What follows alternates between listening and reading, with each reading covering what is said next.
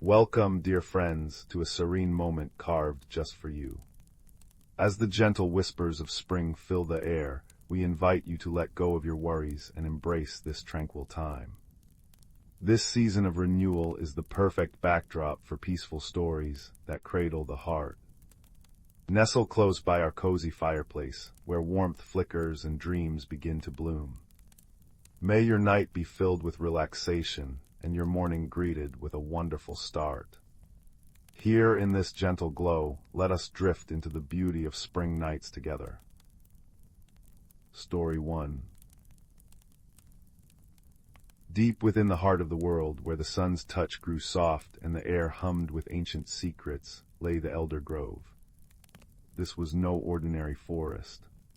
Here the moonlight didn't just shine, it pooled in clearings like liquid silver, and the darkness was not empty, but full of a gentle, living luminescence. The trees, ancient and grand, whispered to one another in the slow, patient language of rustling leaves and creaking boughs. The streams didn't merely run, they sang soft, bubbling melodies over smooth, water-worn stones, and the very moss on the ground seemed to breathe in time with the turning of the earth. It was in this forest that a young badger named Kaelen made his home. Unlike most of his kind who were content with the cozy dark of their sets, Kaelen was a creature of quiet wonder. His heart beat in rhythm with the nocturnal world, and his wide, dark eyes were always searching the shadows for the forest's hidden magic. Tonight, however, a strange restlessness had settled upon him. The air was changing. The rich, heavy scent of late autumn, of damp earth and decaying leaves, was being slowly, subtly replaced by a sharper, colder breath. The symphony of crickets and peepers had grown faint, their final songs a bittersweet farewell. A deep, wordless melancholy had taken root in Kaelen's chest. He felt the coming of the long dark, the season of silence and sleep, and for the first time the thought of it filled him not with peaceful anticipation, but with a lonely dread. He needed to walk. Pushing aside the woven root door of his set, he emerged into the Eldergrove. Above him, the bare branches of the great oaks and elms were like dark lace against a velvet sky dusted with diamond stars. All around, the forest was alive with its nightly magic. Patches of foxfire fungi glowed with an eerie green light on fallen logs. Will-o'-the-wisp sparks, the playful spirits of marsh gas, danced over a nearby bog. And from the canopy, gentle notes drifted down like falling leaves, the soft, questioning calls of nightjars. Kaelen ambled along a familiar path, his paws making no sound on the thick carpet of moss. He paused by the whispering stream, its water a ribbon of captured starlight. He leaned down, and the water didn't just babble, it spoke. Slower, slower I go, it murmured, its voice the sound of 1,000 tiny bubbles. The cold is coming, soon my song will be still, and I will dream beneath a blanket of ice. A shiver that had nothing to do with the cold ran down Kaelen's spine. But I will miss your music, he whispered to the water. The stream gurgled a soft, sympathetic reply. All things rest, little keeper, it is the way of the world, even my dreams are part of the great song. Further on, he came to a circle of ancient standing stones, their surfaces furred with emerald moss and silvery lichen. They were the old ones, the sentinels. As the wind sighed through the clearing, it didn't just blow. It pulled a deep, resonant hum from the stones, a vibration that Kaelen could feel in his very teeth. Be still, the wind hummed through the stones. Be still and listen, the world is turning inward. Kaelen sat on his haunches, wrapping his tail around his feet. He was listening, but all he heard was the impending silence. The thought of months spent alone in the dark, with the stream frozen and the trees standing in silent vigil, felt overwhelmingly lonely. A single hot tear traced a path through the fur on his cheek. It was then that a shadow detached itself from the high branch of a great ironwood tree. It was a silent, graceful movement, and a moment later, a large, tawny owl alighted on the stone directly before Kaelen. Her feathers were the color of tree bark in twilight, and her eyes were two great, luminous pools of amber wisdom. This was Orla, the elder of the Eldergrove. She was ancient, having seen countless turnings of the seasons, and her presence was as calming as the first star of the evening. She did not speak at first. She simply tilted her head, and the moonlight caught the intricate patterns of her feathers. The only sound was the soft shush-shush of the wind through the pine needles on the far ridge, a natural lullaby that seemed to slow Kaelen's racing heart. "Your heart is loud tonight, little brother," Orla finally said, her voice a low, soft hoot that blended perfectly with the night sounds. "It beats a rhythm of sorrow against the quiet pulse of the grove." Kaelen looked up, surprised she had known he was there, let alone known his feelings. "I am afraid of the silence, Orla," he confessed, his voice small. "I feel the long dark coming, and it feels like an ending. I don't want the music to stop. I don't want to be alone with the quiet." Orla blinked slowly, a gesture of deep understanding. "Come," she said softly. "Let us take a walk. There is something the long dark wishes to show you, if you have the eyes to see and the ears to hear." She took to the air, her wings beating in utter silence.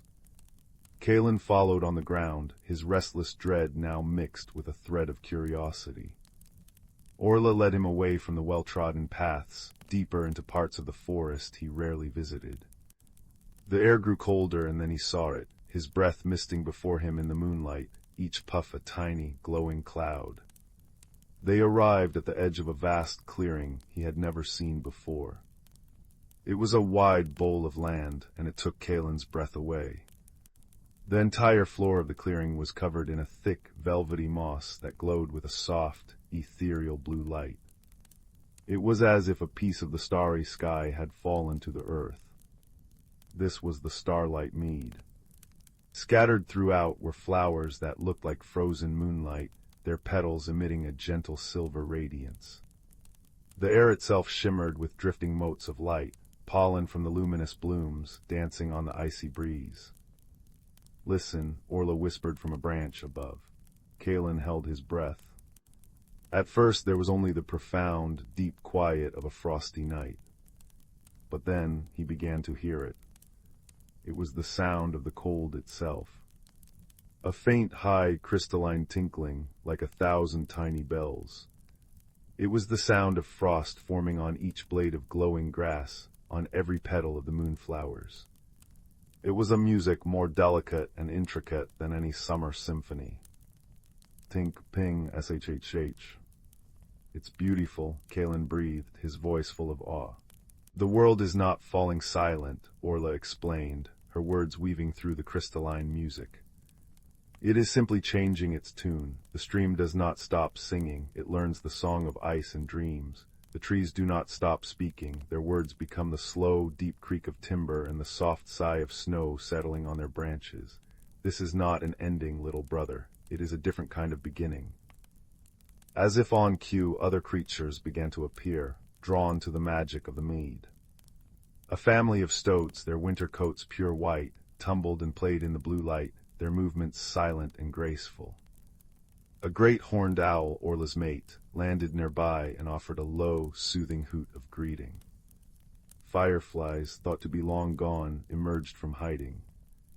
But these were winter sparks, and their light was not yellow, but a pale, icy blue. They drifted around Kaelen, leaving faint, shimmering trails in the air. Orla flew down and settled on a moss-covered log beside him. "The forest speaks many languages," she said. "You are fluent in the tongue of summer, the buzz, the chirp, the riotous green shout of life, but you have not yet learned the gentle whisper of winter. It is a language of patience, of secrets held close, of beauty that requires a quiet heart to perceive." She gestured with her beak towards the ancient yew tree at the center of the clearing. Its trunk was massive and twisted, and in a hollow near its base, a soft, golden light flickered. Even in the deepest dark there is light. The mycelium beneath our feet, the great web of life, glows with a hidden fire. The stones hold the sun's warmth from yesterday. The seeds deep in the earth are humming with the song of the spring to come. The long dark is not an emptiness. It is a cup waiting to be filled with rest, with dreams, with quiet hope. Kaelen looked around and truly looked. He saw the way the blue moss light made the frost on the stoat's fur glitter like diamonds. He heard the soft, crunching rhythm of a hedgehog moving through frozen leaves nearby. He felt the deep, steady presence of the sleeping trees, not dead, but dreaming deeply. The loneliness in his chest began to uncurl, soothed by the gentle, constant presence of the life around him. He wasn't alone. He was surrounded by a world that was merely breathing in, holding its breath in anticipation of the next exhale. A gentle rain began to fall, not a storm, but a soft drizzle that was already starting to freeze into a million tiny pearls on every surface. The pit-pat plink of the droplets on the frozen leaves, on the stones, on his own fur, was a new kind of ASMR, a lullaby of winter's making. The wind picked up slightly, playing the forest like a vast instrument, a deep drone from the pines, a soft whisper from the bare branches of the oaks, a faint whistle through the cracks in the sentinel's stones. Orla spread her wings. The lesson is not to fear the quiet little keeper, but to learn what can only be heard within it. Your heart is part of this cycle, too. It is time for you to rest, to dream, to store your strength for the bright, loud, beautiful explosion of spring. Kaelen nodded, the last of his dread melting away like a snowflake on a warm paw. He understood now. The melancholy was not for the ending of things, but a necessary tenderness that made room for the deep, restorative peace to come. He made his way back to his set, but his steps were different now. He didn't hurry. He paused to watch the frost patterns bloom on a spider's web, glittering in the moonlight. He listened to the new, soft music of the freezing rain. He saw the glowing moss light his path home. At the entrance to his set, he turned and looked back at the Eldergrove. It was no longer a place of impending loneliness, but a cathedral of restful magic, hushed and holy under the winter stars. He saw Orla silhouetted against the moon, a guardian of the quiet, and he sent a silent thank you into the night. Inside, his den was warm and dark, smelling of dry earth and sweet hay. He curled into a tight ball, his breath evening out. As he drifted into sleep, the sounds of the forest followed him, not as a noisy cacophony, but as a gentle, rhythmic mantra. The drip-a-drip of thawing icicles, the distant, comforting hoot of Orla, the deep, resonant hum of the sleeping earth. He was not alone. He was cradled in the quiet heart of the world, learning the beautiful, whispered language of rest. And for the first time, the silence didn't feel empty. It felt like a promise. Story 2. The fire crackled softly in the hearth, casting dancing shadows upon the walls as the evening settled into a deep, velvety blue outside the window. The warmth reached out like a gentle embrace, and in this cozy glow, let me tell you a story about a quiet boy, a lost light, and the journey that changed everything. In a small village nestled between rolling hills and a whispering forest, there lived a boy named Kaelen. He was a quiet child, with thoughtful eyes the color of moss after rain, and a heart that noticed things others often overlooked. While other children raced through the meadows shouting and laughing, Kaelen preferred to sit beneath the great willow tree by the stream, listening to the water's gentle song and tracing patterns in the damp earth. His greatest treasure was a small, smooth stone he had found one autumn afternoon. It was unremarkable to most, a simple gray river stone, cool and weighty in his palm. But when he held it just so, in the soft light of dusk or dawn, faint, shimmering veins of copper and gold seemed to swirl within it, glowing with a warmth that felt alive. He called it his ember stone, and he carried it with him always, a secret comfort against his skin. One evening, as the first stars began to prick the twilight sky, a strange thing happened. A sorrowful, shimmering sound echoed from the depths of the forest. a sound like a distant bell wrapped in sadness. It was followed by a soft, orange light that bobbed between the trees before vanishing completely. A hush fell over the village, and a deep, unnatural chill crept into the air, making the fire in every hearth sputter and dim. Kaelen, sitting on his doorstep, felt his emberstone grow cold in his hand. The comforting glow within it faded to a dull, ashen gray. A profound sense of loss, not his own, settled in his chest. He knew with a certainty that came from the quietest part of his soul that something was terribly wrong. The heart of the forest's light had gone out. The next morning the world was still gray and cold. The villagers huddled in their homes, whispering about the stolen warmth. The elders spoke of the forest heart, an ancient and gentle spirit of light that lived deep within the woods, whose presence kept the seasons turning smoothly and the land in balance. Without it, they feared an endless winter would soon claim the hills. Kaelen knew what he had to do. With his cold, gray emberstone tucked safely in his pocket and a small satchel of bread and cheese from his mother, he set out toward the edge of the forest. The trees loomed before him, their branches like skeletal fingers against the pale sky. Where once there had been birdsong and dappled sunlight, there was now only silence and a deep, penetrating cold. He walked for what felt like hours, his breath puffing out in white clouds. The forest was unnervingly still. The usual rustle of creatures in the undergrowth was absent, the cheerful chatter of squirrels silenced. He felt very small and very alone. Just as a tear of fear and cold traced a path down his cheek, he heard a faint, scrabbling sound. There, nestled in the exposed roots of an ancient oak, was a small fox kit. Its fur was the color of autumn leaves, but it was shivering violently, its eyes closed tight. It wasn't just cold, it seemed drained of all its vibrant energy, its very life force dimmed. Kaelen's heart ached. He forgot his own fear and knelt beside the tiny creature. He unwrapped his woolen scarf, a thick, soft thing his grandmother had knitted for him, and gently bundled the fox kit inside, holding it close to his chest to share his own fading warmth. He hummed a low, soothing tune his mother always sang, and slowly the shivering subsided. The kit nuzzled against him, and a tiny spark of connection, warm and bright, flared in Kaelen's heart. He called the little fox Ember, for the spark of hope it had reignited in him. And from that moment they were companions. Ember, though weak, seemed to understand Kaelen's purpose. With a soft bark it would nudge him in a certain direction, its small nose twitching as if following a trail only it could sense. Their journey led them deeper into the forest, into parts Kaelen had never seen. The world grew stranger, softer at the edges. Giant bioluminescent mushrooms began to appear, casting a gentle blue and green glow on the path. Silvery moss hung from the branches like curtains, and the air hummed with a low, magical energy. They had found one of the hidden worlds nestled within nature's embrace, a secret, sheltered valley that the eternal cold had not yet been able to fully extinguish. In the center of this valley stood a cottage unlike any other. Its walls were woven from living willow branches, and its roof was thatched with glowing golden reeds.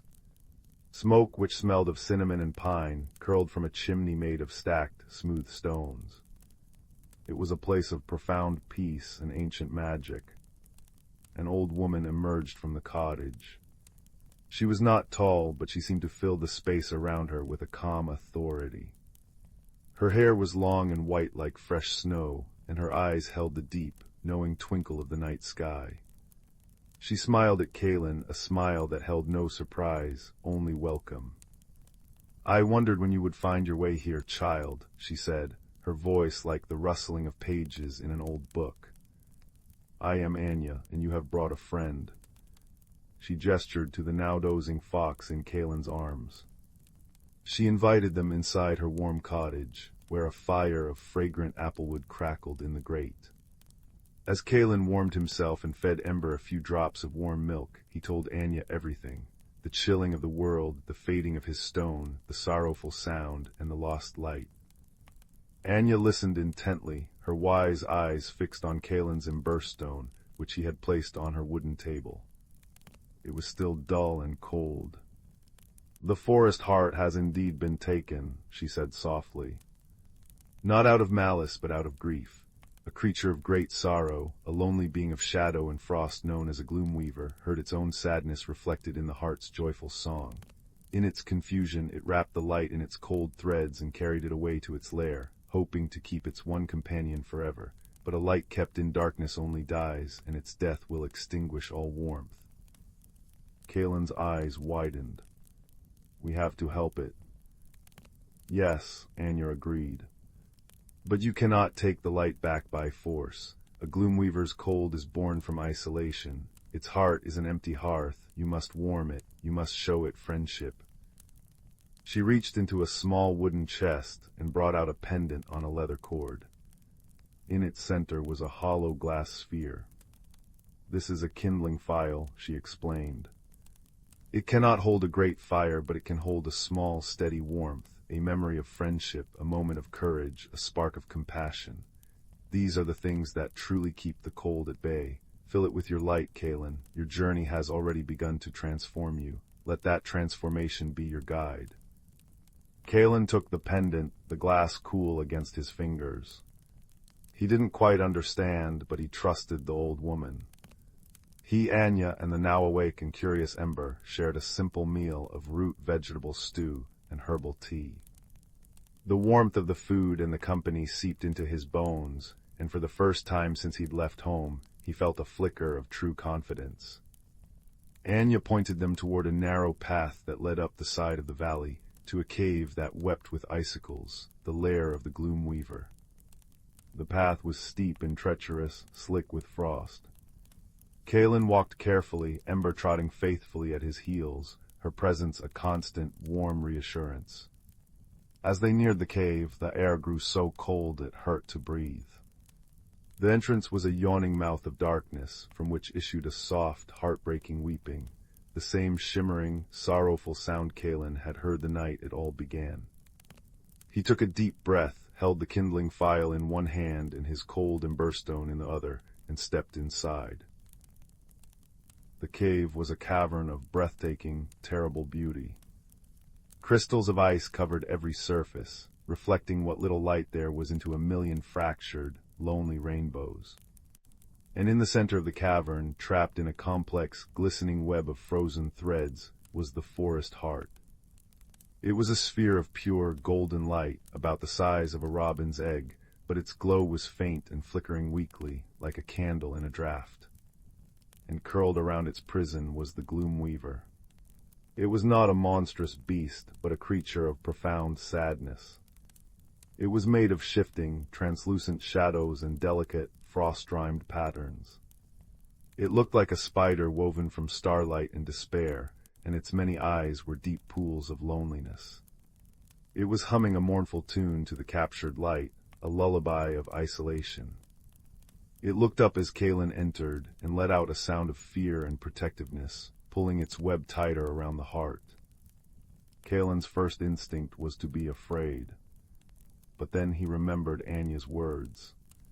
Its heart is an empty hearth.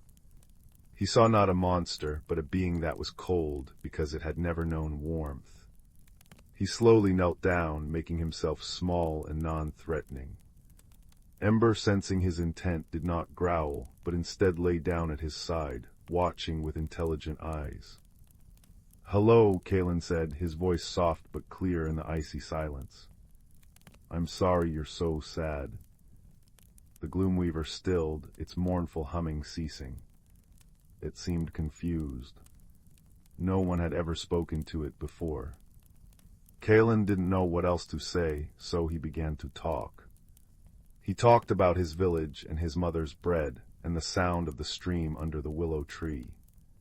He talked about finding his emberstone and how its warmth had made him feel less alone on days when the other children didn't understand his quiet nature. He spoke of finding Ember, the fox, and the warmth of their unexpected friendship. He told it about Anya's cozy cottage and the smell of applewood smoke. As he spoke simple, honest words about small, authentic moments, something began to happen. The kindling file around his neck began to glow. A soft, buttery light swirled within the glass sphere, growing brighter with each memory of connection he shared. The Gloomweaver listened, mesmerized. It had never heard stories of warmth and friendship. Its many eyes lost their fearful gleam, and instead held a wondering curiosity. It slowly, hesitantly, uncurled one delicate, frosty leg and reached toward the glowing file. The moment its icy tip touched the glass, the light within flared brightly. A wave of gentle, radiant warmth flowed out from the file, washing over the Gloomweaver. The creature didn't recoil. It shuddered, and for the first time in its existence, it felt a sensation other than cold. It was the warmth of a shared story, the heat of empathy. A single perfect drop of water, warm as a tear, formed at the edge of one of its eyes and fell, sizzling softly as it landed on the icy floor. The frozen threads of the web holding the forest heart began to melt. They didn't break, they simply dissolved, releasing the captured light without a struggle.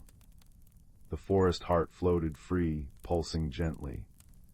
It drifted toward the Gloomweaver and hovered before it for a moment, not in accusation, but in forgiveness.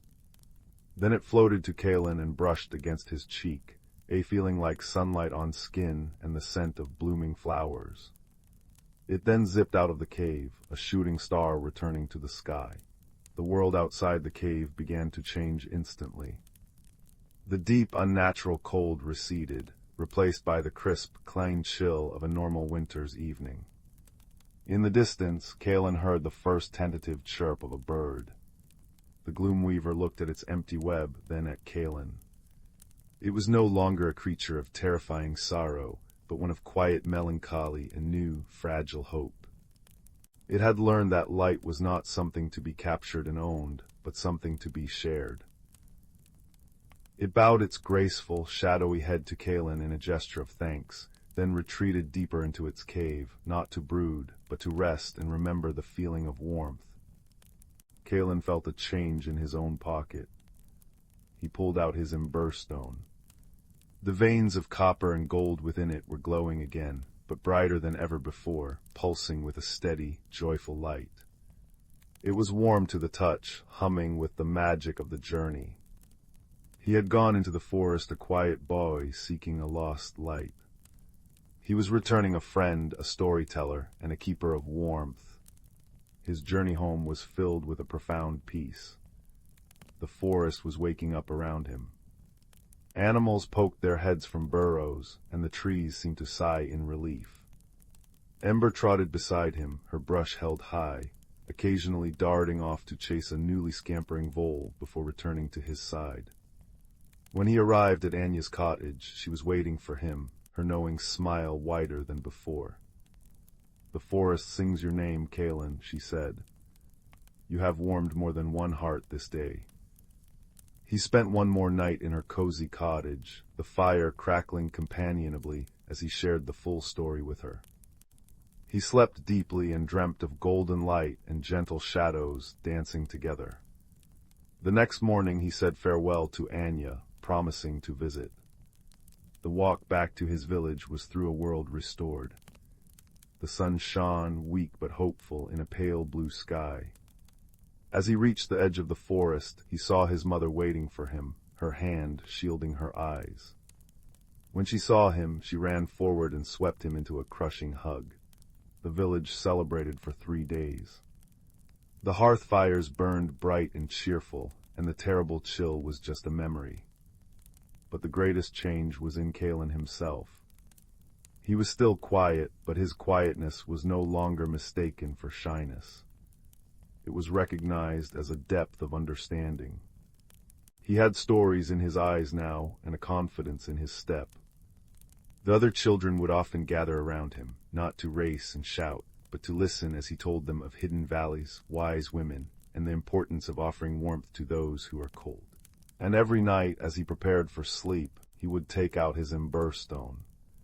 It glowed with a constant, gentle light, enough to push back the deepest shadows of the night. He would hold it in his hand, feeling its warmth, a permanent reminder of his journey, of the friend he had made in a little fox, and the truth that even the smallest spark of courage and kindness can light the way through the darkest cold. He would place the stone on his windowsill where it shone like a captive star, a beacon of peace and resolution, guiding not just him, but all who saw its gentle glow toward restful dreams and the promise of a warmer tomorrow. Story 3. In the quiet village of Starlight Hollow, where the cobblestone paths were polished smooth by generations of slippered feet, and the air always smelled of cinnamon and rain-kissed moss, there lived a clockmaker named Orion. His workshop stood at the very heart of the village, tucked between the bakery, where the scent of warm bread curled from the chimney like a friendly ghost, and the town square with its ancient stone fountain that sang a soft, gurgling lullaby all through the night. Orion was a man of precise movements and gentle smiles, his fingers forever stained with clock oil and starlight. He mended the town's many timepieces, from the great tower clock whose chimes echoed over the rooftops every hour, to the tiny pocket watches carried by the postman and the florist. But lately something peculiar had begun to happen, something that set the whole village whispering behind cupped hands and knitted shawls. It began with the stars. Every evening, just as the sun dipped below the whispering woods and the first pinpricks of light dotted the velvet sky, the villagers would gather in the square to watch the constellations bloom into being. But one by one, the stars began to vanish. Not all at once and not forever, but for a few hours each night, patches of the sky would go dark, as if a great, unseen hand had gently plucked the stars away like ripe berries from a bush. Along with the missing stars came another oddity. The great clock tower began chiming backwards. Instead of ringing out the hour in its usual steady progression, the bells would sometimes toll in reverse order, 3 chimes, then 2, then 1, leaving everyone feeling slightly off balance, as if they'd stepped into a puddle only to find it dry. Orion noticed these changes before anyone else. Each night he would climb the winding stairs to his observatory, a room perched at the very top of his workshop, with windows on all sides and a brass telescope pointed at the heavens.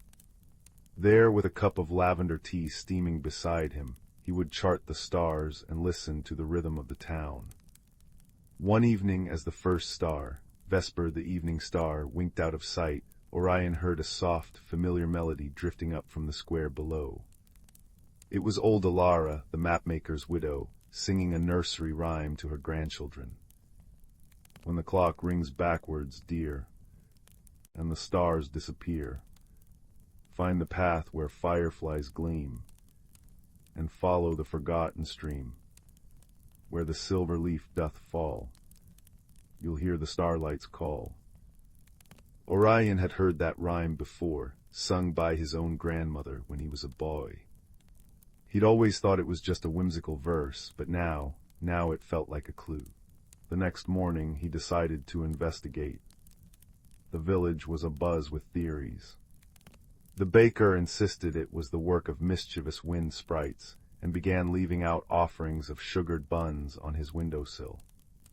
The librarian was convinced it was a tear in the fabric of time itself, and could be found only by consulting ancient astrological charts. But Orion noticed something else, something small and easily overlooked.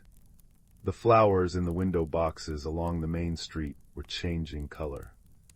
Normally a cheerful, consistent yellow, they now shimmered with hints of blue and silver at their edges, as if brushed by moonlight even in the full light of day. Orion mentioned this to the florist, a kind woman named Lila, whose hands were always dusted with pollen.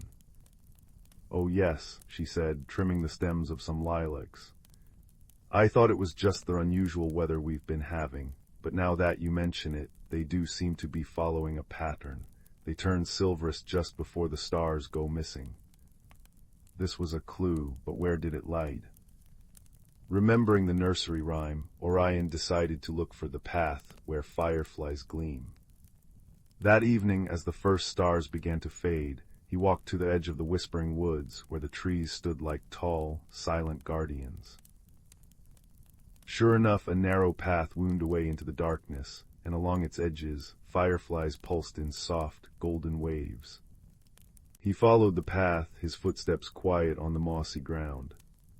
The air grew cooler, and the sound of the village faded behind him, replaced by the rustle of leaves and the distant hoot of an owl.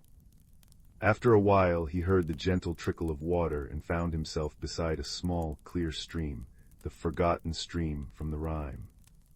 It flowed not away from the village, but in a wide, lazy circle around it, as if holding Starlight Hollow in a liquid embrace.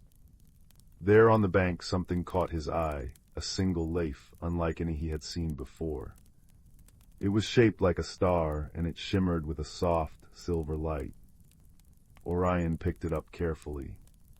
It was cool to the touch, and seemed to hum with a faint, musical vibration. As he held it, he noticed something else. The stream here was flowing backwards. Not swiftly, but gently, as if reluctant to break the rules. And where the water touched the banks, the flowers growing there shone with the same silver-blue light he'd seen in the village. Orion sat on a smooth stone, turning the leaf over in his hands. He closed his eyes and listened, not just with his ears, but with his heart. And then he heard it, a soft, whispering melody, like far-away bells or wind chimes made of crystal. It was the same melody old Alara had been singing. The Starlight's Call. He followed the sound deeper into the woods, the silver leaf glowing brighter as he went. Soon he came to a small clearing where the trees parted to reveal a circle of ancient standing stones, draped in ivy and moss. In the center of the circle stood a figure, small, slender, with hair like spun moonlight and eyes the color of the twilight sky. It was a starling, a gentle creature of celestial energy, who tended the stars and helped them travel between the realms of day and night. She looked up as Orion approached, her expression one of sadness and relief. "I'm sorry," she whispered, her voice like the chime of a distant bell. "I didn't mean to cause any trouble." Orion knelt so he wouldn't tower over her. "What's happened?" he asked softly. The starling explained that she'd accidentally tangled the silver threads that connected the stars to the sky. Each night she tried to unweave the knots, but in doing so, she had to temporarily take the stars down to mend them. The backwards flow of time. That was her attempt to slow the hours so she could work without disrupting the world too much. But she'd only made things more confused. And the flowers, Orion asked. "They reflect the state of the stars," she said. "When the stars are troubled, the flowers change color. I didn't think anyone would notice." Orion smiled. "In Starlight Hollow, we notice everything, especially the beautiful things." He spent the next few hours helping the starling untangle the silver threads. His clockmaker's fingers, so deft and patient, were perfect for the delicate work. As they worked, the starling sang the old nursery rhyme, a song her own grandmother had taught her long ago about the bond between the stars and the earth. By the time the last thread was smoothed and reattached, the sky was beginning to lighten with the first hints of dawn. The stars were back in their rightful places, shining brighter than ever. The starling thanked Orion with a gift, a small star-shaped charm made of silver, which she promised would help him always find his way, whether through time or through the woods. When Orion returned to the village, he found everyone gathered in the square, gazing up at the restored sky with wonder. He explained what had happened, and the villagers listened with rapt attention. There was no blame, only understanding, and an invitation. That very evening they laid out a feast in the square, with lanterns strung between the trees and blankets spread on the grass. And as the stars came out, one by one, the starling joined them, perching on the edge of the fountain and singing along as old Alara led everyone in the nursery rhyme.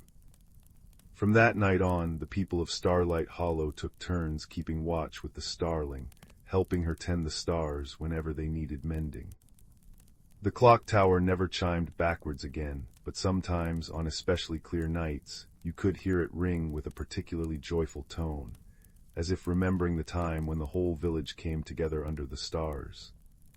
And if you walk through Starlight Hollow today, you'll still see the silver-blue flowers glowing softly in the window boxes, and you might just hear the gentle chime of the starlings' laughter mingling with the rustle of the leaves and the distant, comforting tick-tock of Orion's clocks. A reminder that even the most peculiar happenings can lead to the most delightful discoveries, and that every ending is really just a new beginning, wrapped in starlight and friendship. Story 4. In the heart of the whispering woods, nestled between silver-trunked trees and meadows of moon-petal flowers, lay the village of Glimmerbrook. Here the clock tower chimed not with bells, but with soft, melodic whispers of the hour, and the wind carried the gentle music of crystal chimes hung from every eave. Rain here did not fall in drops, but in tiny, shimmering beads that hummed as they landed, collecting in puddles that glowed with a soft, blue light. It was a place where peculiar happenings were not uncommon, but rather welcomed as part of the village's gentle rhythm. One evening, as dusk settled over Glimmerbrook like a velvet blanket, a curious thing occurred. The stars, which usually sprinkled the sky like scattered sugar, began to vanish one by one. Not all at once, but slowly, as if someone were gently plucking them from the heavens. The villagers, who often gathered on their cobblestone square to watch the constellations bloom, noticed immediately. A soft murmur rustled through the crowd, not of fear, but of wonder. Among them was a young girl named Lyra, whose eyes were the color of twilight and whose heart held a deep love for mysteries. She noticed something else, too. The flowers in the meadow, which normally shifted from blue to silver under the moonlight, were now fading to a pale, almost transparent white. And the village's famous backwards-flowing sundial, which told time in reverse each afternoon, had stopped entirely, its shadow frozen in place. That night Lyra lay in her bed, listening to the gentle patter of humming rain against her window. She couldn't sleep, her mind whirling with questions. Where had the stars gone? Why were the flowers losing their color? And what had stilled the sundial? She remembered an old nursery rhyme her grandmother used to sing. When stars begin to hide their light, and colors fade from day to night, seek the map the sky has drawn, where time stands still till nearly dawn. Follow the path the moon holds dear, and let your heart erase all fear. Lyra sat up, her blanket pooling around her. Could the rhyme hold a clue? She tiptoed to her window, gazing up at the sky. The constellation of the Weaver, usually so bright, was now dim and incomplete. But as she looked closer, she noticed something. The remaining stars seemed to form a pattern, almost like a map. One star, brighter than the rest, winked at her from the edge of the pattern. The next morning, Lyra decided to investigate.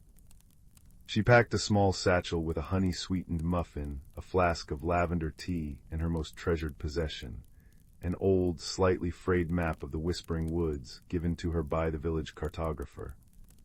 The map was covered in annotations and sketches, with constellations drawn along the margins. Her first stop was the backwards-flowing sundial in the center of the village.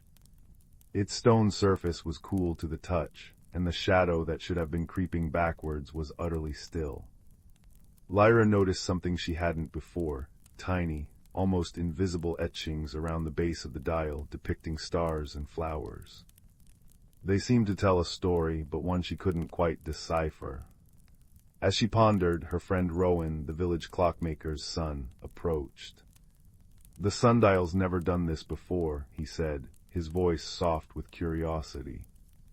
"Even the clock tower is whispering later than usual. It's as if time itself is hesitating." Lyra showed him the etchings. "Do you think these mean something?" Rowan adjusted his spectacles. "They look like the old tales about the Star Keeper," he mused. "They say he's the one who tends the stars, polishing them each night so they shine brightly. This seemed like a promising lead. Perhaps the Starkeeper was involved. They decided to visit the elder of the village, Alara, who lived in a cottage surrounded by wind chimes that tinkled with every breeze. But when they arrived, Alara was just as puzzled as they were. "The Starkeeper is but a legend, my dears," she said kindly, her fingers weaving a garland of moon petals. "Though it is strange, the flowers usually regain their color by dawn, but today they remain pale." As they spoke, Lyra noticed a framed piece of embroidery on Alara's wall. It depicted the same star pattern she had seen in the sky the night before. "Where did you get this?" she asked. "Oh, that old thing." Alara smiled. "It was a gift from a traveler long ago. They said it was a map to find something precious, but I never could make sense of it." Another clue. Lyra's heart beat a little faster. She compared the embroidery to her own map and noticed that the star pattern aligned perfectly with a winding path deep in the Whispering Woods, a path marked where the moon rests. Could it be that the missing stars were hidden there? Excited, Lyra and Rowan decided to follow the path.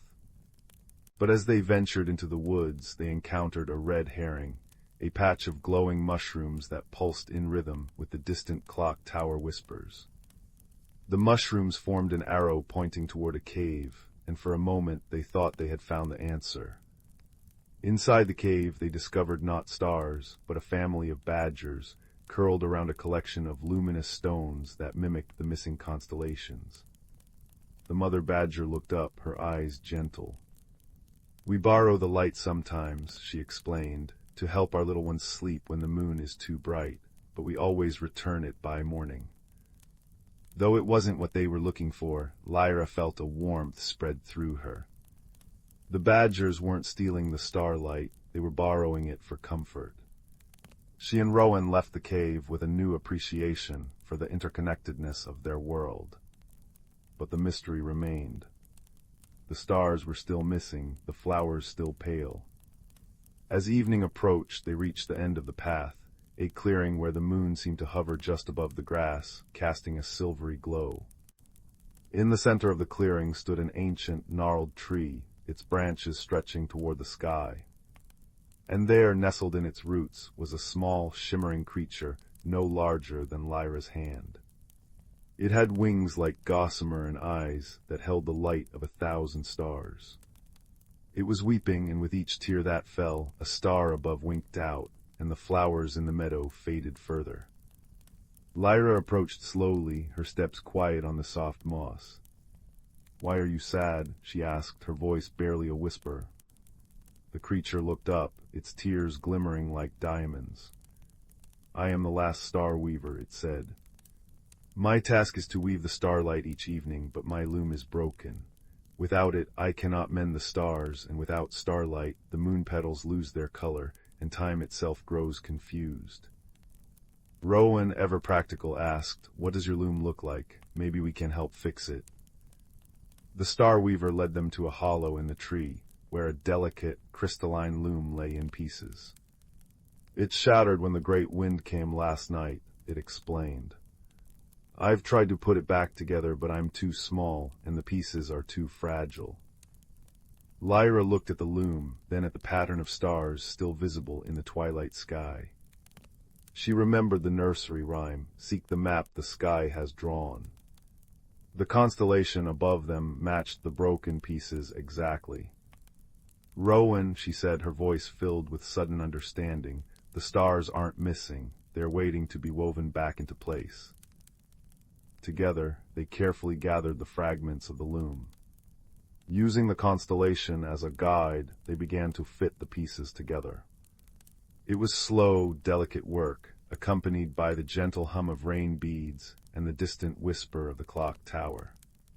As they worked, the starweaver's tears slowed, replaced by a look of hopeful concentration. When the last piece was in place, the loom glowed with a soft, steady light. The starweaver fluttered onto it, its hands moving deftly as it began to weave strands of moonlight into the fabric of the sky. One by one the stars reappeared, brighter and more beautiful than before. The moon petals in the meadow below shifted from white to a brilliant, shimmering blue, and the backwards flowing sundial in the village square began to move again, its shadow creeping gracefully in reverse. The entire village felt the change. Windows lit up as families gathered to watch the restored sky, and a sense of peace settled over Glimmerbrook. Lyra and Rowan returned to the village as heroes, but they knew the real hero was the Star Weaver, who had been alone and afraid until someone stopped to listen. That night the villagers held a celebration in the cobblestone square. They hung new wind chimes that sang in harmony with the stars, and shared stories and sweet treats under the brilliantly lit sky. The badgers joined them, their luminous stones adding to the glow, and even the clock tower whispered a little earlier, as if making up for lost time. Lyra sat between her parents, sipping lavender tea and listening to the gentle sounds of her home, the whisper of the clock, the chime of the wind, the hum of the rain. She realized that the greatest mysteries were not solved by bravery alone, but by empathy and attention. The world was full of connections, seen and unseen, and sometimes all it took was a kind heart to mend what was broken. As she drifted to sleep that night, the stars twinkling outside her window, she knew that Glimmerbrook was more than a village. It was a living, breathing story, and she was grateful to be a part of it. And somewhere in the whispering woods, the Star Weaver wove on, its loom now whole, its tears replaced by a quiet, steady joy. Story 5. In a little house at the edge of a sleepy village, where the roof slanted just so, and the windowsills were wide enough for a cat to nap upon, lived a quiet child named Leo. The house had been in their family for generations, and every corner held whispers of stories past.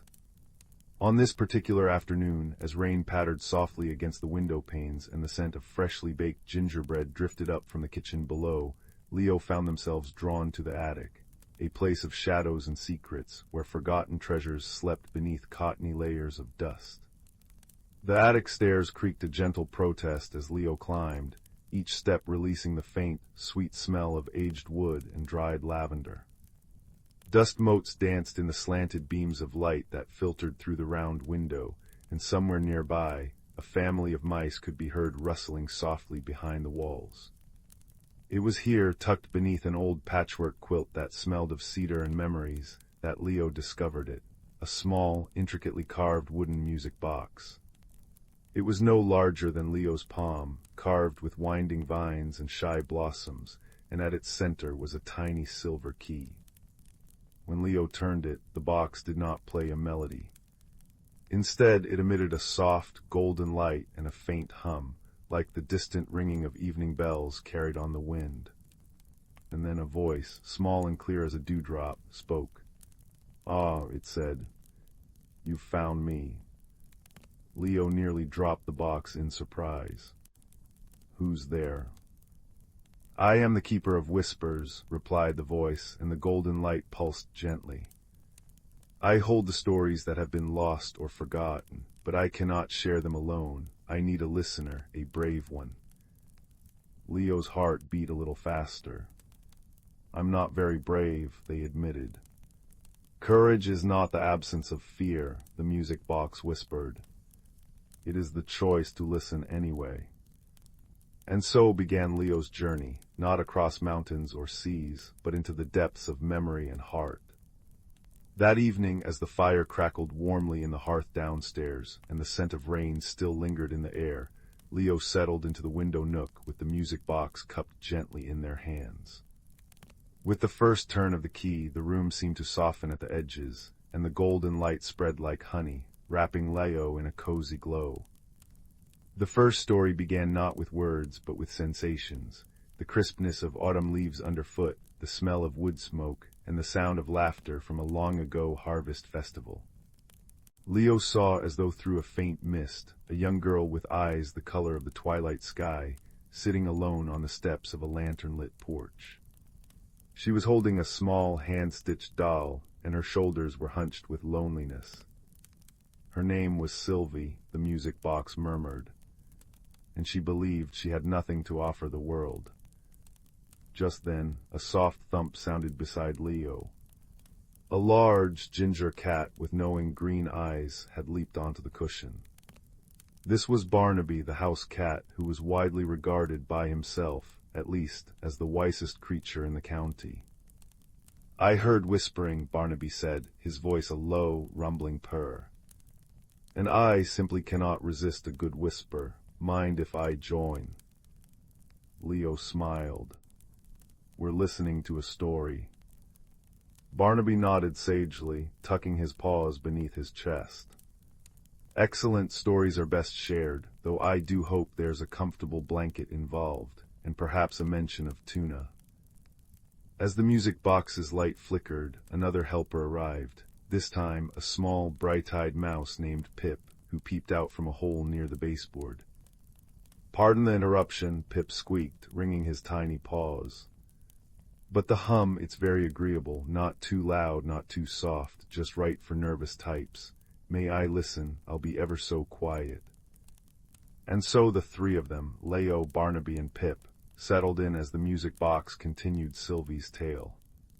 Sylvie, it seemed, longed to join the other children dancing in the village square, but she felt too shy, too plain. She believed her voice was too quiet to be heard, her presence too faint to be noticed. "What she needs," declared Barnaby, licking a paw thoughtfully, "is a confidence boost. A good stretch in the sun, a saucer of cream, works every time." "Oh, but it's not that simple," piped up Pip, shivering slightly. "When you're small, the world feels very large. Sometimes you need a friend, someone to sit with you until the bigness goes away."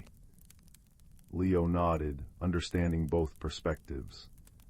"Maybe," they said softly, "what she needs is to notice what she already has." As if in response, the music box glowed brighter, and the scene within the golden light shifted. Sylvie, sitting on the steps, began to hum, a soft, hesitant tune. It was a melody her grandmother had sung to her, one about the moon and the meadow and the gentle passing of time. One by one, the children nearby stopped their games and turned to listen. The tune was simple, but it carried a warmth that wrapped around them like a well-loved quilt. A little boy with freckles approached her. "That's pretty," he said. "Will you teach us?" And so Sylvie did. She taught them the song, and then another, and before long she was surrounded by new friends, all singing together under the lantern light. "You see," the music box whispered, "courage is not always about being loud. Sometimes it is about being still enough to share what is already inside." Pip sniffled emotionally. "Oh, that was lovely, just lovely." Barnaby purred in agreement. "Adequate, though it could have used more tuna." With the next turn of the key, the music box began a new story, this one accompanied by the scent of old books and the sound of a ticking clock. They saw an elderly man in a cluttered workshop, surrounded by half-finished inventions. He was trying to mend a delicate clockwork bird, but his hands, once steady, now trembled with age. "His name is Emmett," the music box shared, "and he is afraid that his time for creating beauty has passed." "Ah," said Barnaby wisely. "A case of faulty gears, both in the clock and in the spirit. What's needed here is precision, and a nap. A good nap fixes most things." Pip shook his head. "It's not about napping, it's about not giving up, even when your paws shake." Leo watched as Emmett sighed, setting down his tiny tools. He looked tired and discouraged. "Maybe," Leo murmured, "he doesn't need to do it alone." Again, the music box responded to their insight. The light shimmered and they saw a young girl, Emmett's granddaughter, enter the workshop. She didn't offer to take over or tell him what to do. Instead, she sat beside him, held the tiny screws when his fingers fumbled, and handed him tools with quiet patience. Together they worked until the clockwork bird whirred to life, its wings whirring softly as it lifted into the air. It was not his skill alone that mended it, the music box hummed. It was the courage to accept help, the bravery to be vulnerable. Pip was openly weeping now into a scrap of fabric. So beautiful. Barnaby nodded, his green eyes half closed. Accepting help is underrated. I, for example, accept help with door opening daily. It's a sacred exchange. One by one the stories unfolded, each one a lesson in a different kind of courage. The courage to say you're sorry. The courage to begin again. The courage to be still. With each tale, Leo felt something unfolding inside them, too, a warmth, understanding that bravery came in many forms and that they too possessed it. But then, as the fire burned low and the hour grew late, the music box's light began to flicker uncertainly. "There is one story left," it whispered, its voice growing faint. "The most important one, but it is the most fragile, a story that has never been finished. It needs a listener with a courageous heart to give it an ending." Leo's breath caught. What is it? The golden light dimmed, and for a moment there was only the soft sound of the rain outside and the steady purring of Barnaby. Then slowly an image formed, a child not unlike Leo standing at the edge of a dark wood. The child was holding a lantern, but its flame was guttering, threatened by the wind. "This story is yours, Leo," the music box said gently. "The story of the day you believed you were not enough, the day you stayed silent when you wanted to speak, the time you turned away from a challenge because you feared failing." Leo's throat tightened.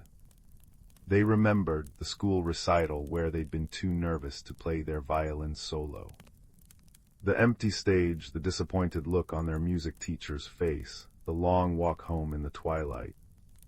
"I wasn't brave," Leo whispered. "You are here now," the music box replied. "And that is a brave thing." In the vision, the child in the woods took a step forward, then another. The lantern flickered, but did not go out. "What does it need?" asked Pip, his voice hushed. "How does it end?" Barnaby lifted his head.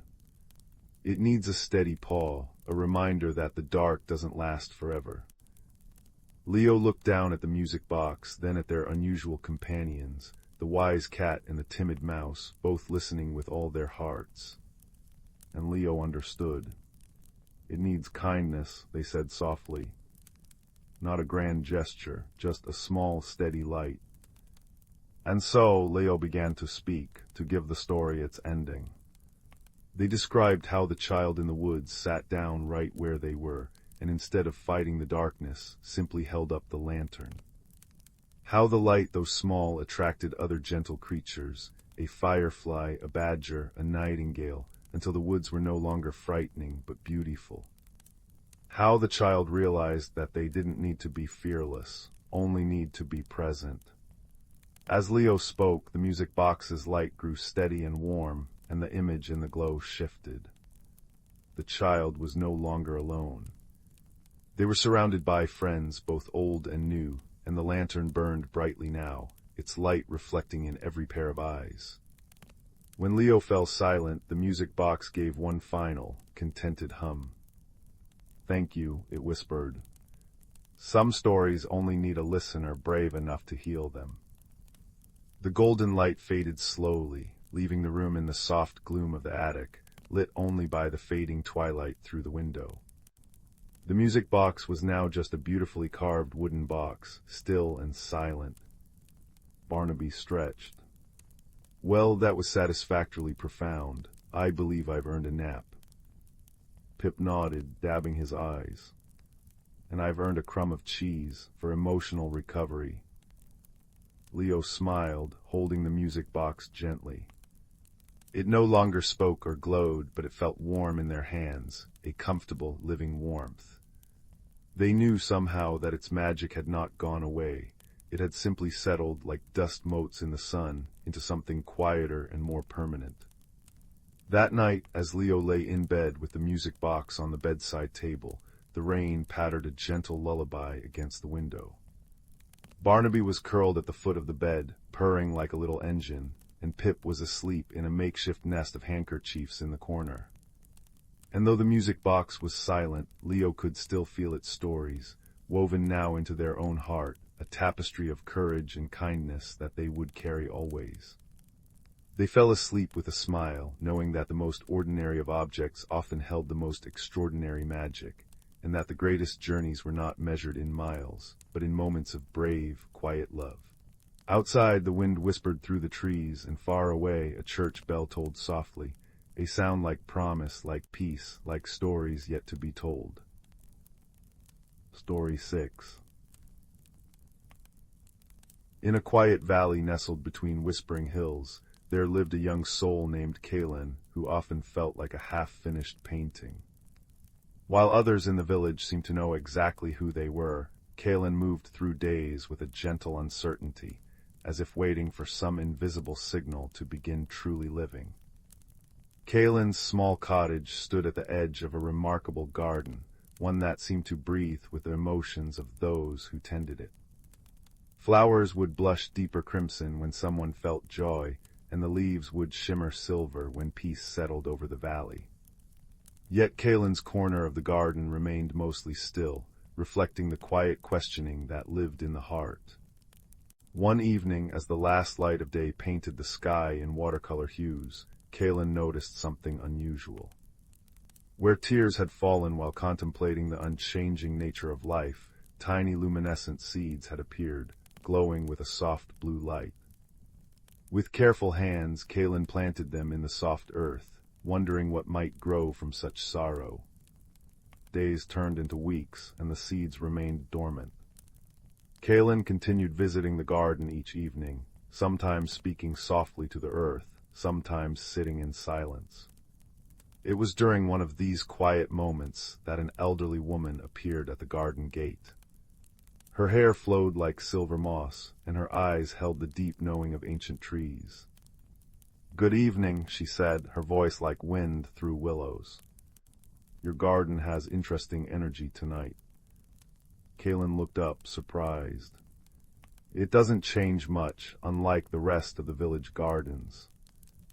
The woman smiled, her wrinkles mapping countless stories. "Change isn't always visible to the eye. Some of the most important transformations happen beneath the surface, like seeds dreaming of becoming flowers." She introduced herself as Alara, a gardener who traveled between villages, helping plants and people remember their potential. She didn't offer advice, but instead began visiting regularly, often bringing strange seeds or cuttings that responded to emotional states. She showed Kaelen how certain plants would unfurl their leaves when spoken to with kindness, how others would change color when someone nearby had a moment of understanding. Under Alara's gentle guidance, Kaelen began noticing small changes. The once dormant seeds began to sprout, producing plants with leaves that shimmered like liquid moonlight. When Kaelen felt a flicker of confidence while arranging stones around the plants, the leaves would pulse with soft light. When understanding dawned about a difficult concept, tiny buds would form and bloom into star-shaped flowers that released the scent of rain on dry earth. One afternoon, Kaelen discovered a remarkable transformation happening near the cottage's back wall. A delicate cocoon had formed on a flowering vine, glowing with the same blue light as the original seeds. Inside, something magical was clearly unfolding, though its final form remained a mystery.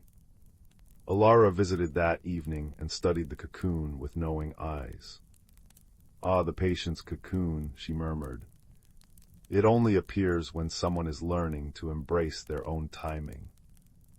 As weeks passed, the garden became a living map of Kaelen's inner world.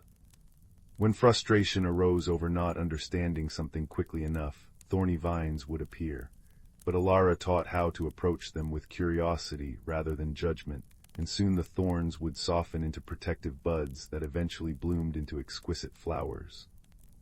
The greatest challenge came during a season of storms.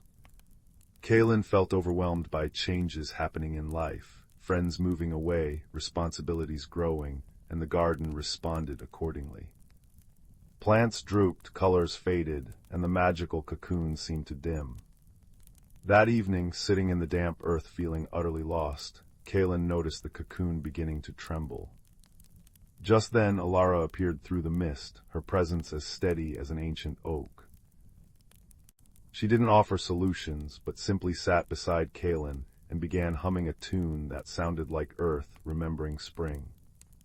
Slowly, almost imperceptibly, the cocoon began to glow again. "Sometimes," Alara said softly, "the most courageous thing we can do is allow ourselves to be exactly where we are, without rushing to be somewhere else." Those words settled deep within Kaelen, and as they did, the garden responded. Drooping plants straightened, faded colors deepened, and from the trembling cocoon emerged the most extraordinary creature, a moth with wings that shifted colors with every movement, patterns emerging and dissolving like thoughts taking shape. The moth flew to Kaelen's shoulder, its wings shimmering with hues that reflected the peace settling in Kaelen's heart. In that moment, understanding bloomed like 1,000 night flowers opening at once. Transformation wasn't about becoming someone different, but about remembering who you always were beneath the layers of uncertainty. Alara smiled, her work complete. "The most beautiful gardens," she said, "are those that honor all seasons, the dreaming, the growing, the resting, and the becoming." As dawn tinted the sky, Kaelen walked through the transformed garden, now vibrant with colors that shifted with each step, each breath, each moment of acceptance. The moth still perched on a shoulder, its wings now holding steady in a pattern that looked like a map of the stars. The changes didn't stop there, of course. They never really stop for any of us. But now Kaelen understood the secret, that metamorphosis happens in its own time, in its own way, and that the most magical transformations often begin with simply planting seeds of curiosity in the soil of our own hearts. And so, as the sun rose over the valley, painting everything in golden light, Kaelen stood in the garden that had become a living story of becoming, knowing that this wasn't an ending at all, but the most beautiful beginning. Story 7. In the heart of the world, where the air hummed with old magic and the earth remembered the steps of ancient dances, there lay the Whispering Woods. This was no ordinary forest. By day it appeared as a sea of emerald and bronze, but when the sun dipped below the horizon and the first star pricked the violet sky, the woods awoke in a symphony of soft light and softer sound. On this particular evening, as the moon, round and luminous as a polished pearl, rose above the treetops, a young hedgehog named Pip stirred from his nest of dried ferns. Pip was small even for a hedgehog, with eyes like shiny blackberries and a heart that beat in time with the forest's quiet pulse. He had felt a peculiar tug all day, a whisper in the earth that traveled up through his paws, a feeling that something was waiting for him beneath the canopy. Venturing out, the world was transformed. Moonbeams slipped through the lacework of leaves, painting silver pathways on the mossy ground. From the bark of the elder trees, a soft blue-green light began to glow, tiny fungi, awake and breathing, casting an ethereal luminescence. Pip's quills tingled with the magic of it. He followed the sound of a babbling brook, its voice a constant, gentle chatter over smooth, water-worn stones. As he walked, he listened. The trees were speaking, not with words, but with sighs and creaks, the rustle of their leaves forming sentences only the heart could understand. A great willow, her branches trailing like silver hair, murmured of patience. A sturdy oak hummed of strength. The stream giggled as it swirled around a mossy rock, telling tales of journeys to the sea. Pip's destination was the starlight clearing, a place where the sky opened up and the celestial map was laid bare. It was said that on nights when the moon was full, the elder of the woods would be there. But the path was not without its mysteries. A soft, misty rain began to fall, not a downpour, but a gentle sprinkle that kissed the leaves with a sound like 1,000 tiny bells. Each droplet caught the moonlight and the glow of the bioluminescent fungi, becoming a falling star for a fleeting moment. As he neared the clearing, a shadow detached itself from the bole of an ancient yew tree. It was a fox, her coat the color of autumn twilight, and her eyes holding the calm depth of a forest pool. This was Sorrel, the keeper of the wood's oldest stories. She did not startle Pip, but simply fell into step beside him, her paws making no sound on the damp earth. "The rain speaks of renewal, little one," she said, her voice a low, soothing rustle. "It washes away the old and whispers promises to the seeds sleeping below." Pip looked up at her, comforted by her presence. "I felt a call," he confessed. "A feeling like the forest is holding its breath." Sorrel nodded knowingly. "The turn of the season is upon us. Autumn must now rest, so that winter may tell its tale of quiet and sleep. But transitions are delicate. The veil of seasons is thin tonight. It needs a gentle touch to settle into its new phase." They entered the starlight clearing, and Pip gasped. The entire meadow was alight. Glowworms hung in the tall grasses like dropped constellations. Mushrooms circled the clearing in a perfect ring, pulsing with a soft, golden light. In the center stood the oldest inhabitant of the woods, a tremendous, ancient owl named Alaric. His feathers were the gray of mountain mist, and his eyes were closed, but he was far from asleep. He was listening to the music of the spheres. As Pip and Sorrel approached, Alaric's eyes opened. They were not the piercing eyes of a hunter, but warm and amber, holding the light of 1,000 setting suns. "Welcome, Pip," he said, and his voice was the sound of wind flowing through a deep canyon, old, powerful, and immensely kind. "You felt the shifting. That is a gift. The forest speaks to those who listen with more than their ears." Alaric explained that the magic of the season was like a great, slow-moving river. It needed to change its course from the vibrant, abundant flow of autumn to the deep, silent undercurrent of winter. But the magic was stuck, hesitant. The memories of autumn's bright colors and rich harvests were clinging too tightly, and the promise of winter's rest could not be heard. "The language of the stones has grown faint," Alaric murmured. "The stream's song is unsure. The trees are whispering of holding on instead of letting go. They have forgotten that rest is not an ending, but a different kind of beginning." Pip's small chest swelled with a sudden, brave idea. "Can we remind them?" he asked. "Can we show them?" A slow, wise smile spread across Alaric's beak. "That is why you are here." Under the owl's gentle guidance, Pip became the conductor of a silent, natural orchestra. Sorrel nudged him toward the circle of glowing mushrooms. "Place your paw upon the earth here," she whispered, "and think of the deepest, most peaceful sleep you have ever known." Pip did as he was told. He closed his eyes and remembered the feeling of being curled in his fern nest, safe and warm, listening to the lullaby of the rain. As he focused, a wave of calming energy flowed from his small body into the ground. The golden light of the mushroom ring pulsed brighter, then softened to a steady, rhythmic glow like a sleeping heartbeat. Next, Alaric instructed him to visit the chattering stream. Pip waddled to the water's edge, where the current fussed and frothed over the stones. "Tell it a story," the owl called softly from the clearing. "A story of quiet snow and silent, star-filled nights." Pip leaned close to the water, his whisper barely audible over its babble.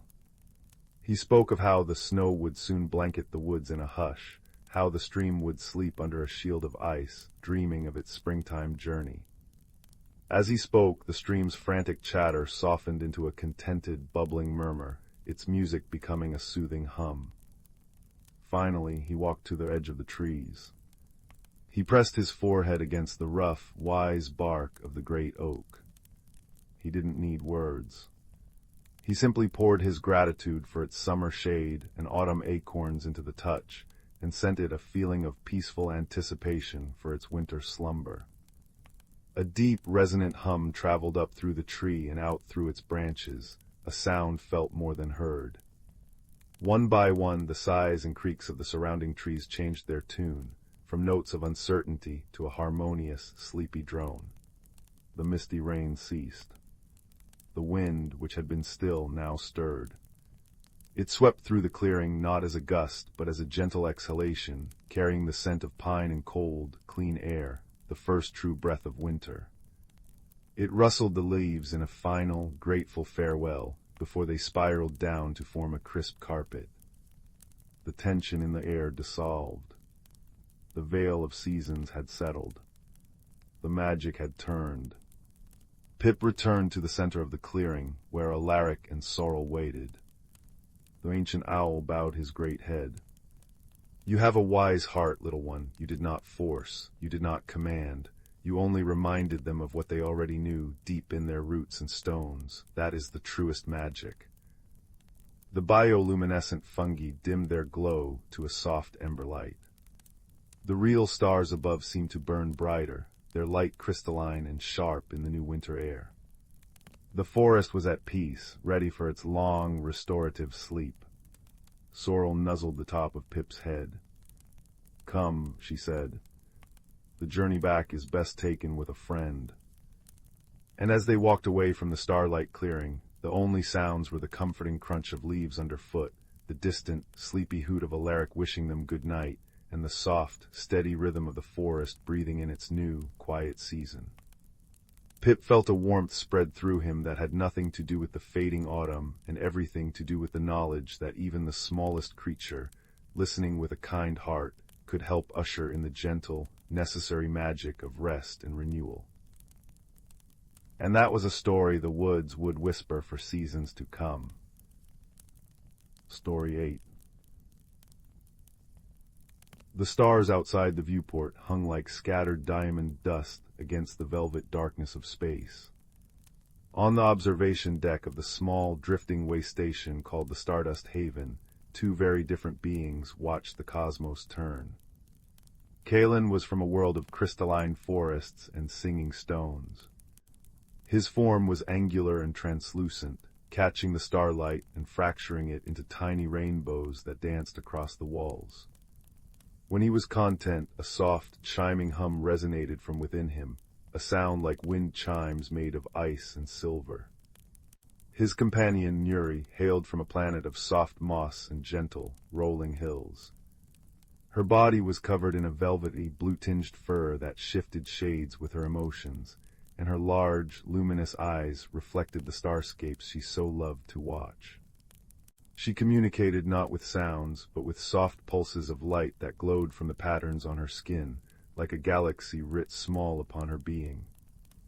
They had met by chance, when both their ships had sought refuge in the same quiet corner of a nebula during a solar storm. Kaelen's vessel, carved from a single, resonant crystal, had been humming a distress frequency that Nuri's empathic senses had picked up as a song of profound loneliness. She had guided her own ship, a living pod grown from symbiotic fungi and woven vines, alongside his, and offered a shared cup of steaming, fragrant starmoss tea through a sealed airlock. Their friendship had begun in that moment of silent, cross-species kindness. They decided to create a place where they could meet, a neutral ground built from both their worlds. They chose an abandoned, hollowed-out asteroid, and together they made it beautiful. Kaelen used his innate understanding of geometry and resonance to grow crystalline structures from the asteroid's mineral-rich core. They spiraled upwards, forming archways and domes that hummed with a peaceful energy. Nuri, with her gentle touch, cultivated gardens of bioluminescent fungi and floating seed pods that drifted on the recycled air, releasing calming, sweet scents. In the center of their shared sanctuary, they built a great observatory, its ceiling a clear, strong polymer that offered an unimpeded view of the infinite sky. Their communication was a dance of light and sound. Kaelen would chime a question, a rising, three-note melody. Nuri's skin would flare in a pattern of soft gold and blue, which Kaelen had learned meant "I am listening." They shared stories not with words, but with harmonies and hues. Kaelen told of his home by creating a complex, tinkling symphony that mimicked the sound of rain on crystal leaves.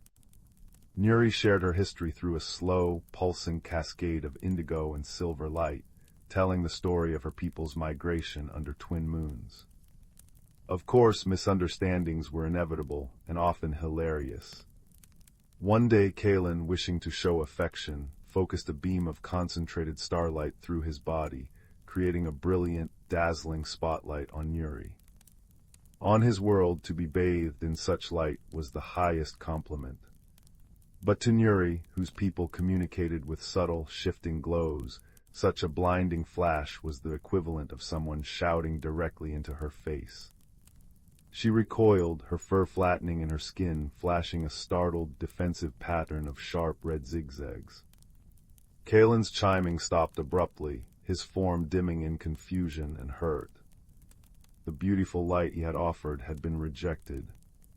Nuri, realizing his intention wasn't to alarm her, slowly pulsed a soft, apologetic lavender. She then gently took his crystalline hand, a gesture of trust they had established, and guided him to a patch of her soft, mossy gardens.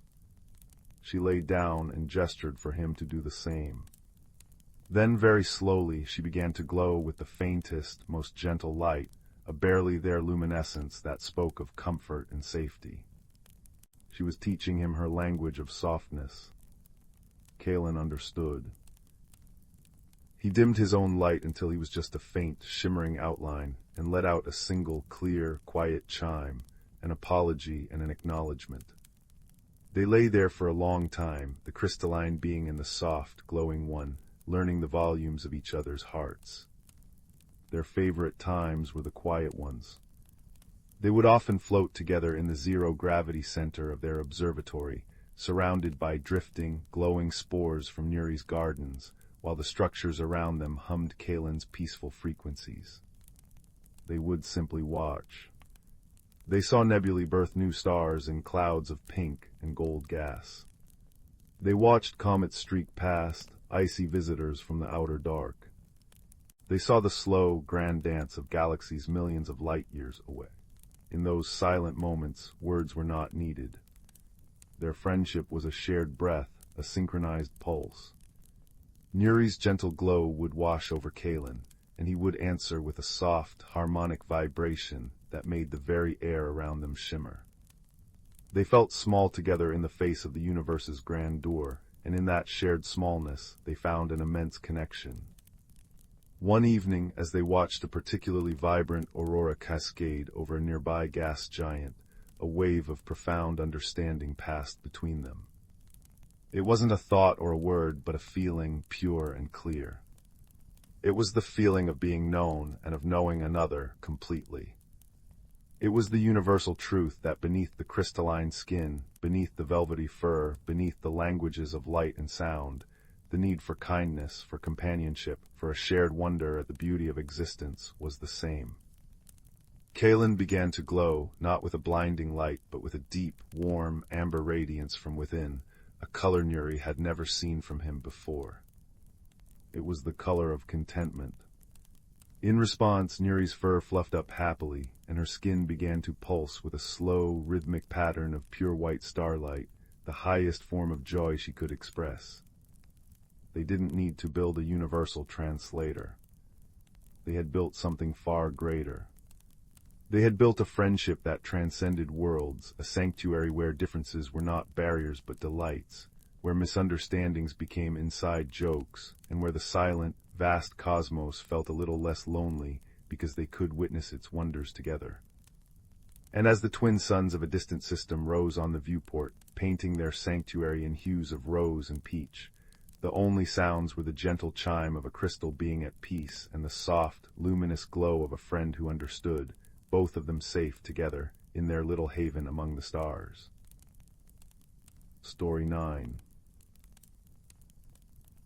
In the heart of the ancient forest, where the moonbeams wove silver threads through the canopy and the air hummed with quiet magic, there existed a world that only truly awakened when the sun dipped below the horizon. Here the trees stood as sentinels of time, their bark etched with stories older than memory, and their leaves whispered secrets in a language only the heart could understand. On this particular night, the forest was bathed in the soft glow of a full moon, casting everything in shades of silver and shadow. A gentle breeze rustled through the leaves, creating a soothing symphony that seemed to harmonize with the distant babble of a hidden stream. High above, the stars twinkled like scattered diamonds, and in the clearings below, tiny points of bioluminescent light danced, glowworms tracing patterns in the air, and luminous fungi carpeting the forest floor like fallen constellations. It was in one such clearing that a young fox, with fur the color of autumn leaves and eyes that held the curiosity of countless moonlit adventures, found herself sitting beside a moss-covered stone. She was listening not just with her ears, but with her very soul, to the murmurs of the forest. The trees spoke in creaks and sighs, sharing tales of seasons long past. The stream gurgled melodies of journeys to distant lands, and the stones, warm from the day's sun, hummed with the deep, steady wisdom of the earth. But tonight the fox noticed something unusual. The usual gentle glow of the moon petals, flowers that bloomed only under moonlight and cast a soft, silver radiance, seemed dimmer than usual. Their light flickered uncertainly, as if hesitant to shine. A subtle tension threaded through the forest's nightly chorus, a note of concern woven into the rustle of leaves and the whisper of the wind. Determined to understand, the fox padded softly through the undergrowth, her steps silent on the bed of pine needles and moss. She followed the sound of the babbling brook, knowing that water often carried answers from deeper parts of the forest. As she walked, she passed ferns that glimmered with dewdrop jewels and mushrooms that pulsed with a gentle, greenish light. The air itself seemed to shimmer with magic, cool and refreshing against her fur. Soon she reached the stream, where the water chuckled over smooth, dark stones. She dipped her paw into the cool current and listened. The stream's language was one of flow and change, and tonight it murmured of a stillness creeping into the forest, a quietness that felt heavy rather than peaceful. The balance wavers, the water seemed to say. The time of deep rest approaches, but something resists. Puzzled, the fox continued her journey, now climbing a gentle slope where the trees grew older and grander. Their trunks were thick with lichen, and their branches reached like wise, gnarled fingers toward the sky. Here the air was scented with damp earth and the faint, sweet fragrance of night-blooming jasmine. She knew that somewhere among these ancient beings lived the great horned owl, a creature whose wisdom was as deep as the roots of the oldest oak. It wasn't long before she found him, perched on a low branch of a towering cedar, his feathers speckled with moonlight and his eyes glowing like amber pools of knowledge. He turned his head slowly, regarding her with a calm, knowing gaze. "You have heard it too, little one," the owl said, his voice a soft, resonant hoot that blended seamlessly with the night sounds. "The forest holds its breath." The fox nodded. "The moon petals are fading and the stream speaks of stillness. What does it mean?" The owl shifted slightly, his feathers rustling like parchment. "The seasons turn as they always have. The time of autumn's surrender to winter's rest is upon us, but sometimes the forest forgets how to let go. It clings to the light, fearing the darkness rather than trusting in the renewal that follows." He gestured with a wing toward a particularly ancient tree, its trunk hollowed by time yet still standing strong. "That elder maple has seen countless cycles. Its leaves have fallen and regrown more times than any of us can count. Yet, even it sometimes hesitates to release the last of its foliage, as if holding on might keep the warmth a little longer." The fox tilted her head. "But why would the forest resist? Rest is part of the magic." "Indeed," the owl replied. "But change can be frightening, even when it is natural. The moon petals dim because they feel the uncertainty in the air.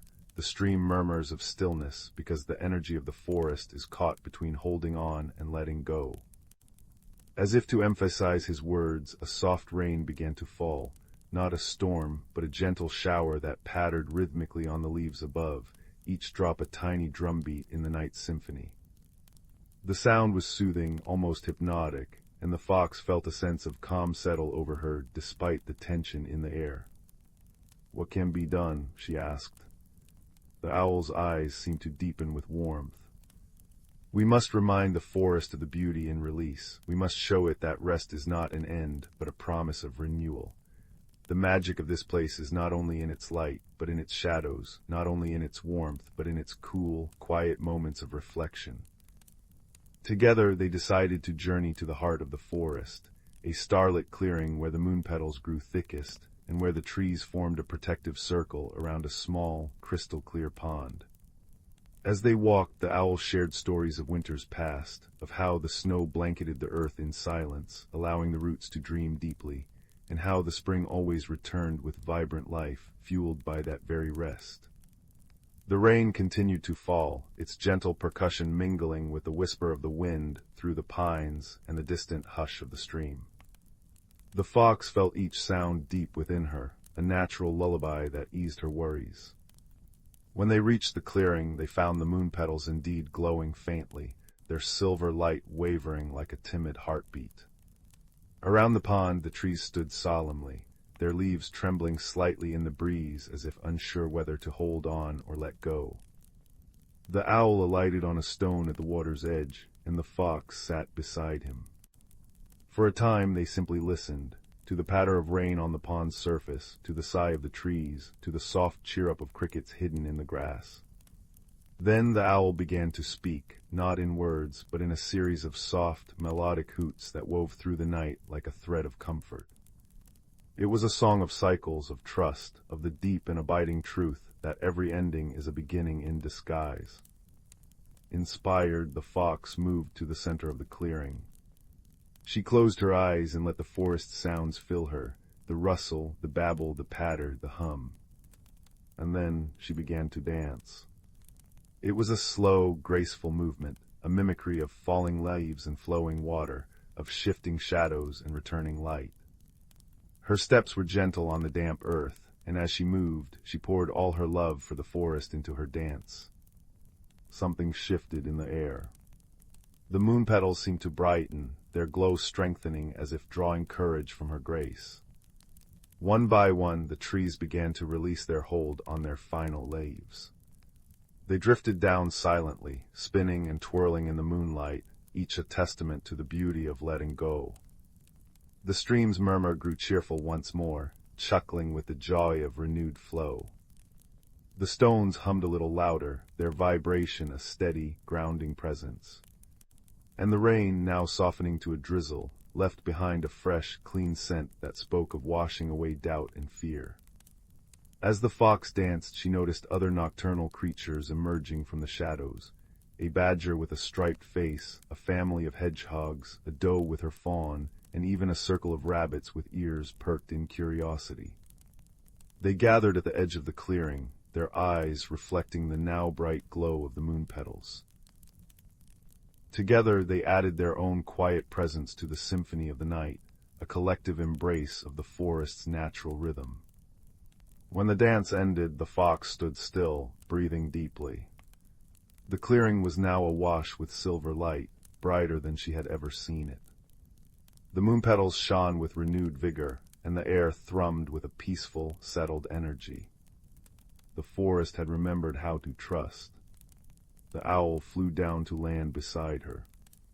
"You see, little one," he said softly, "sometimes all that is needed is a gentle reminder that we are part of something greater, a cycle that has turned long before us and will continue long after. There is wisdom in rest and magic in release." The fox nodded, her heart full. She looked around at the gathering of creatures, at the glowing clearing, and at the ancient trees now standing with a sense of peaceful surrender. The subtle tension had melted away, replaced by a deep, abiding calm. One by one, the animals slipped back into the shadows, returning to their nightly routines, but carrying with them the renewed sense of trust and peace. The owl gave a final, soft hoot and took flight, disappearing into the dark branches above. The fox remained for a while longer, sitting by the pond as the moon began its slow descent toward the horizon. She listened to the gentle lap of water against the shore, the distant whisper of the wind, and the steady, rhythmic pulse of the forest at peace. She knew that come winter, the snow would fall, silencing the world in a blanket of white. The streams would slow, the creatures would sleep, and the trees would stand bare against the sky. But she also knew that beneath that stillness, the magic would continue, dreaming, waiting, gathering strength for the return of spring. As she finally turned to make her way home, the first flakes of snow began to drift down, soft, silent, and gentle. They landed on her fur like cold kisses, and she smiled. The forest was embracing its rest, and she felt honored to have played a small part in reminding it of the beauty in letting go. And so, under the fading moonlight and the watchful eyes of the stars, the ancient forest settled into its seasonal slumber, wrapped in the quiet magic of renewal, and filled with the peaceful certainty that after every night, without fail, the dawn would always come. Story 10. Deep within the ancient forest of Eldermoss, where the moon wove silver threads through the canopy and the air hummed with quiet magic, there lived a small hedgehog named Thistle. His spines were dusted with the glitter of fallen stars, and his paws knew the softness of moss that had grown undisturbed for centuries. Each evening, as the sun dipped below the horizon, Thistle would emerge from his burrow beneath the roots of a grandmother oak, his nose twitching with anticipation for the night's gentle mysteries. Tonight was different. A restlessness stirred in Thistle's heart, a feeling like a half-remembered dream. The forest seemed to hold its breath, waiting. Even the fireflies, usually dancing in joyful spirals, hovered in solemn clusters, their green-gold light pulsing in unison like a slow, steady heartbeat. Thistle made his way along his familiar path, past the whispering ferns and the creek that sang over smooth, dark stones. But tonight the creek's song was different, a melancholy murmur that spoke of change. The trees, too, seemed to sigh more deeply, their leaves rustling secrets in a language only the oldest creatures could fully understand. He found his friend Luna, a moth with wings like crushed velvet in patterns that mirrored the constellations, resting on a bioluminescent mushroom that cast a soft blue glow. "Something is shifting," Luna whispered, her voice like the faintest brush of silk. "The trees are speaking of the great turning. The season of whispers approaches." Thistle didn't understand. The air was still warm with late summer's breath, the berries were still plump on the bushes. "But the harvest hasn't even begun," he said, his voice small. Luna's antennae trembled. "The signs are subtle, little one. The elder knows. You should seek the one who watches from the stone pine." Thistle knew of whom she spoke. High in the oldest stone pine, where the branches cradled the moon, lived Alistair, a great horned owl whose feathers held the patterns of time itself. His eyes were pools of ancient wisdom, and his voice was the sound of distant wind over mountain peaks.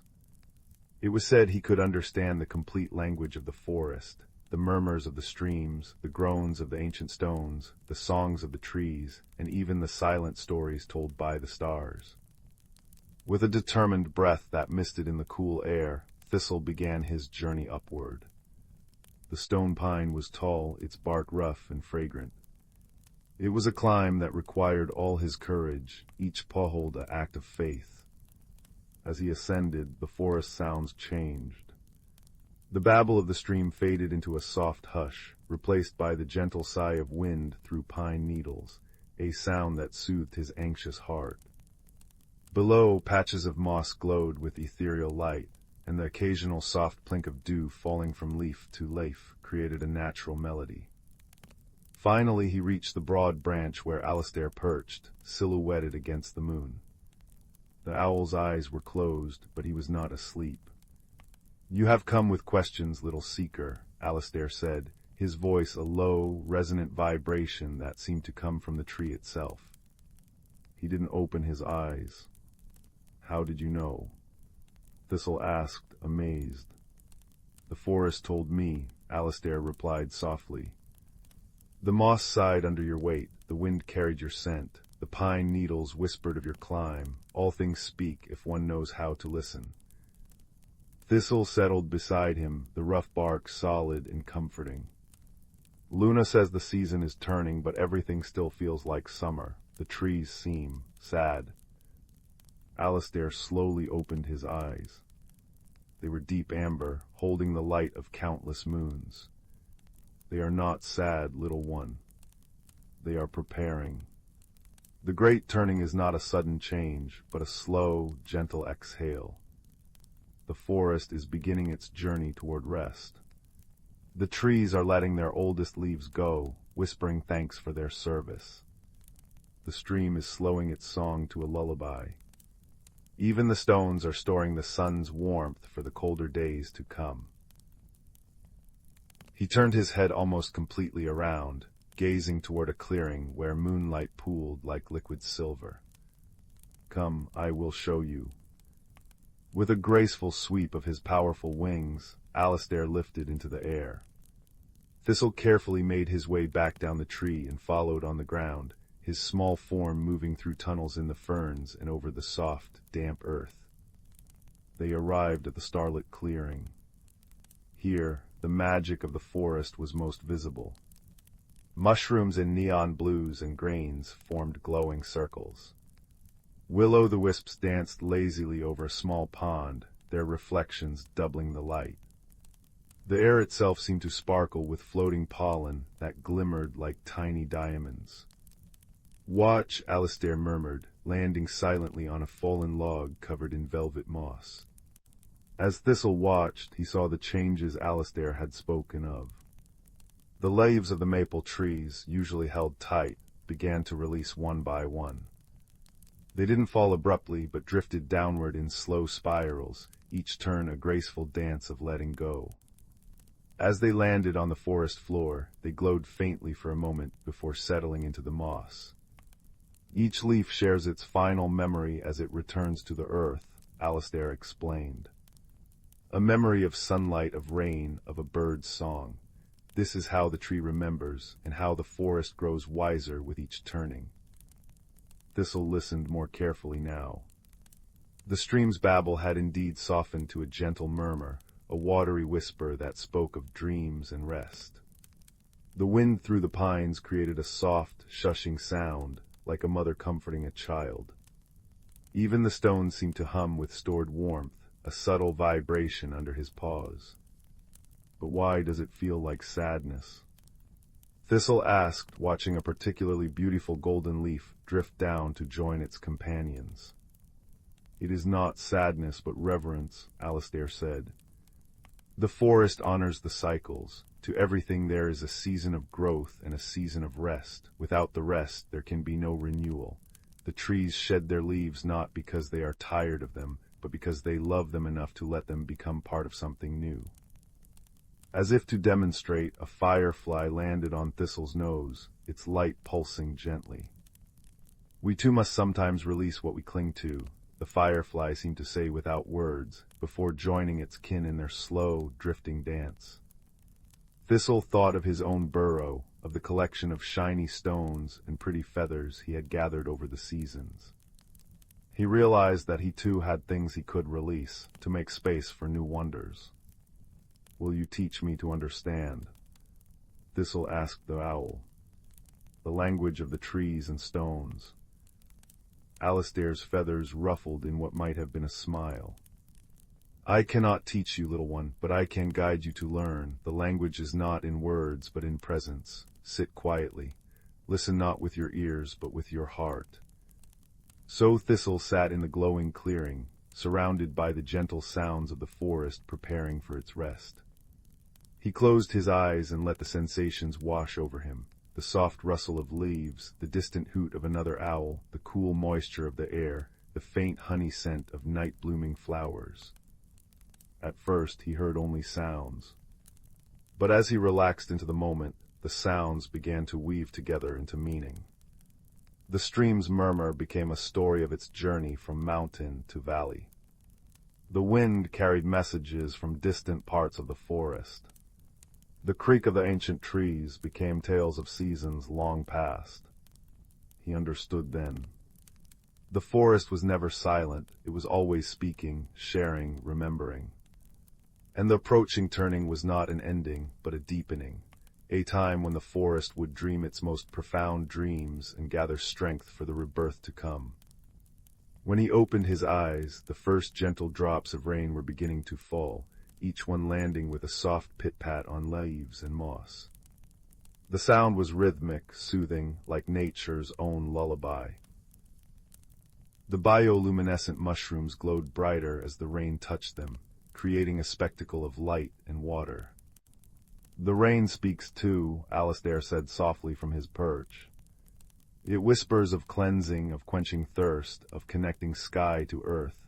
Each drop is a bridge between worlds." Thistle watched, mesmerized, as the forest embraced the shower. The leaves glistened under the moonlight, the stones darkened to a rich, deep hue, and the air filled with the fresh, clean scent of petrichor, the breath of the earth after rain. He realized his restlessness had melted away, replaced by a deep sense of peace. The forest knew what it was doing. It had been through countless turnings, each one necessary, each one beautiful in its own way.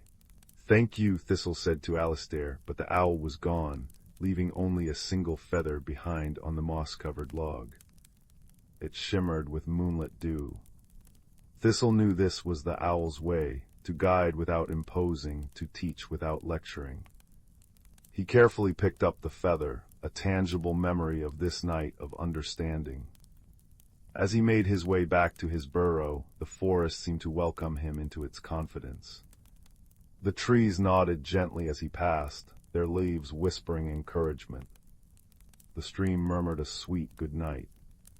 Even his own collection of treasures seemed to glow with new meaning, not as things to be clung to, but as memories to be appreciated before perhaps being released to become part of something new. Back in his burrow, curled up on his bed of dried fern and soft moss, Thistle listened to the gentle rhythm of the rain on the earth above. Each drop was a note in the forest's nighttime song, a song that spoke of cycles and seasons, of letting go and trusting in renewal. He understood now that the magic of Eldermoss wasn't just in the bioluminescent mushrooms or the whispering trees. It was in this eternal, gentle rhythm of rest and awakening. And as he drifted into dreams, he knew he was part of that rhythm, safe and cherished in the great, breathing being of the forest. Outside, the rain continued its soft patter, the wind sighed through the pines, and the moon watched over all, silvering the path toward the gentle turning of the season. All was well and all would be well in the ancient, knowing forest of Eldermoss. Story 11. In a quiet valley nestled between two sleepy mountains, there lived a young boy named Kaelen, who carried a peculiar loneliness in his heart.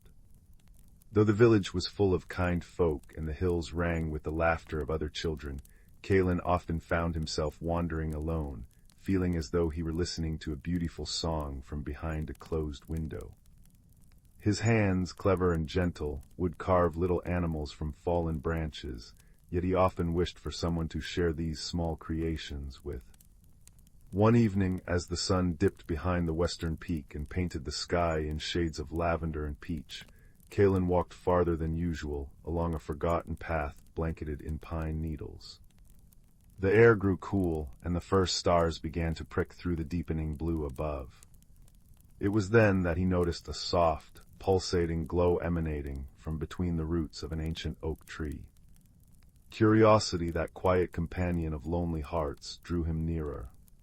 Kneeling on the soft earth, Kaelen reached into the hollow, and his fingers brushed against something warm and smooth. He drew out a stone no larger than his palm, but unlike any stone he had ever seen. It glowed with a gentle inner light, shifting between the warm hues of embers in a hearth, soft orange, deep gold, and occasionally flickering with hints of ruby. It felt comforting in his hands, like a held breath finally released. As he held the stone, the world around him seemed to soften and slow.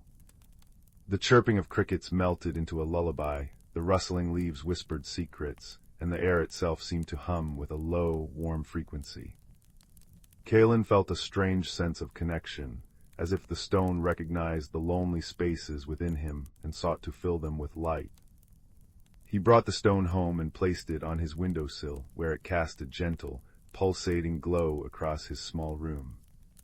That night, for the first time in many moons, Kaelen slept deeply and without dreams, wrapped in the stone's warm embrace. The next morning, the stone had cooled and dimmed to a faint shimmer. Kaelen found that when he held it and focused his thoughts, the glow would return, brighter and warmer. It seemed to respond to his emotions, growing brighter when he felt joy or curiosity, softening when he was thoughtful or calm. He began carrying it with him in a small leather pouch, a secret companion against his chest. Days turned into weeks, and the Ember Stone, as Kaelen came to call it, became a quiet part of his daily life. Yet he noticed something peculiar. The stone seemed to pull him toward the forest, its glow intensifying whenever he faced the deeper, older parts of the woods. It was as if it had a purpose, a destination in mind, and Kaelen was merely its guide. One crisp autumn afternoon, when the air smelled of wood smoke and ripening apples, the pull became irresistible. The stone glowed so warmly in its pouch that Kaelen could feel its heat through his tunic. With a sense of purpose settling in his heart, he packed a small satchel with bread, cheese, and a water skin, and set off toward the whispering trees. The forest welcomed him with dappled light and the soft crunch of leaves underfoot. Birds called to one another in melodies that seemed to weave through the branches like ribbons. Kaelen walked for hours, following the stone's gentle guidance. It glowed brighter when he chose the correct path at a fork in the trail, dimmed when he strayed. It was a silent, trusting conversation between boy and stone. As evening began to gather in the clearings, Kaelen heard a sound that did not belong to the forest, a soft, frustrated sniffling, like a rabbit caught in a thicket. He followed the sound to a small stream, where a little girl with hair the color of autumn leaves was trying to free her boot from the mud. Her cheeks were streaked with tears, and her eyes, when she looked up, were the deep green of moss after rain. "Are you lost?" Kaelen asked softly, not wanting to startle her. The girl shook her head, then nodded, then shook her head again. "Not exactly lost," she said, her voice trembling slightly. "I know where I am, I just don't know how to get to where I'm meant to be." Her name was Lyra, she told him, and she was trying to find the Glimmerwood, a place her grandmother had spoken of in stories, a hidden realm where light danced on the water and the trees sang in harmony. She had set out at dawn, but had spent most of the day walking in circles. Kaelen felt the Emberstone pulse warmly against his chest. "Maybe," he said slowly, "I can help. I have something that guides me." He showed her the stone, and her eyes widened with wonder. "It's beautiful," she whispered. "It feels familiar." Together they worked her boot free from the mud, and Kaelen shared his bread and cheese with her. As they ate, they talked, tentatively at first, then with growing ease. Lyra spoke of her grandmother's stories, of a world hidden just beyond sight, where magic was as natural as breathing. Kaelen spoke of his loneliness, of the quiet hours spent carving wood, of the Emberstone that had chosen him. As darkness settled fully over the forest, the Emberstone's glow became their lantern. They decided to rest for the night, finding a dry hollow beneath a large cedar tree. Kaelen gathered soft moss for bedding, and Lyra arranged fallen branches into a small barrier against the wind. They sat together, watching the stone's light dance across the tree trunks, and for the first time, Kaelen felt the warmth of companionship kindle in his chest. The next morning they continued their journey, the Emberstone guiding them deeper into the forest. The trees grew taller and closer together, their branches intertwining to form a canopy that filtered the sunlight into a green-gold haze. The air smelled of damp earth and blooming night flowers, though it was day. Strange, gentle sounds echoed around them, the chime of falling water, the whisper of leaves, a melody that seemed to have no source. Lyra, who knew the old stories better than anyone, began to recognize signs of the Glimmerwood. "Look," she said, pointing to a patch of mushrooms that glowed with a soft blue light. "Grandmother said they light the way for weary travelers." They followed the glowing mushrooms, and the ember stone pulsed in agreement. Soon they came to a waterfall that cascaded down a mossy cliff into a pool so clear they could see the colorful stones at the bottom. But instead of flowing away, the water seemed to be absorbed into the roots of a great willow tree whose branches dipped into the pool. "This is it," Lyra breathed, her eyes shining. "The entrance to the Glimmerwood, but how do we enter?" Kaelen felt the ember stone grow hot against his skin. He drew it out and held it toward the waterfall. The light from the stone reflected on the water, casting patterns that shifted and swirled until they formed a doorway of light. Without a word, they stepped through. The world on the other side was both familiar and utterly new. The air was warmer, filled with the scent of honey and thyme. The trees here glowed with their own inner light, soft blues and greens and golds, and the grass beneath their feet was soft as velvet. Fireflies drifted through the air like living stars, and in the distance they could hear the faint, beautiful sound of wind chimes. But something was wrong. As they walked farther into the Glimmerwood, they noticed that some of the trees were dimmer than others, their light flickering weakly. Flowers that should have been radiant were wilted and pale. A sense of sadness hung in the air like a forgotten melody. They came upon a clearing where a small creature sat weeping on a log. It was about the size of a squirrel, with fur the color of moonlight and large, luminous eyes. When it saw them, it started, then relaxed as it noticed the ember stone in Kaelen's hand. "You have the heartstone," it said, its voice like the ringing of a small bell. "Then there is hope." The creature introduced itself as Flicker, a guardian of the Glimmerwood. It explained that the land drew its light and life from a central source, the sunstone, which had been growing dimmer over the years. As it faded, so too did the magic of the Glimmerwood. The creatures who lived there were becoming forgetful, the lights were dimming, and the music was fading away. "The heartstone you carry is a piece of the sunstone," Flicker said. "Long ago, when the fading began, we sent out fragments into the world, hoping they would find their way to those with kind hearts and bring them here to help." Kaelen looked at the ember stone, the heartstone, in his hand. It pulsed warmly, as if in confirmation. "What must we do?" Lyra asked, her voice steady. Flicker led them to the center of the Glimmerwood, where the sunstone rested on a pedestal of woven roots. It was still beautiful, but its light was faint and uneven, like a candle fighting a draft. Around it other creatures had gathered, small, furry beings with anxious eyes, bird-like animals with shimmering feathers, and tall, graceful figures that seemed made of light and shadow. An elder, a being whose form shifted like smoke in sunlight, approached them. "The sunstone needs not just the return of its fragment," it said in a voice that rustled like leaves, but also the light of connection. "It feeds on joy, on friendship, on the warmth that beings create between them. For too long, we have grown isolated and fearful as our light faded." Kaelen understood then why the heartstone had brought him here. It wasn't just about returning a piece of the sunstone. It was about bringing the very things he had found on his journey: companionship, courage, and the willingness to open his heart. He held the heartstone toward the sunstone. As he did, Lyra placed her hand over his, and together they offered it back. The fragment merged with the larger stone, and for a moment nothing happened. Then slowly a pulse of light spread from the point of connection, warm and golden.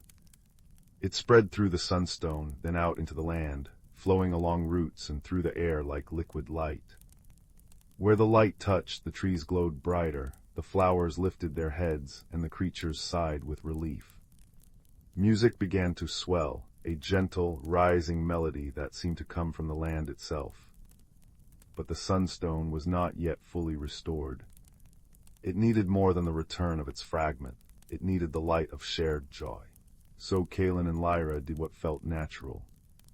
They sat among the creatures of the Glimmerwood, and Kaelen brought out his carvings, a little wooden bird, a fox, a rabbit. He showed them how his hands could shape wood into life. Lyra told stories, her grandmother's tales, and new ones that came to her as she spoke. The creatures gathered closer, sharing their own small gifts, a song, a dance, a glowing flower. As they shared and connected, the sunstone grew brighter and warmer, its light steady and strong. The glimmerwood filled with light and music, more beautiful than ever before. When it was time to leave, the elder approached them. "You have given us more than our light," it said. "You have reminded us of the power of open hearts. The way between our world and yours will remain open to you, for you are now part of the Glimmerwood story." Flicker presented them with a small, glowing seed. "Plant this near your home," it said, "and a piece of the Glimmerwood will always be with you." Kaelen and Lyra stepped back through the waterfall, emerging into the familiar forest as the first stars appeared overhead. They walked back to the village together, their footsteps light, the glowing seed safely tucked away. In the days that followed, Kaelen planted the seed near his window. It grew into a tree that glowed with a soft, golden light, its branches always warm to the touch. Children from the village would gather around it to hear Kaelen and Lyra tell stories of the Glimmerwood, and Kaelen never felt lonely again. The emberstone was gone, returned to where it belonged, but its warmth remained, in the glowing tree, in the friendships he had formed, and in the knowledge that even the smallest light can guide the way to great adventures. And on quiet evenings, when the fire crackled in the hearth and the world outside grew still, Kaelen would look at the glowing tree and remember that the greatest magic is not in glowing stones or hidden worlds, but in the connections we make and the light we bring to one another. As the last embers of the fire fade to soft, glowing ash, and the night settles around you like a warm blanket, may you carry this truth into your dreams, that you are never truly alone, and that your own light, however quiet, is a gift to the world. Sleep now, and may your dreams be gentle, and your rest be deep. Story 12. Deep within the ancient forest of Eldermere, where the moonbeams wove silver threads through the canopy and the air hummed with old magic, there lived a young hedgehog named Thistle. Each evening, as the sun dipped below the western hills, Thistle would emerge from his cozy burrow beneath the roots of a great oak, his tiny nose twitching at the symphony of night scents, damp earth, blooming night-blooming jasmine, and the crisp promise of dew. Tonight was different. A restlessness had settled in Thistle's heart, a quiet longing he could not name. The usual comfort of his evening forage for beetles and berries felt hollow. So instead of following his well-worn path, he turned toward the heartwood of the forest, where the trees grew so close their branches interlaced like wise old friends sharing secrets. The forest floor was a tapestry of velvety moss and fallen leaves that rustled softly beneath his paws. Fireflies drifted like living stardust, casting shifting patterns of light upon ferns unfurling their lacework fronds. From somewhere in the distance came the gentle patter of rain beginning to fall, not a storm, but a whisper-soft shower that kissed the leaves with a sound like 1,000 tiny bells. It was there, in a clearing where the moonlight pooled like liquid silver, that Thistle first heard it, a melody, faint and flowing, as if the very stream nearby had learned to sing.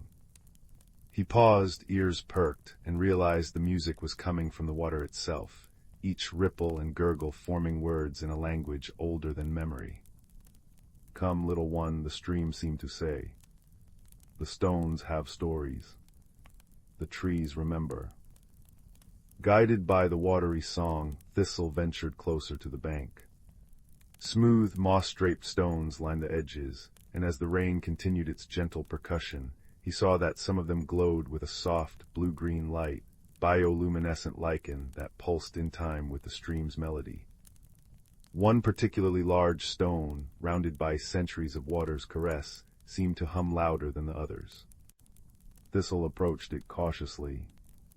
"Why do you glow?" he whispered, his voice barely a breath. The stone's hum deepened, and a voice, not in his ears but in his mind, replied, "Because we hold the light of forgotten moons. We remember when the forest was young. You seek something, little guardian of the undergrowth."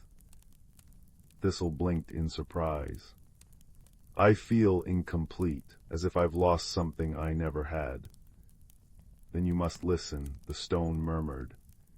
Not only to the water, but to the wind in the leaves, to the roots beneath the soil. All speak, if one knows how to hear. Emboldened, Thistle continued his journey, now attentive to the subtle sounds around him. The rustle of the oak leaves above wasn't just random movement. It was a language, a soft sighing conversation about the day's warmth and the comfort of the night's coolness. The creak of the elder pines spoke of patience, of standing tall through seasons of snow and sun. Deeper into the wood he wandered, where the bioluminescent fungi clung to fallen logs like scattered constellations, lighting his path with an ethereal glow. The air grew richer with the scent of petrichor and ancient bark. And then from a high branch of a grandfather willow, a voice as smooth and deep as the night itself spoke. You are far from your burrow, small one. Thistle looked up into the wise, golden eyes of an owl, her feathers the color of twilight and silence. She was old, so old that the tree she perched upon seemed to have grown around her, embracing her as part of its own being. I am, Thistle admitted. I'm searching. The owl blinked slowly. For what? I don't know, a purpose, a missing piece. The owl's feathers ruffled softly in the breeze. Come, she said, her voice a calming vibration in the air. Walk with me a while, not all journeys are taken with wings. She glided down to a lower branch, then to the mossy ground, moving with a grace that belied her size. Thistle fell into step beside her, and as they walked, the owl spoke not with answers, but with stories. She told him of the forest cycles, how the autumn leaves fell not in defeat, but in generosity, blanketing the earth to protect the roots below during winter's sleep. She spoke of the spring buds, tight and closed, holding within them the memory of summer suns yet to come. She described the way the stones at the riverbank remembered every flood and drought, yet never resisted the water's flow. Everything has its season of rest and its season of renewal, the owl said as they entered a starlit clearing where the rain had ceased, leaving behind a world washed clean and shimmering. Even you, little Thistle, what feels like emptiness may only be the quiet before understanding blossoms. In the center of the clearing stood the oldest tree in Eldermere, a mighty silver birch whose bark gleamed like polished bone under the moon. Its leaves trembled though no wind blew, and from its branches hung delicate, glowing orbs of light that pulsed like gentle heartbeats. This is the remembering tree, the owl said softly. It holds the dreams of the forest. Touch it and listen. Hesitantly, Thistle approached. He placed his small paw upon the trunk, and immediately a warmth spread through him. Images flashed in his mind, not pictures, but feelings. The joy of a sapling reaching for the sun. The contentment of a stream bed smoothed by time. The sorrow of a fallen nest and the hope of its rebuilding. And then, clearer than all else, came the voice of the tree itself, ancient and kind. You feel incomplete because you are listening only to your own heart. But your heart is part of a greater song. You are a note in the forest's melody, a thread in its tapestry. Your purpose is not to find something separate, but to remember you belong. As the tree spoke, the glowing orbs above began to drift downward, settling softly on the moss around Thistle's feet. They were not fruits or flowers, but condensed light, each one containing a memory, a laugh of a fox cub, the perseverance of a spider weaving her web, the patience of a mountain watching over the valley. Thistle understood then. His restlessness wasn't a lack, but an invitation, to listen, to learn, to be part of the conversation that had been going on long before he was born and would continue long after. He was here to witness, to appreciate, to protect. The owl nodded, her golden eyes glowing with approval. You see, the forest does not need you to be anything other than what you are. It only asks that you be present and kind. With a heart now full and quiet, Thistle thanked the owl and the remembering tree. As he turned to make his way home, the first rays of dawn began to tinge the eastern sky with hues of rose and gold. The nocturnal creatures were retiring, their gentle wisdom settling into the soil like dew. He reached his burrow just as the sun broke fully over the horizon, spilling warmth and light through the forest. Exhausted but deeply content, Thistle curled into his nest of dried ferns and soft feathers, listening to the morning birdsong, a different melody but no less beautiful. And as he drifted into sleep, he realized the forest was still speaking to him. The stream's distant murmur, the wind's sigh through the leaves, even the steady rhythm of his own heartbeat, all were part of the same eternal, comforting story. He was home. He was whole. He was listening. Outside, the first gentle rain of the new day began to fall, each drop a whispered blessing on the moss-covered stones, and the world, ever wise and ever kind, continued its gentle, endless turning. Story 13. Deep within the heart of the ancient forest, where the moonlight fell in silver pools and the air hummed with quiet magic, there lived a young fox named Rowan. His fur was the color of autumn leaves kissed by frost, and his eyes held the curious glimmer of starlight.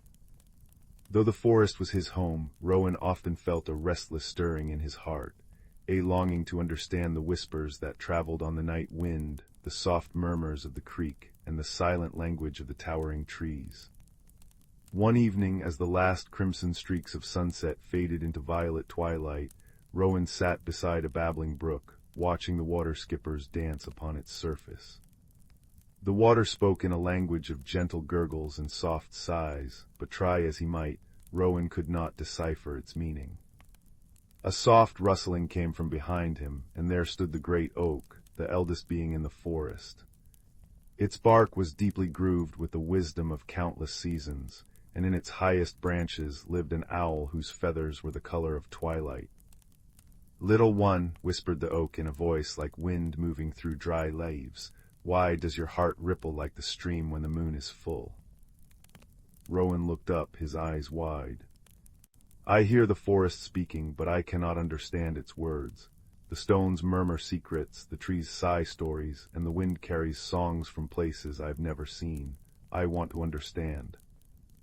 The oak's branches swayed gently. "To hear is one gift, to listen is another. The forest speaks in the language of patience, little fox. To learn it, you must walk beneath the moon when the world is dreaming.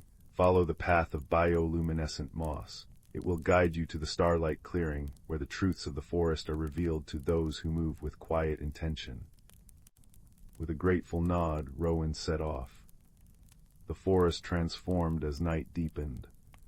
Moonbeams painted silver pathways between the trees, and the air grew cool and sweet with the scent of damp earth and night-blooming jasmine. Soon he noticed what he had never seen before, a trail of soft, greenish-blue light glowing along the forest floor. The moss seemed to pulse with a gentle rhythm, as if breathing in time with the forest itself.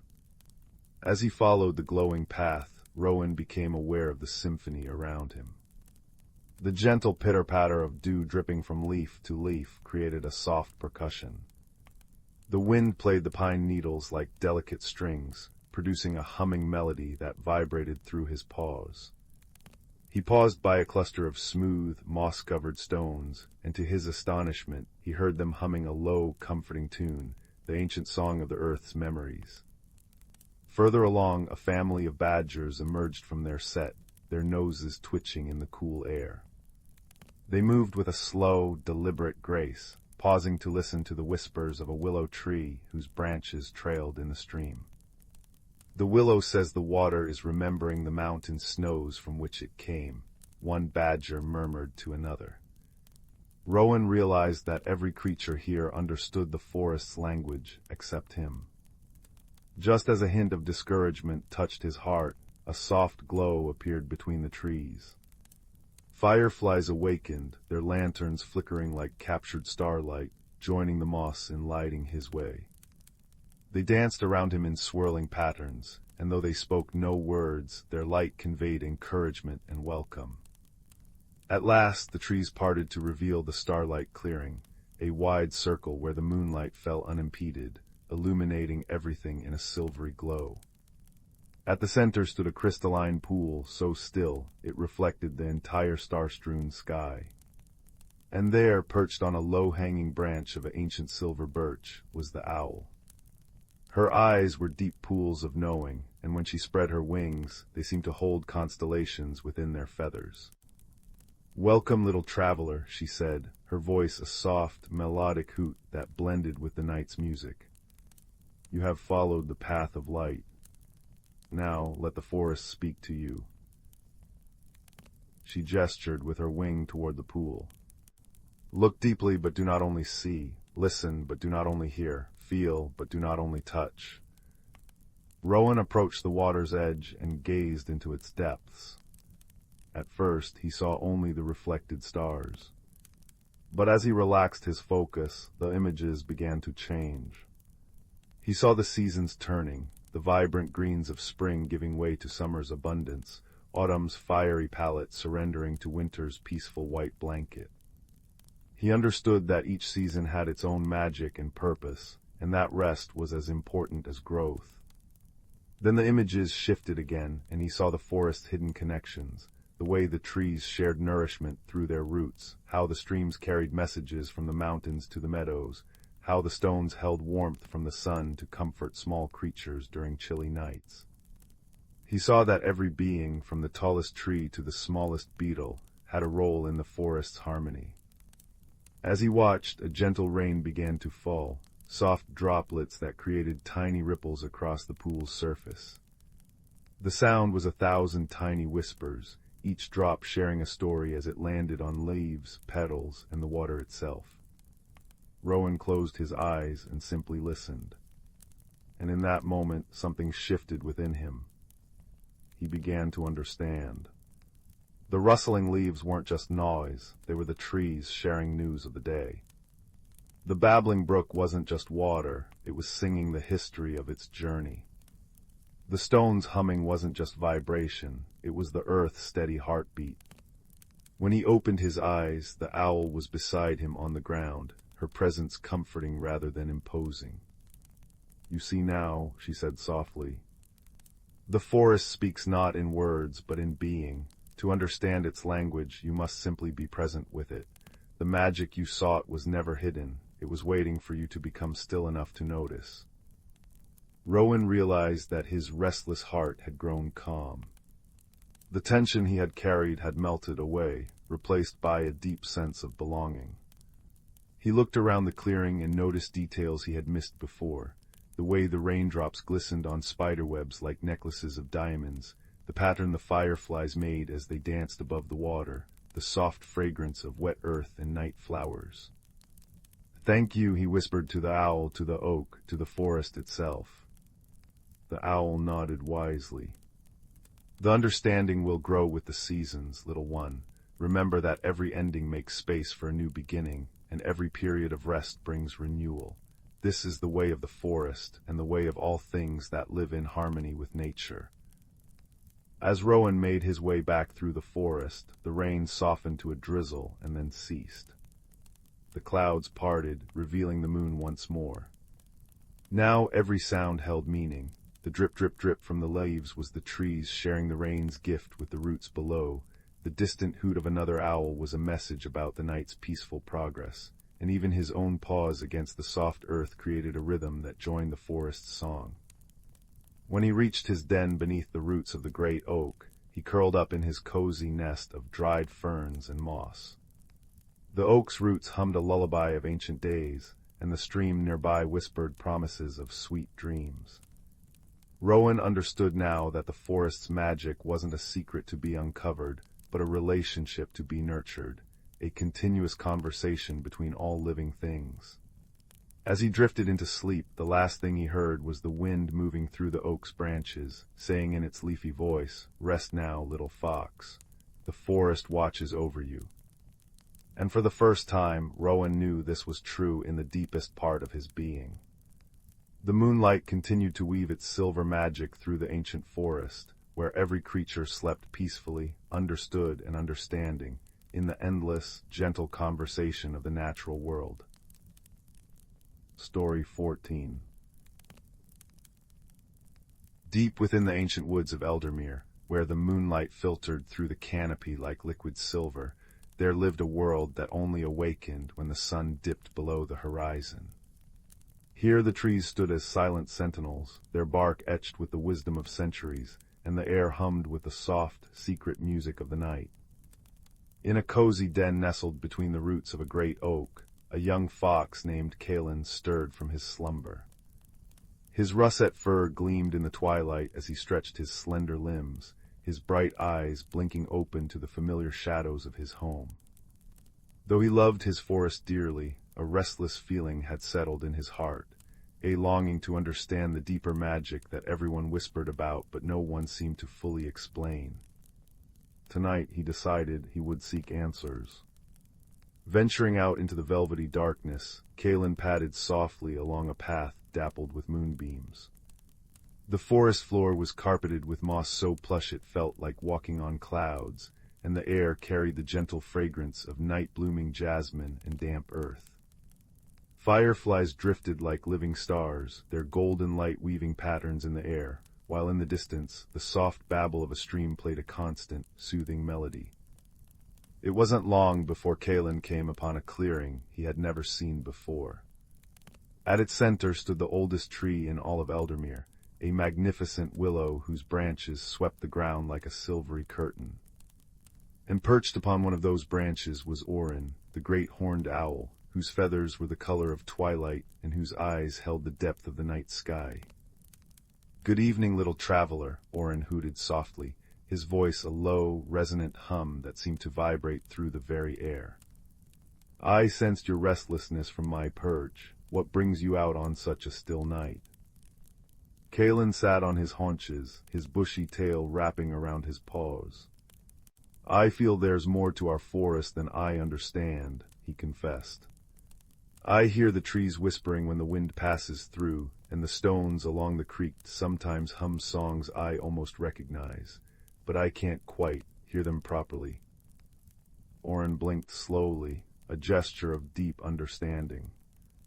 "Ah, you are listening with your ears, young one, but to truly hear the forest you must listen with your heart." He spread his wings slightly. "Come, I will show you." The owl took flight, gliding silently over the clearing, and Kaelen followed beneath the tapestry of stars. They moved through parts of the forest the fox had only glimpsed in dreams. Here mushrooms glowed with an ethereal blue light, painting the ground with constellations. There patches of moss shimmered with bioluminescent patterns that pulsed in rhythm with the forest's heartbeat. Rowan led him to a stream where the water flowed over smooth, dark stones. "Kneel here," the owl instructed gently. "Place your paw upon the water and close your eyes." Kaelen did as he was told. At first he heard only the water's gentle gurgle. But as he focused, the sound began to transform. It became a language, a flowing, musical speech that told stories of mountains far away and of fish that danced in moonlit pools. The water spoke of journeys and homecomings, of patience and persistence. "Every stream has a story," Rowan murmured from nearby. "They are the memory keepers of the land." Next, they approached a grove of ancient birches, whose white bark seemed to glow in the moonlight. "Press your forehead to the trunk," Rowan guided. Kaelen leaned forward, and as he did, he felt a gentle vibration through his body. Images flashed behind his eyelids, seasons passing, saplings growing strong, leaves turning from green to gold to brown, then budding anew. The trees weren't just whispering. They were sharing their long, slow wisdom about growth, change, and the importance of standing tall through all seasons. "The trees teach us about cycles," Rowan explained. "How to grow, how to rest, how to let go when it's time, and how to begin again." As they walked further, a gentle rain began to fall, not a storm, but a soft shower that kissed the leaves with 1,000 tiny taps. The sound was like a lullaby, and where the raindrops touched the glowing moss, they created tiny explosions of light that shimmered and faded like fleeting dreams. Kaelen realized that his restlessness was fading, replaced by a profound sense of peace. He was beginning to understand. The magic wasn't something to be grasped or owned, but something to experience and become part of. They arrived at a circle of standing stones draped in velvet moss. In the center grew a single, perfect lily that glowed with soft white light. "This is the Heartstone Clearing," Orin said, alighting on one of the stones. "Here the stones remember everything. Touch one." Kaelen placed his paw against the cool, damp surface of the nearest stone. Unlike the stream's flowing stories or the tree's seasonal wisdom, the stone communicated in deep, resonant feelings, a sense of timelessness, of being grounded and patient. It shared the memory of glaciers moving slowly, of roots digging deep, of countless creatures who had leaned against it for comfort through the ages. "The stones teach us stillness," Orin said. "How to be present, how to hold space, how to endure." As the night deepened, Kaelen and Orin sat together in the clearing, watching the dance of luminescent insects and listening to the symphony of the forest. The patter of rain on leaves, the distant hoot of other owls, the rustle of creatures moving through underbrush, the wind weaving through branches like an invisible loom. "I understand now," Kaelen said softly, his earlier restlessness completely gone. "The magic isn't a secret to be uncovered, it's everything. It's in the listening, in the being, in the belonging." Orin nodded, his feathered face softened by the glow of the lily.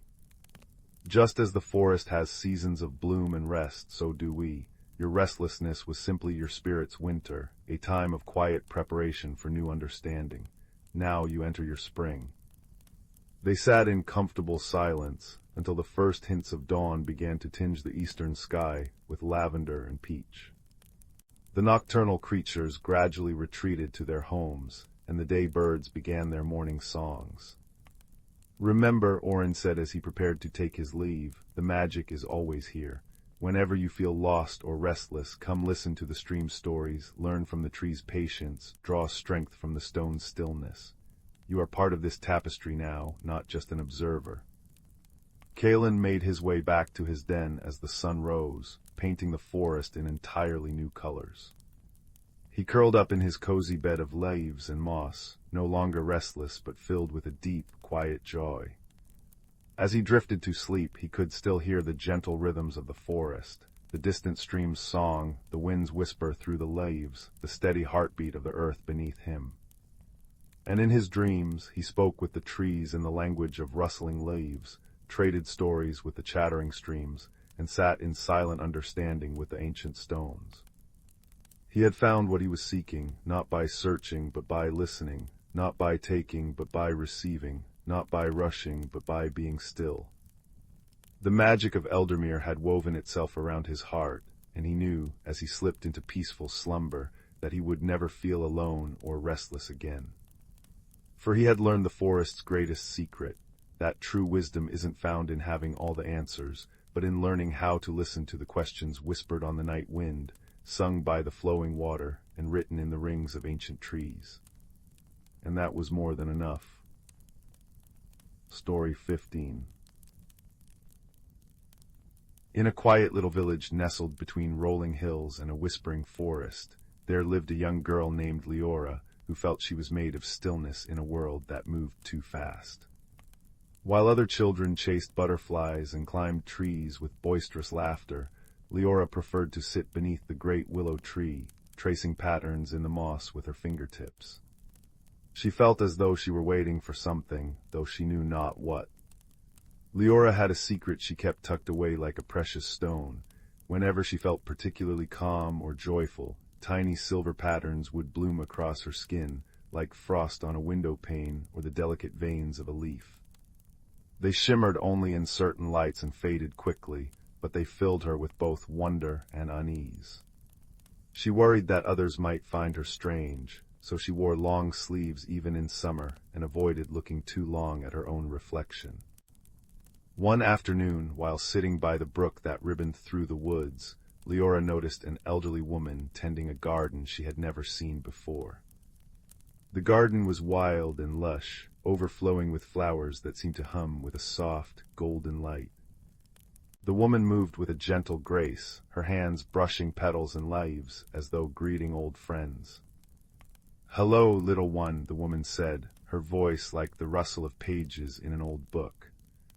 "I am Elara. Would you like to see something wonderful?" Leora nodded, her curiosity overcoming her shyness. Elara led her to a corner of the garden where a single, closed flower bud hung from a slender stem. It was the color of twilight, deep and mysterious. "This is a heartbloom," Elara explained. "It opens only when someone near understands something new about themselves. Watch." Elara began to speak softly about patience and kindness, and as she did, the petals of the heartbloom trembled. Slowly, gracefully, they unfurled to reveal a center that glowed like a captured star. Leora gasped. "How did you do that?" she whispered. "Oh, it wasn't me alone," Elara said with a kind smile.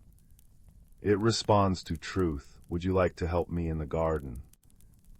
And so began Leora's visits to Elara's garden. At first she came only once a week, then every few days, and soon she was there nearly every afternoon. Elara never asked about the long sleeves Leora always wore, nor the way she sometimes tucked her hands into her pockets. Instead, she taught Leora about seeds, how they carried life inside them, waiting patiently for the right moment to awaken. "Change is never rushed in nature," Elara said one day as they planted moonpetal seeds. "A seed does not worry that it is not yet a flower. It trusts the dark, quiet earth. It knows its time will come." Leora found herself speaking more freely with Elara than she ever had with anyone. She talked about her fears of being too quiet, too different, too much like a bud that might never open. And as she spoke, she noticed that the silver patterns on her arms lingered longer, glowing softly in the dappled garden light. One evening, as the sun dipped below the horizon and painted the sky in hues of lavender and rose, Leora finally gathered the courage to roll up her sleeves. The patterns shimmered clearly now, swirling like delicate lace from her wrists to her elbows. Elara looked at them, her eyes warm and knowing. "Ah," she said softly. "I wondered when you would let them breathe. They are beautiful, you know, like the first frost of winter or the trails left by stars." Tears welled in Leora's eyes. "But what are they? Why do I have them?" "They are part of you," Elara said, placing a gentle hand on Leora's shoulder. "A reflection of the quiet magic inside. You've been like a cocoon, dear one, holding something wonderful within, waiting for the right moment to emerge." Over the following weeks, Leora began to notice that the garden responded to her emotions in subtle ways. When she felt uncertain, the flowers would bow gently as if in sympathy. When she laughed, their colors brightened. One afternoon, as she successfully nurtured a fragile sprout that had been struggling to grow, a nearby bush burst into blossoms the color of sunrise. Elara smiled. "You see, the garden celebrates with you." Leora's small victories accumulated like treasures in a chest. She learned to transplant seedlings without fear of harming them. She comforted a wounded bird until it was strong enough to fly again. She even managed to make a new friend, a shy boy from the village who also loved quiet corners, and as they spoke, a patch of bluebells at their feet chimed softly. But the greatest change was happening within Leora herself. The silver patterns no longer faded. They became a permanent part of her, shifting in color and design with her moods, soft blue when she was thoughtful, warm gold when she was happy, shimmering white when she felt at peace. She began to wear short sleeves, and though some in the village glanced curiously, most simply smiled. They had always known Leora was special. One day Elara led her to a quiet corner of the garden, where a large, silken cocoon hung from a low-hanging branch. It pulsed with a soft, inner light. "This has been here since you first arrived," Elara said. "I believe it's been waiting for you." Leora reached out, her fingers hovering just above the cocoon. She could feel a gentle warmth radiating from it. What is inside? That is for you to discover, Alara replied. But remember, change is not something to fear. It is simply life unfolding in its own time, like a seed becoming a flower or a caterpillar becoming a butterfly. For 3 days, Leora visited the cocoon. She sat beside it, sometimes reading, sometimes simply breathing in time with the soft pulse of light. She spoke to it of her journey, of her fears and hopes, of the kindness Alara had shown her, of the friends she had made, and of the magic she was learning to embrace within herself. On the 3rd evening, as the first stars began to pepper the sky, the cocoon began to tremble. Leora held her breath. A delicate crack appeared on its surface, and from within emerged not a butterfly, but something far more wondrous, a creature of light and air, with wings like stained glass and a body that shimmered like a dewdrop. It hovered before Leora, then gently landed on her outstretched hand. At that moment, Leora felt a warmth spread through her entire being. She looked down at her arms and saw that the patterns had transformed into glowing, living vines that twined gently around her limbs, blooming with tiny flowers that glowed with soft inner light. She was not just adorned with magic, she was magic. Alara approached, her eyes glistening. You see, you were never meant to hide, you were meant to bloom. The creature of light took flight, dancing around Leora before soaring upward into the twilight sky, leaving a trail of sparkling dust in its wake. Where is it going? Leora asked, her heart full. Where all beautiful things go when they are ready, on to new beginnings, Alara said. And you, my dear, are just beginning. Leora looked around the garden. Every plant, every flower, every stone seemed to be glowing with a soft, joyful light. She realized that the garden had not just been responding to her emotions. It had been growing with her, reflecting her journey from uncertainty to acceptance. That night, as Leora walked home under a canopy of stars, she felt a deep sense of peace. The silver patterns, now living vines with glowing blossoms, remained visible, a testament to the beauty of change embraced. She knew there would still be challenges ahead, but she also knew she carried within her the patience of a seed, the courage of a cocoon, and the light of a heart bloom finally unfolded. And so, under the watchful eyes of the moon, Leora stepped into the next chapter of her life, not as an ending, but as a gentle beginning, breathing in the night air filled with the promise of tomorrow. Story 16. In a quiet valley nestled between the whispering pines and a silver-threaded river, there lived a young girl named Anya. Her world was one of flower-dusted mornings and the comforting warmth of the bakery ovens, where her father crafted bread that tasted of sunlight and patience. But as much as Anya loved the familiar rhythm of kneading dough and the sweet scent of cinnamon, she often felt a quiet longing, a sense that there was more to the world than met the eye, especially when dusk settled over the valley and the first stars began to blink awake. One evening, as the last customers departed with loaves tucked under their arms, and the bakery fell into a comfortable silence, Anya noticed something unusual.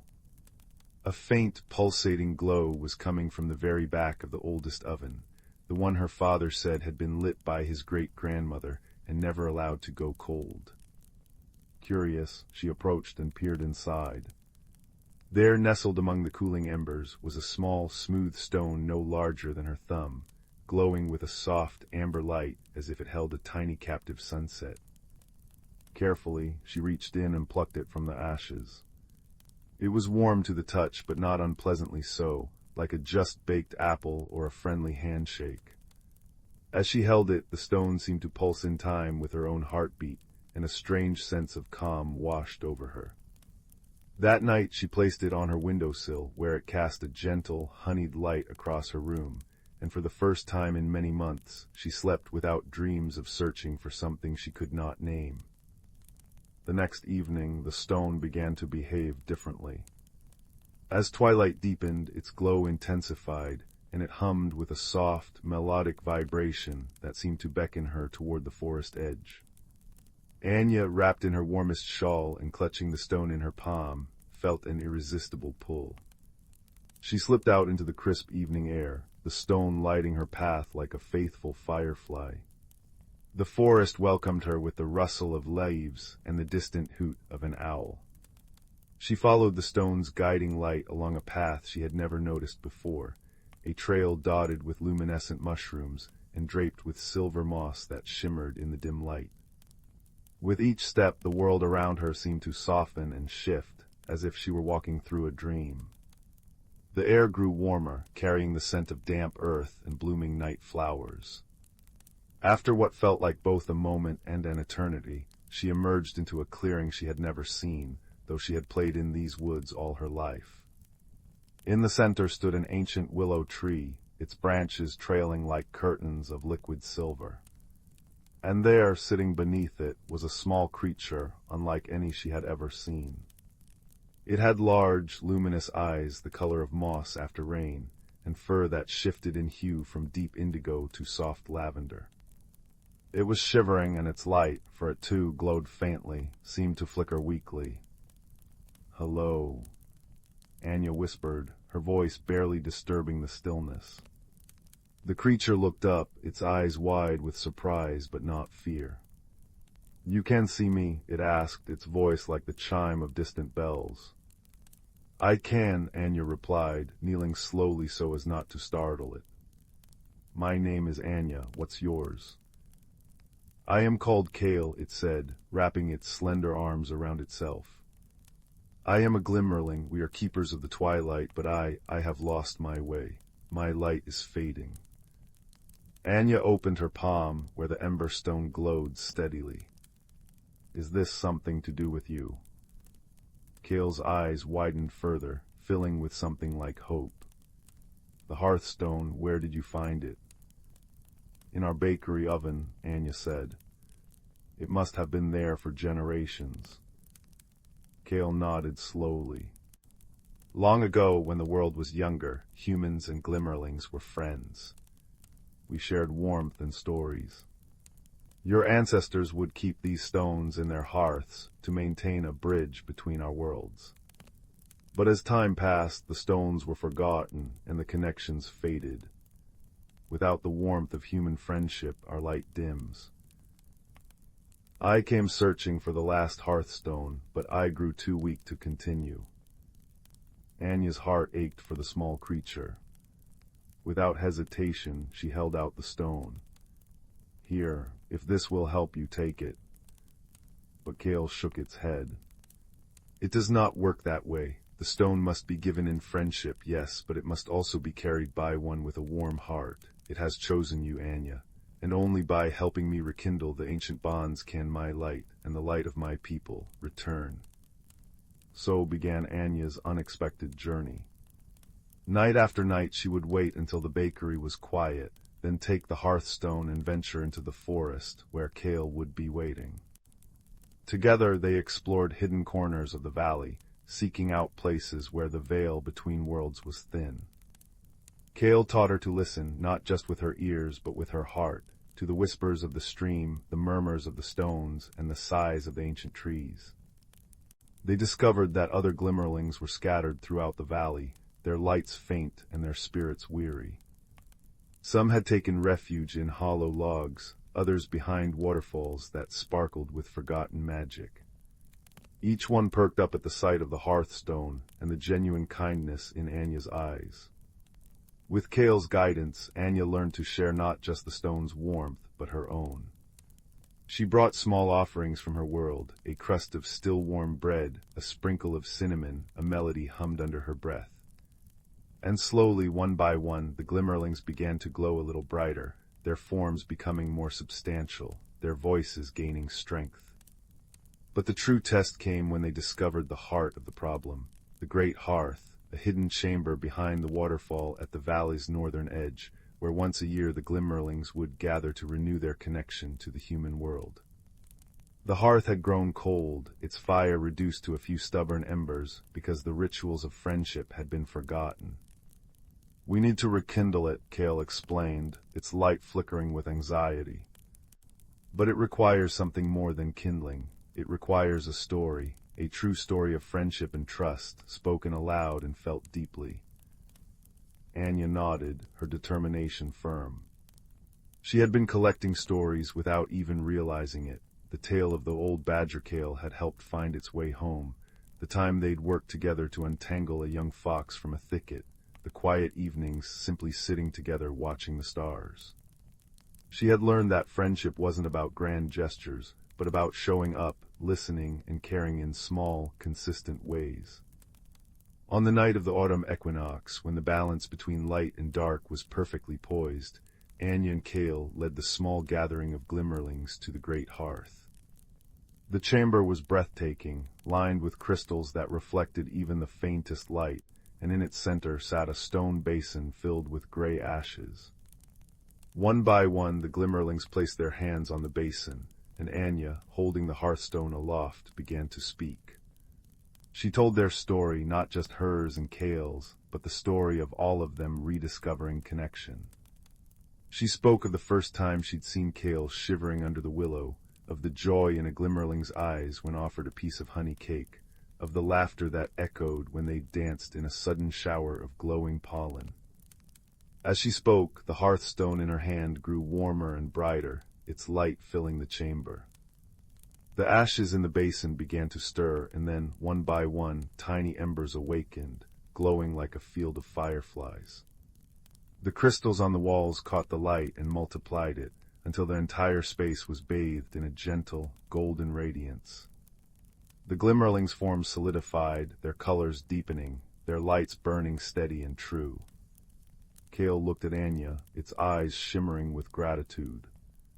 "You have done it, Anya. You have reminded us what it means to be connected." But Anya shook her head softly. "We did it together," she said. "Friendship is never just one person's doing."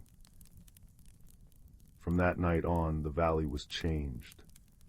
Though most humans never saw the glimmerlings, they felt their presence, in their especially brilliant sunsets, in the unexplained warmth that lingered on cool evenings, in the sense of peace that settled over the land. Anya continued to visit her friends, and the hearthstone remained with her, a constant reminder that the smallest light could illuminate the darkest places. And as for Anya herself, she was transformed. The lonely longing she had once felt was replaced by a quiet contentment. She still helped in the bakery, still woke to flower-dusted mornings, but now she carried within her the warmth of the hearthstone and the joy of unexpected friendship.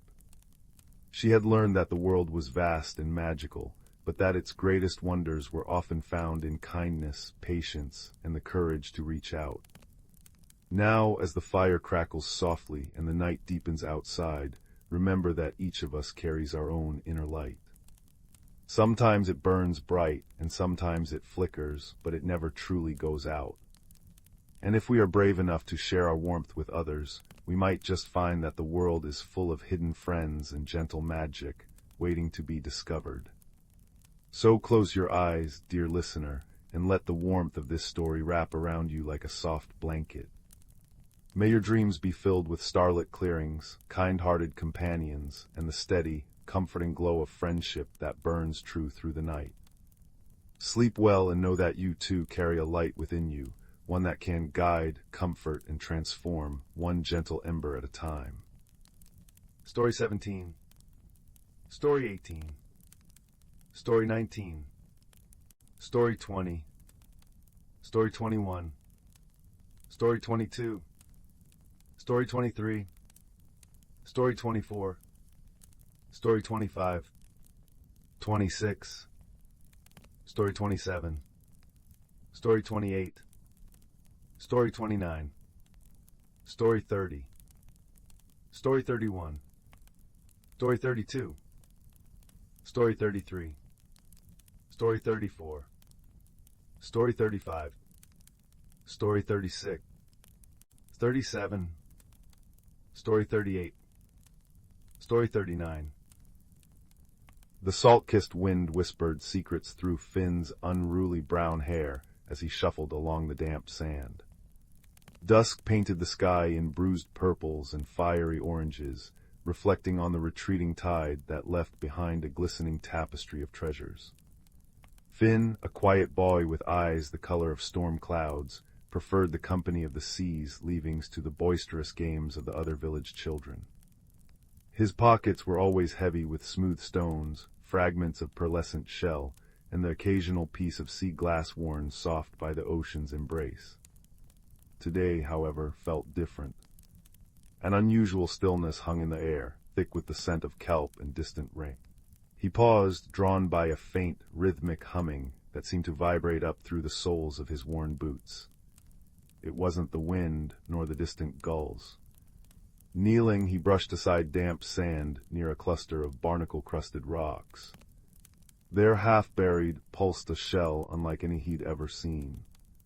It was no larger than his palm, a spiral of deepest midnight blue, swirling with veins of shimmering silver that seemed to shift and dance like captured moonlight. As his fingers brushed its cool, impossibly smooth surface, the humming intensified, resonating deep within his chest. It felt warm, alive. He carefully pried it free, cradling it in his hands. The silver veins flared brightly for a moment, then settled into a soft, steady glow.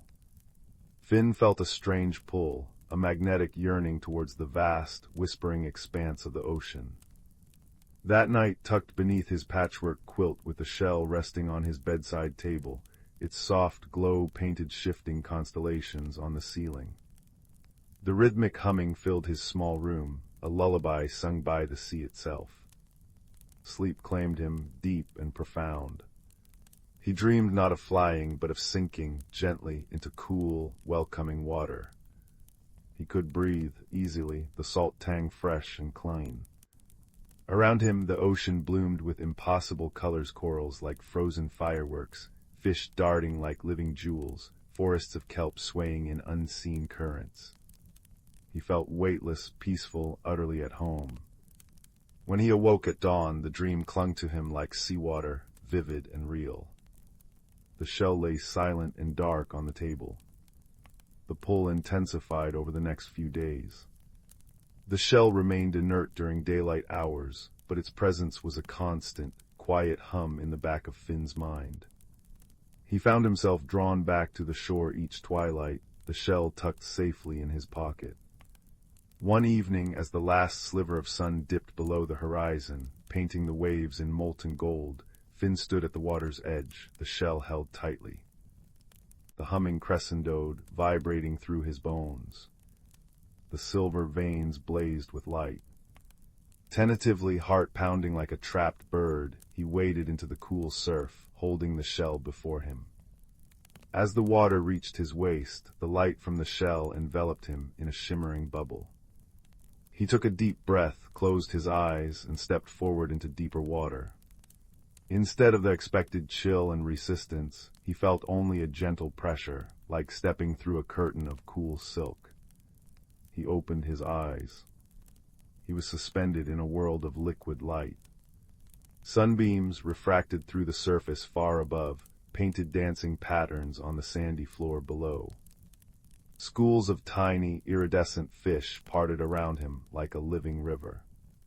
Gigantic ancient sea turtles glided past with slow, deliberate grace. The humming wasn't just in the shell now. It was the ocean itself, the sigh of currents, the crackle of distant reefs, the song of whales echoing from the deep. The shell pulsed warmly in his hand, its light a soft beacon. He was in the meridian depths. He drifted, awestruck, until a gentle bump against his shimmering bubble startled him. A large sea turtle, her shell patterned with intricate swirls of mossy green and gold, peered at him with ancient, intelligent eyes. Her gaze held a deep, calm wisdom. She nudged the bubble again, then turned, swimming slowly towards a towering forest of kelp that swayed like emerald giants. The shell hummed encouragingly. Finn understood. He willed himself to follow, finding that within the bubble, he could move with surprising ease, propelled by thought alone. The turtle led him through the kelp forest, where shafts of light pierced the gloom, illuminating fish that looked like shards of stained glass and anemones that pulsed with soft, internal light. They emerged near a cluster of colossal coral structures, forming arches and caverns that pulsed with their own bioluminescent glow. Creatures Finn had only seen in faded book illustrations darted amongst the formations. Seahorses like tiny, armored knights, octopuses changing color like living rainbows, and schools of fish that moved as one glittering entity. The turtle guided him towards a vast, open amphitheater formed by coral, its floor covered in smooth, multicolored pebbles. Here, nestled amongst giant clams that opened to reveal pearls glowing like captured moons, were the merfolk. They weren't the humans with fish tales of legend, but beings sculpted from the sea itself. Their skin shimmered with scales in every conceivable hue, deep abyssal blues, vibrant reef oranges, pearly whites. Their lower bodies flowed into powerful, elegant tails, while their upper bodies were more humanoid, adorned with intricate patterns of living coral and trailing strands of glowing seaweed. Large, luminous eyes, adapted to the dim light, regarded Finn with open curiosity and a hint of wariness. One merfolk larger than the others, with scales the deep indigo of the midnight ocean and a crown woven from phosphorescent kelp, swam forward. Her presence radiated calm authority. She placed a webbed hand against Finn's bubble. A warmth spread from the contact, and Finn felt a strange sense of understanding bloom in his mind, not words, but feelings and images. Welcome, shell-bearer. I am Queen Thalassa. We felt the deep stars awakening. Her thoughts flowed into his mind, clear and resonant like bells heard underwater. She gestured to the shell in his hand, the deep star. Finn, overwhelmed, tried to project his own jumble of thoughts. I found it on the shore. It brought me here. It's beautiful. Thalassa smiled, a gentle ripple of light across her face. The deep star chooses its keeper. It has slept for many tides. Its return signals a need. She projected an image, a section of the vibrant coral reef Finn had seen earlier, but now gray, brittle, lifeless. A creeping shadow seemed to cling to it. The gloom spreads. It silences the songs, dims the lights. We know not its source, only that it weakens the meridian depths. Finn felt a pang of sorrow for the dying coral. Can I help? The question formed instinctively, fueled by the deep star's warm pulse against his palm, and the profound peace he felt in this hidden world. The Queen's luminous eyes held his. The deep star sensed a kindred spirit, one who listens to the quiet things. Perhaps your eyes, unused to our depths, can see what ours cannot. But the gloom is perilous. You would need a guide. She turned her gaze towards the large sea turtle who had brought Finn. Cora has watched over these reefs longer than memory. She will swim with you. Cora nudged Finn's bubble gently with her beak, her ancient eyes conveying steadfastness. Finn felt a surge of determination mixed with trepidation. He was just a quiet boy who collected shells. How could he help save an entire hidden world? But the image of the dying coral, the fading light, and the deep star's unwavering warmth in his hand steeled his resolve. He nodded. I'll try. Their journey began the next tide cycle. Guided by Cora's steady presence and the deep star's soft light, Finn ventured deeper into the meridian depths towards the afflicted area. The vibrancy gradually faded. The water grew colder, the light dimmer. Fish were scarce, and those they saw moved sluggishly. The coral structures, once bursting with color and life, stood like skeletal ghosts, coated in a slimy, dark gray film that seemed to absorb the gloom. The constant, soothing hum of the ocean was replaced by an unsettling silence, broken only by the mournful creak of dying coral. Cora swam close, projecting images of the reef as it once was, teeming with life. Finn concentrated, trying to see beyond the decay. He noticed things the merfolk, accustomed to the reef's normal rhythms, might overlook. Strange, faintly glowing tendrils, almost invisible against the gray slime, snaked from the dying coral towards cracks in the seabed below. They pulsed with a sickly, greenish light. He pointed them out to Cora, projecting the image. The turtle's eyes widened slightly. She nudged him towards a particularly large fissure, hidden beneath an overhang of dead coral. The fissure exhaled a plume of unnaturally cold water. The gloom seemed thickest here, clinging like tar. As Finn peered closer, the deep star in his hand flared brighter, its silver veins blazing. The light cut through the murk, revealing the source of the tendrils.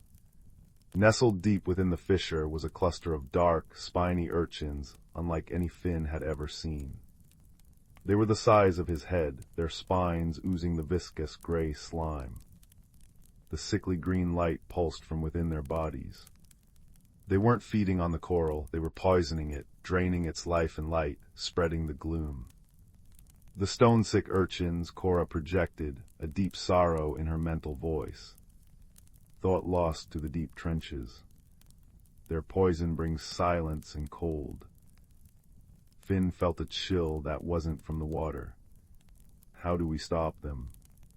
He remembered something his grandmother, a healer in the village, once said about ailments. Sometimes the strongest poison needs the gentlest cure. Cora projected an image of a specific luminous plant, a kelp with fronds that glowed a soft, healing blue. Moonlace. Its light purifies. But it grows only in the sunken gardens, guarded by the razorback clams. They snap shut at the slightest tremor. The sunken gardens lay on the far side of the gloom-ridden reef. Getting there meant navigating treacherous currents and the suffocating silence. Cora led the way, her powerful flippers moving with silent grace. Finn concentrated, using the deep star's light to illuminate safe paths through fields of sharp, dead coral and around hidden crevices where more stone-sick urchins lurked. The silence pressed in, heavy and unnerving. Once a massive razorback clam, disturbed by their passage, snapped its jagged shell shut with a sound like thunder, mere inches from Finn's bubble. He gasped, heart hammering, but Cora nudged him onwards, her calm presence a steady anchor. Reaching the sunken gardens was like stepping into a forgotten dream. Here, untouched by the gloom, giant anemones bloomed like underwater flowers in neon hues. Fish shimmered like scattered gems, and growing in sheltered grottos were clusters of moonlace. Its long, ribbon-like fronds emitted a soft, ethereal blue light that seemed to hum with gentle energy. But true to Cora's warning, each cluster grew within the reach of enormous razorback clams, their shells partially open like hungry jaws, revealing pearlescent interiors and sensitive, frilled edges. They feel vibrations, Cora cautioned. One wrong move. Finn watched the clams. He noticed tiny, glowing shrimp cleaning their shells, moving with exquisite slowness and care. The clams remained open for them. Gentleness, Finn thought, remembering his grandmother's words. Not force. He projected the image of the cleaning shrimp to Cora, then an idea formed. He needed to move like the shrimp slowly, deliberately, radiating calm. Holding the deep star close, he focused all his will on projecting a feeling of peace, of harmless intent, just as the shell seemed to radiate warmth and safety. He imagined himself not as an intruder, but as part of the gentle rhythm of the garden. Slowly, inch by painstaking inch, he drifted towards a cluster of moonlace, keeping his movements fluid and minimal. He felt the deep star amplify his intent, its light softening, becoming less a beacon and more like the dappled sunlight filtering through the surface. Cora watched utterly still, her ancient eyes filled with hope. A large razorback clam loomed beside the moonlace. Its frilled mantle rippled, sensing his presence. Finn held his breath, pouring every ounce of calm he possessed through the deep star. The clam's shell tensed slightly, then relaxed. It remained open. Heart pounding with quiet triumph, Finn carefully reached out and gently harvested several fronds of the glowing moonlace. They felt cool and resilient in his hand, pulsing with soft blue light. He retreated as slowly as he had approached. Back at the poisoned fissure, the task was even more delicate. They had to get close enough to the stone-sick urchins without triggering a defensive spray of their toxic slime. Finn again relied on the deep star, projecting feelings of calm and harmlessness, while Cora used her immense patience and knowledge of currents to position them. Finn held a frond of moonlace towards one of the urchins. As the soft blue light touched the oozing gray spines, a remarkable thing happened. The sickly green glow within the urchin flickered. The gray slime seemed to recoil, sizzling faintly as the moonlace's light washed over it. Slowly, agonizingly slowly, the darkness receded from the spines, replaced by their natural, dull purple. The urchin stopped pulsing its toxic light and became still and dormant. Working with painstaking care, Finn and Cora treated each stone-sick urchin in the cluster. The deep star warmed in Finn's hand, its light blending with the moonlace's blue glow, amplifying the cleansing effect. They worked until the fissure was clear, the cold plume ceased, and the last traces of the sickly green light vanished. Exhaustion washed over Finn, deep and profound, but it was mixed with a soaring sense of accomplishment. They returned to the coral amphitheater. Queen Thalassa and her people awaited them anxiously. As Finn presented the remaining moonlace and projected images of their mission, the discovery of the urchins, the perilous journey, the gentle application of the cure, a wave of profound gratitude washed over him from the gathered merfolk. Their luminous eyes shone with renewed hope. Work began immediately. Guided by Finn's descriptions and Cora's wisdom, teams of merfolk carefully harvested more moonlace, using Finn's method of stillness and projected calm, and applied its light to the afflicted areas of the reef.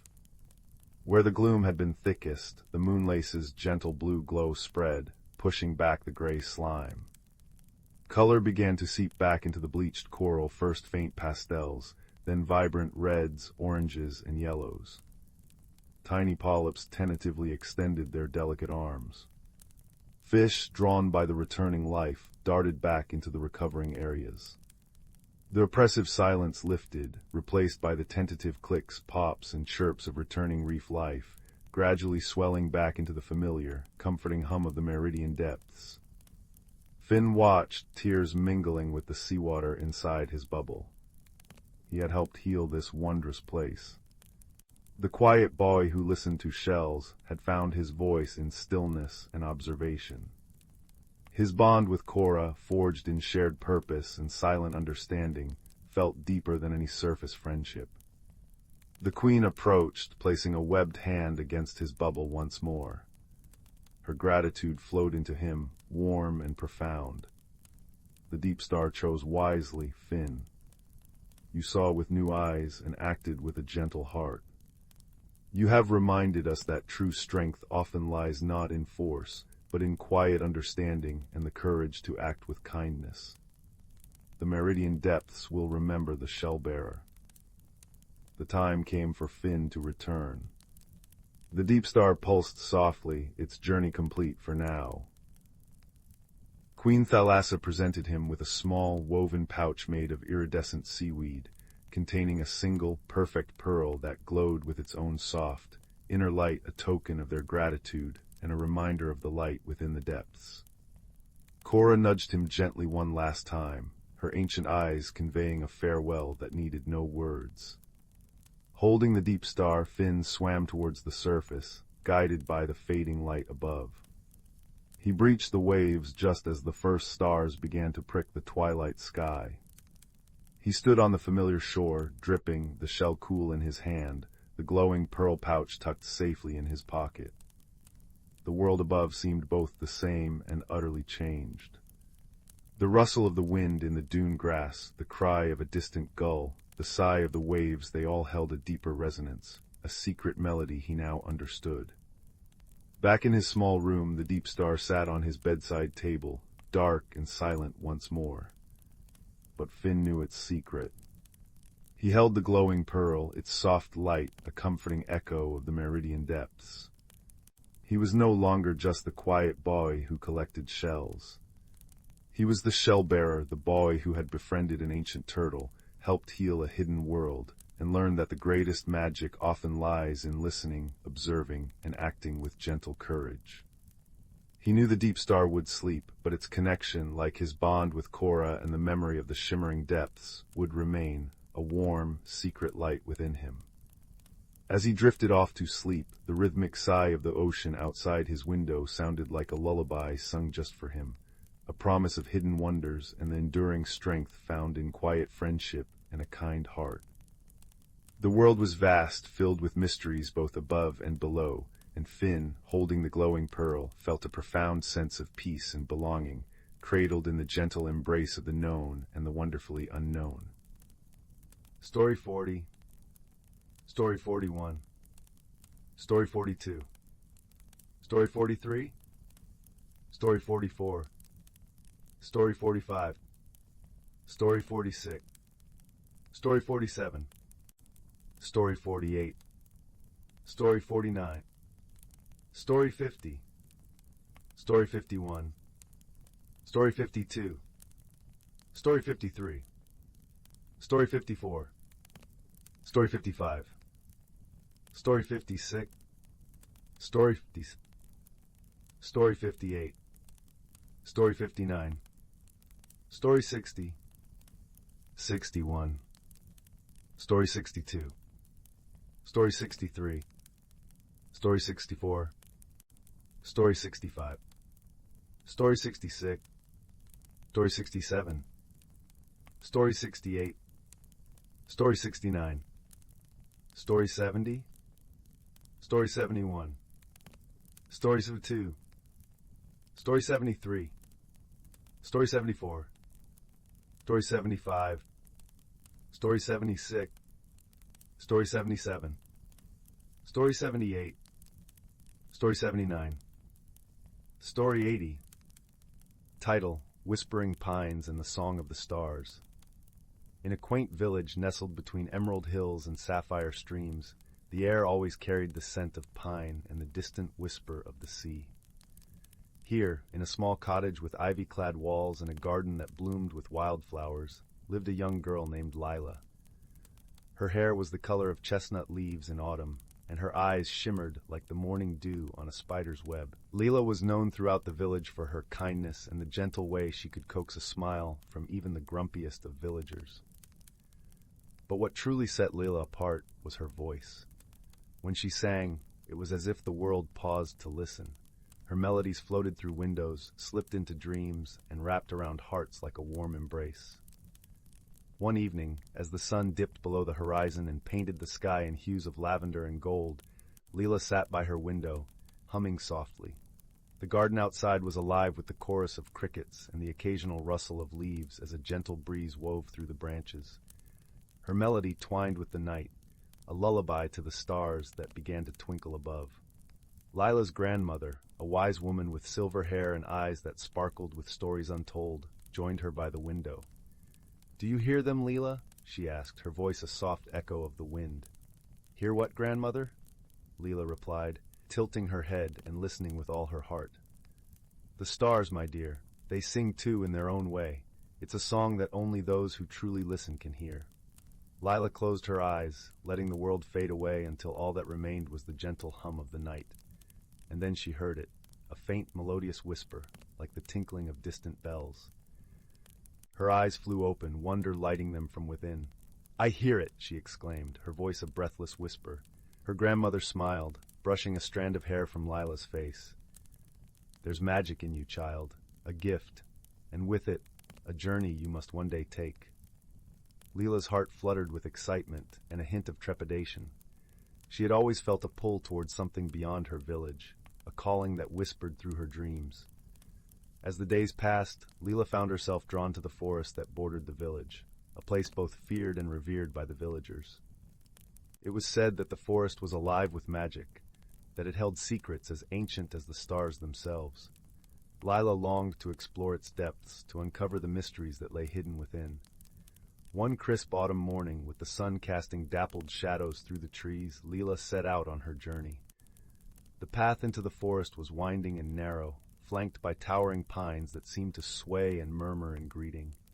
The air was cool and fresh, filled with the earthy scent of moss and the sweet fragrance of fallen leaves. As Lila ventured deeper, the forest around her seemed to come alive.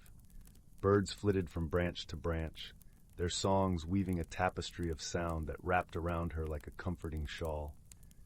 Squirrels chattered and scurried, their bushy tails flicking playfully as they watched her with curious eyes. Lila walked for what felt like hours, guided by an unseen hand, until she reached a clearing bathed in golden sunlight. At its center stood an ancient oak with branches that reached skyward, its bark etched with intricate patterns that seemed to dance in the shifting light. Drawn to the tree, Lila approached and placed a hand on its trunk. The moment her fingers touched the rough bark, a warmth spread through her, and she felt a presence, a gentle, wise spirit that resided within the tree.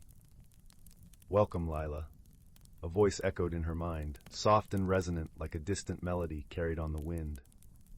"Who are you?" Lila asked, her voice barely a whisper. "I am the guardian of this forest, keeper of its secrets and its stories. You have been chosen, Lila, to carry the song of the stars and share it with the world."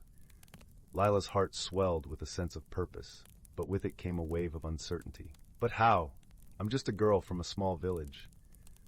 "You are more than you know, Lila. The magic within you is strong. Trust in yourself, and you will find your way." With those words, the presence faded, leaving Lila with a sense of peace and determination. She knew she had a path to follow, a song to share, but how and where she was yet to discover. As she turned to leave, a shimmer of light caught her eye from beneath the roots of the oak. Kneeling down, she discovered a small, intricately carved wooden box. It was cool to the touch, and when she opened it, she found a pendant in the shape of a star, its surface gleaming with an ethereal light. Slipping the pendant around her neck, Lila felt its warmth seep into her, a comforting reminder of her purpose. With renewed resolve, she began her journey back, each step taking her closer to fulfilling the destiny whispered to her by the stars. Over the following weeks, Lila's life took on a new rhythm. She spent her days tending to her garden, her evenings singing to the stars, and her nights dreaming of the journey that lay ahead. The villagers noticed the change in her, drawn to the light that seemed to radiate from within. One evening, as Lila sat by her window, her grandmother joined her, a knowing smile on her lips. "It's time, isn't it?" she said softly. Lila nodded, her heart both heavy and light.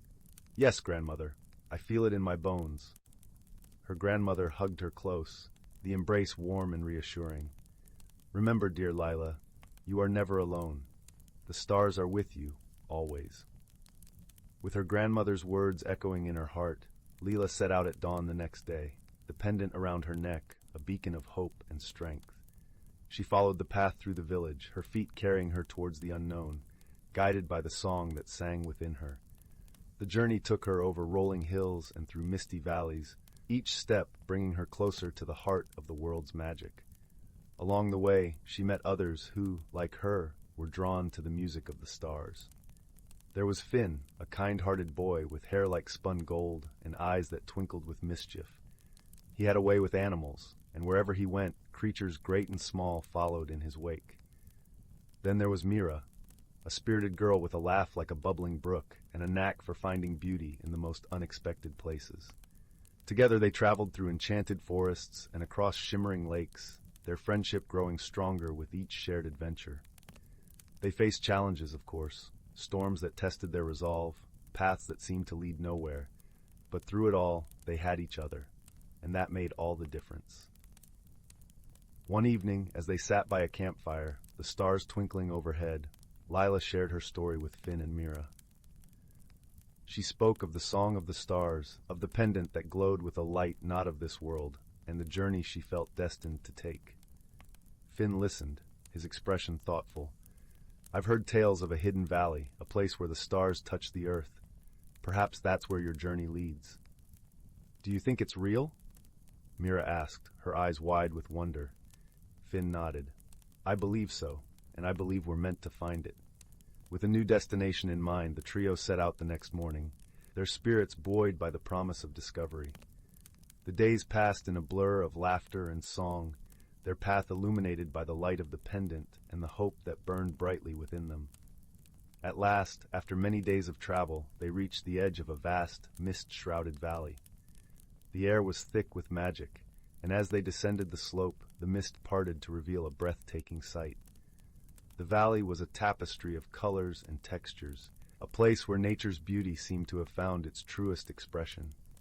Flowers of every hue carpeted the ground, their petals shimmering in the sunlight. Towering trees stretched towards the sky, their leaves whispering secrets to the wind. And at the center of it all lay a serene lake, its surface like glass reflecting the sky above. As they approached the water's edge, a sense of peace enveloped them, as if the very air was infused with the song of the stars. Lila knelt by the lake, her heart filled with gratitude and awe. She understood now that this place, this hidden valley, was where she was meant to share her song.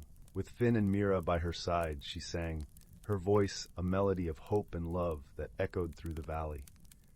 As her song filled the air, the world seemed to hold its breath, and then, one by one, the stars began to descend from the sky.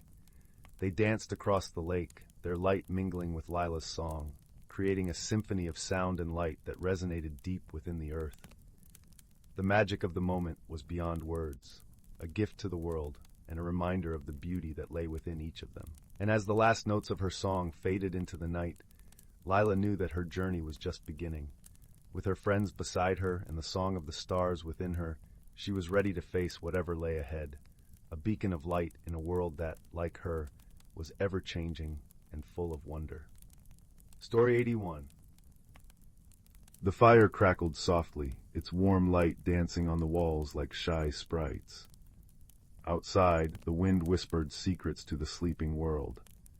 Tonight, dear listener, we journey to the heart of Greenwood Hollow, a village nestled in a valley where the air smelled perpetually of damp earth and wild thyme, and where the gardens held whispers of magic. In this village lived a young gardener named Silas. Silas had hands that knew the language of the soil, fingers that could coax the shyest seedling from the earth with infinite patience. His garden, tucked behind a cottage with a mossy roof, was a tapestry of vibrant blooms and lush greenery, each plant thriving under his gentle, predictable care.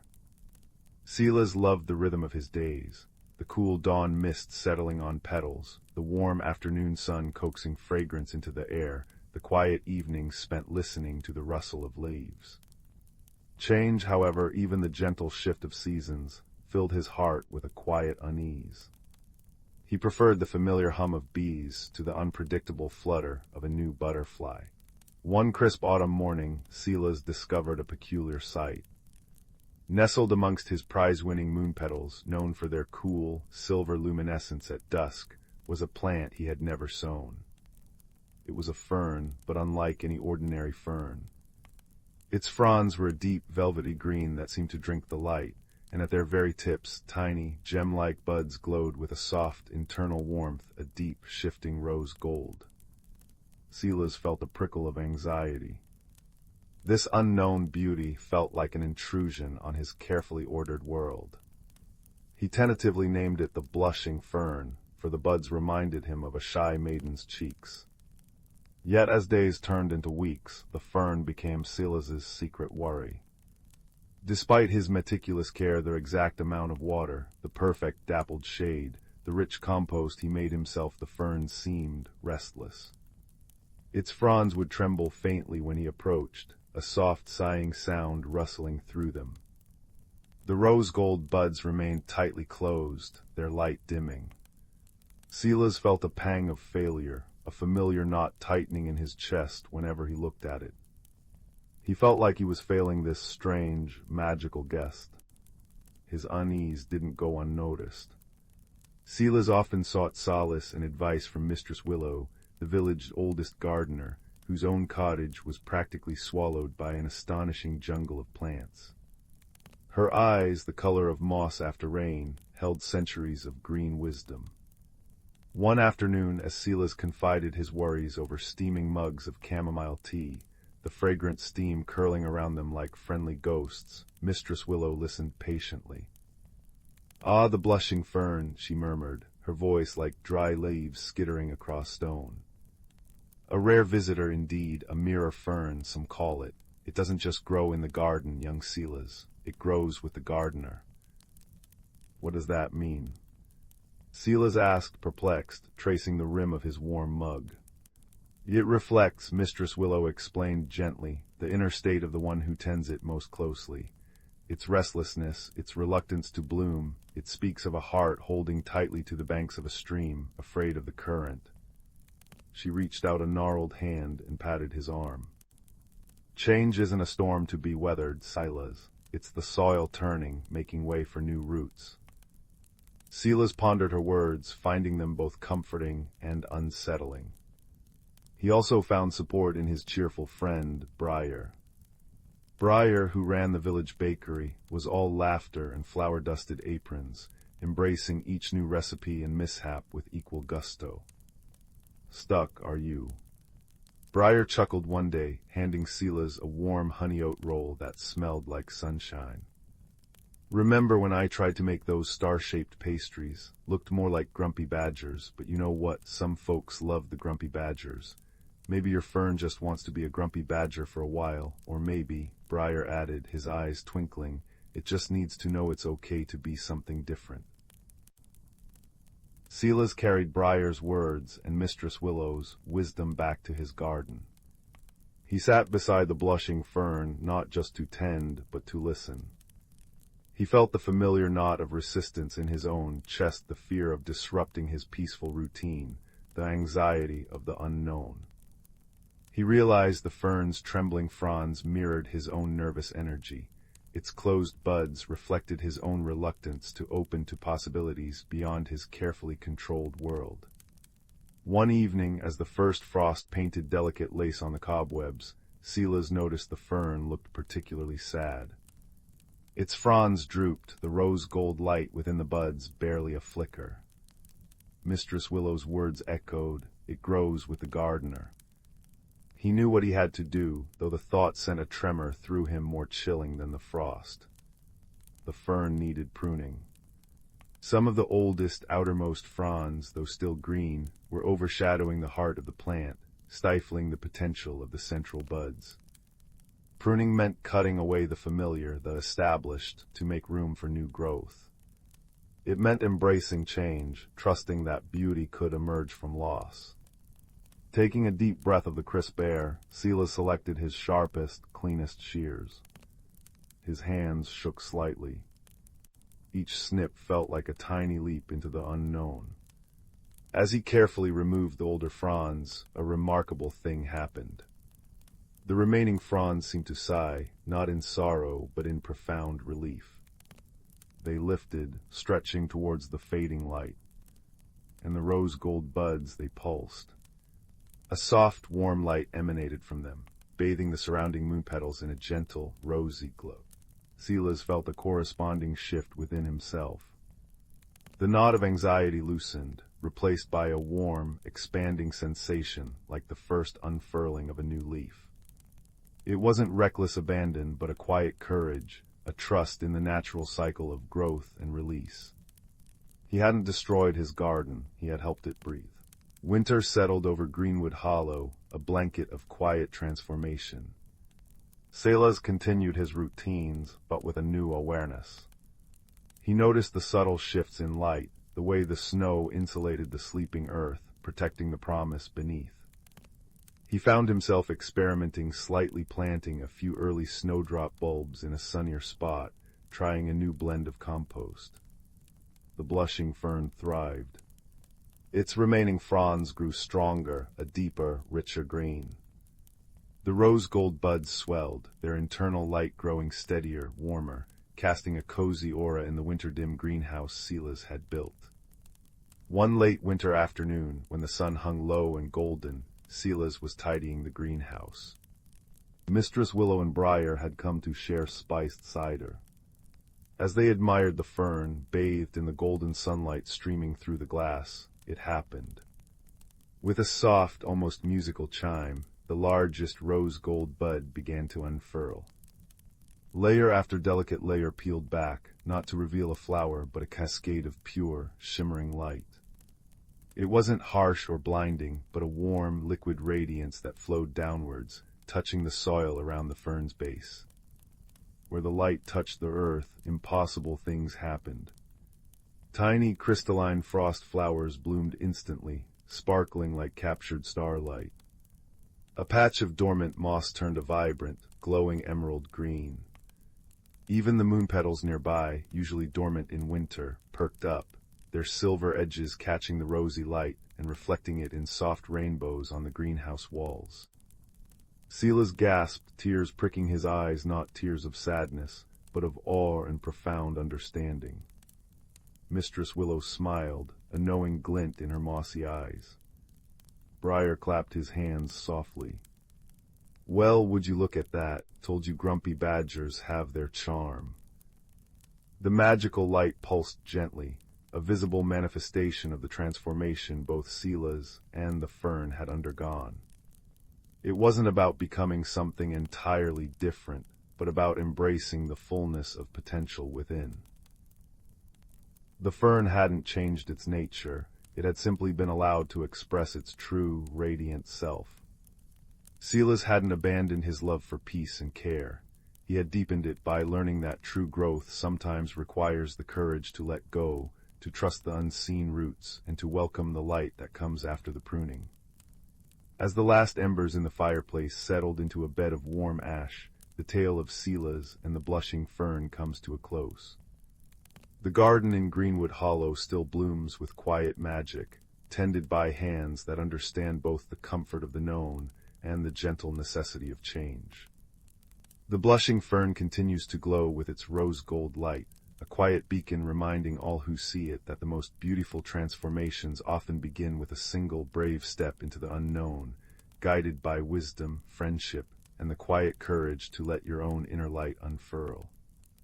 Remember, dear listener, as you drift towards dreams, that your own heart holds seeds of wonder, waiting for the right moment, the right care, to blossom into something uniquely, beautifully yours. Sleep peacefully, wrapped in the warmth of growth and the quiet magic of becoming. Story 82. Story 83. Story 84. Story 85. Story 86. Story 87. Story 88. Story 89. Story 90. Story 91. Story 92. Story 93. Story 94. Story 95. In a small cottage nestled at the edge of a whispering pine forest, where the air always carried the scent of damp earth and wood smoke, lived a young girl named Lyra. Her home stood alone, with only the company of rustling leaves and the distant hoot of an owl to break the silence of the evenings. Though she loved her little house with its thatched roof and warm hearth, Lyra often felt a quiet loneliness settle around her shoulders like a shawl she hadn't chosen to wear. One autumn evening, as the last rays of sun painted the sky in shades of violet and gold, Lyra sat by her crackling fireplace, watching the flames dance and listening to their gentle hiss and pop. The firelight cast shifting patterns upon the walls, creating shadow creatures that leapt and twirled before disappearing into the corners of the room. As she stirred the embers with an iron poker, something unusual caught her eye. A small, smooth stone nestled deep within the ashes, glowing with a soft, pulsing light the color of warm honey. Curious, Lyra reached carefully into the warmth and retrieved the stone. It fit perfectly in her palm, radiating a comforting heat that seemed to seep right into her bones. As she held it closer, she noticed intricate patterns etched upon its surface, swirling lines that reminded her of tree rings or perhaps the path of a meandering stream. The stone pulsed rhythmically, almost as if it were breathing in time with her own heartbeat.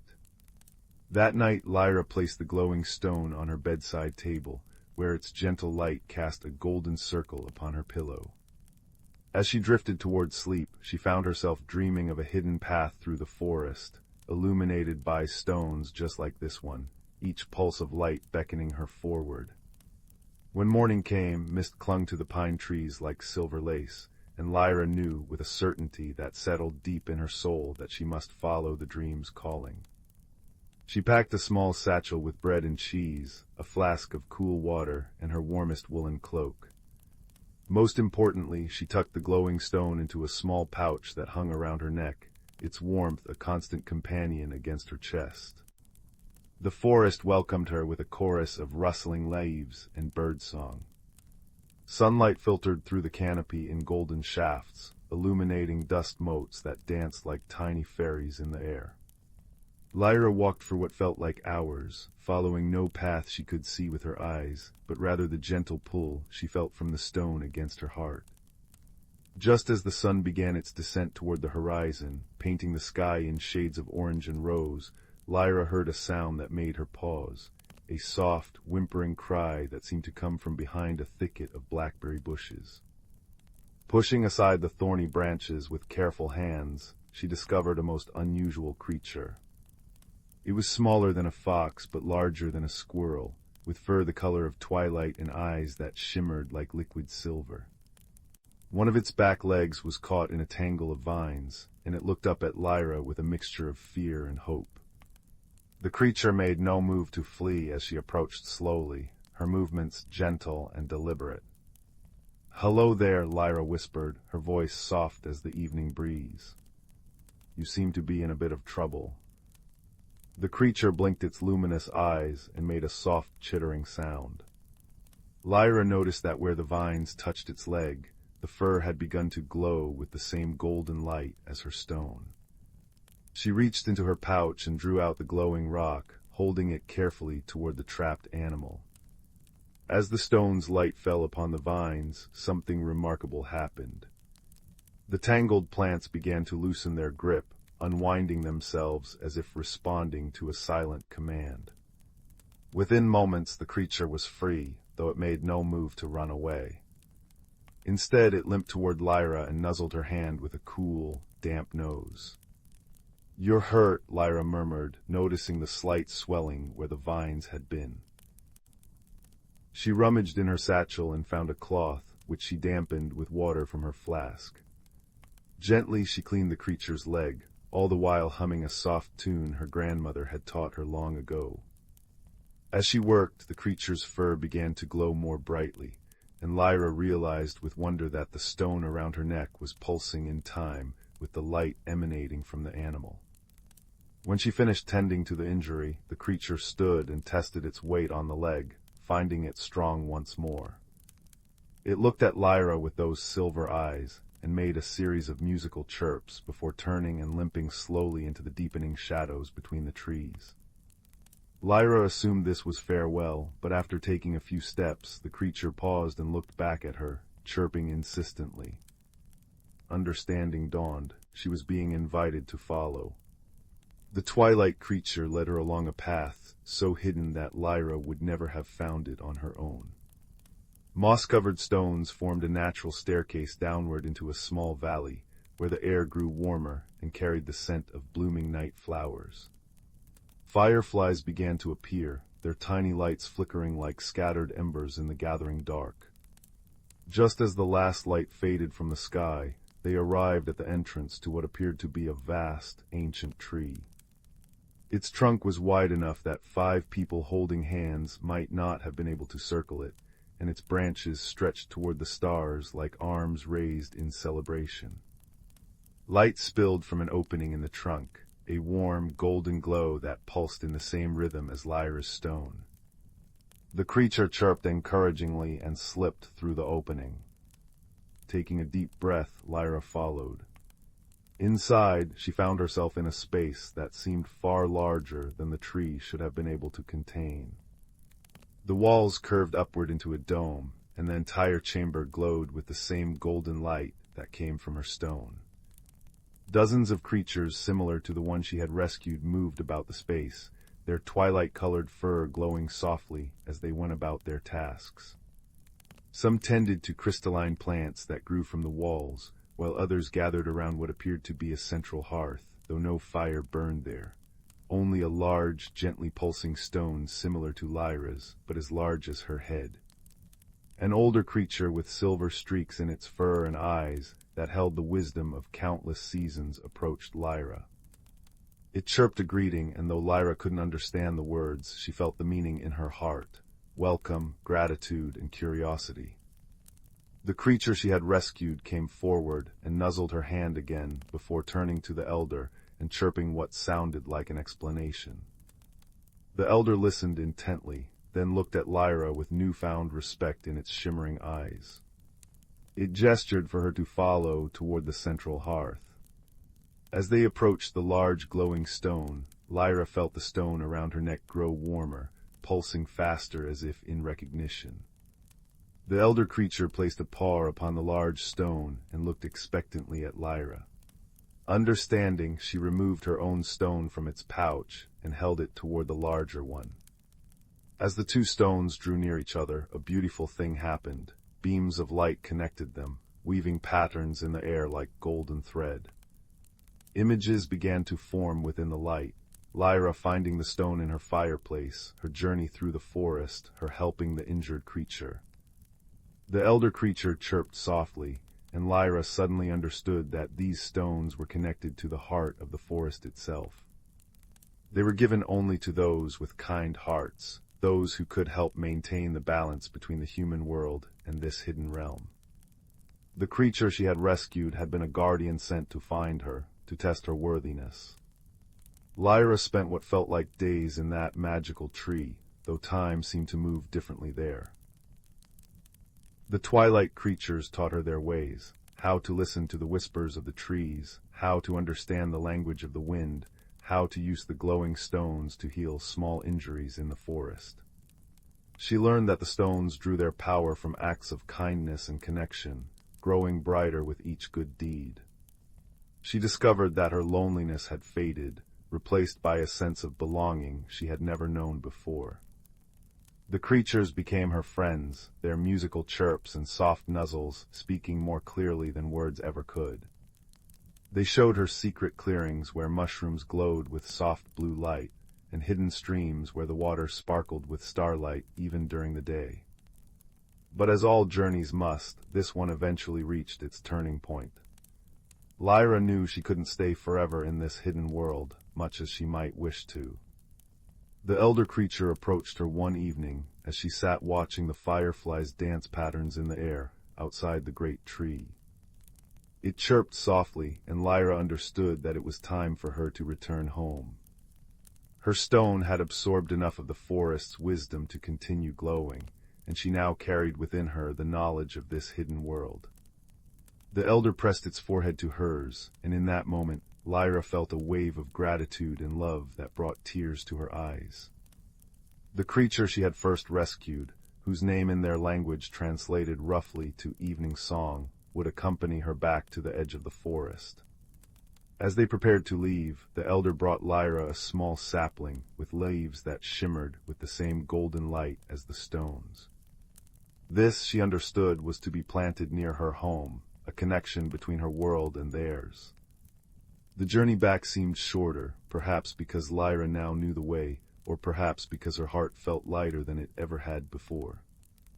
Evening Song walked beside her, occasionally chirping a melody that sounded like the forest itself breathing. When they reached the edge of the woods, where Lyra's cottage stood waiting with warm light in its windows, the creature nuzzled her hand one last time, before turning and disappearing back into the shadows between the trees. Lyra stood for a moment, breathing in the familiar air of home, before moving to plant the shimmering sapling near her front door. As she placed it in the earth, she felt her stone pulse warmly against her chest, and she knew the tree would grow strong and true. Inside her cottage, the fireplace had burned down to embers, yet the room felt warmer than she remembered. Lyra placed her stone on the mantelpiece, where it cast its gentle golden light throughout the room. She realized then that the loneliness she had carried for so long had been transformed during her journey, not vanished entirely, but changed into something new.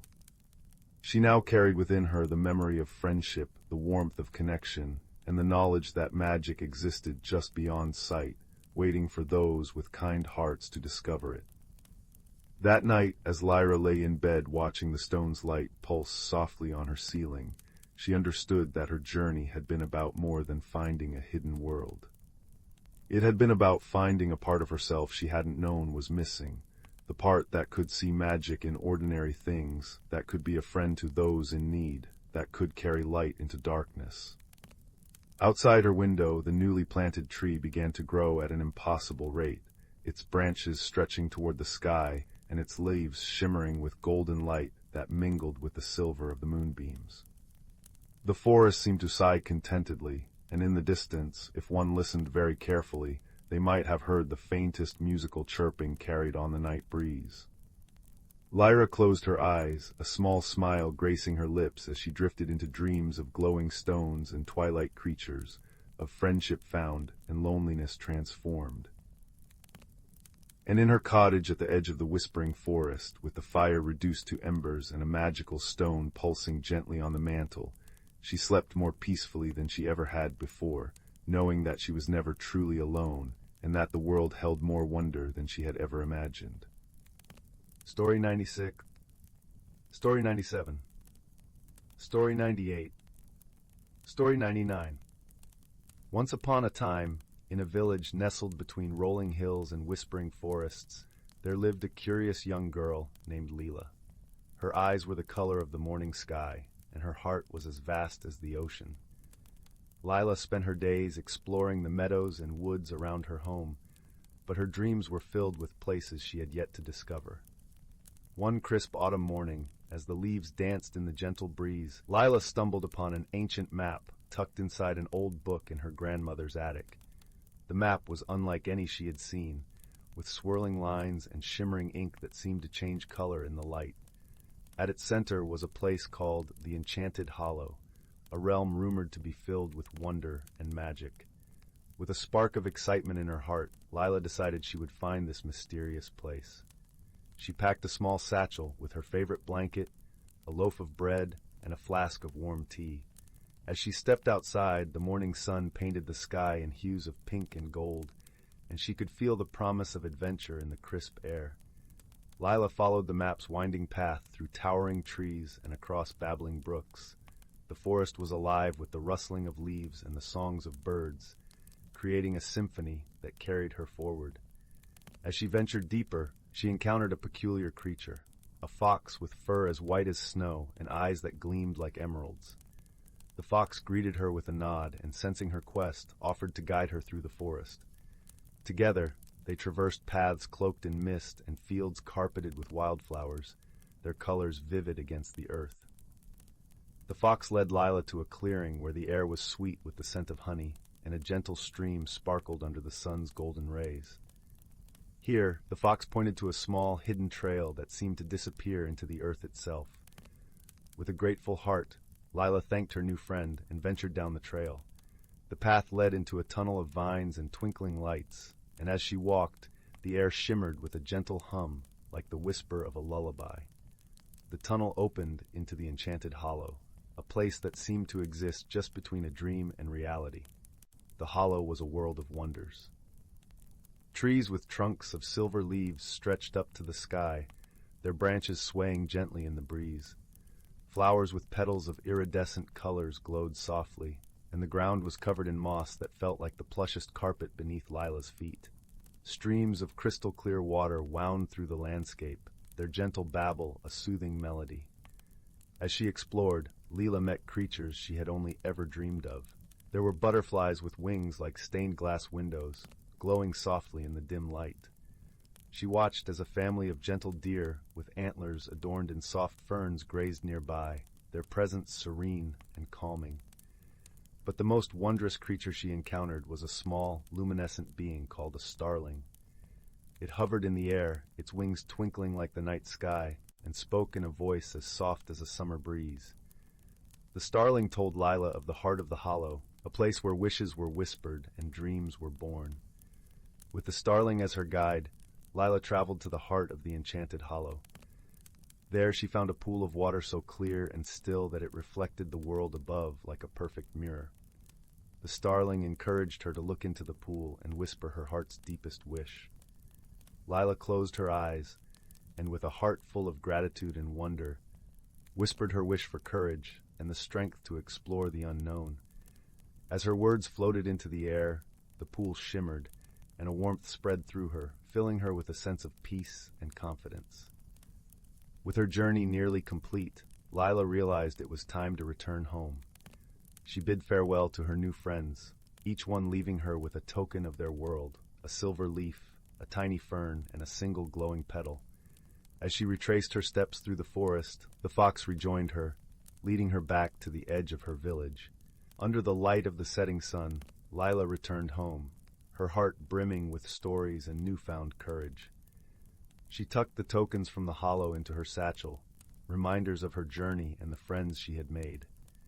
As she drifted off to sleep that night, the wind carried the scent of the forest through her window, and the stars outside twinkled with a familiar glow.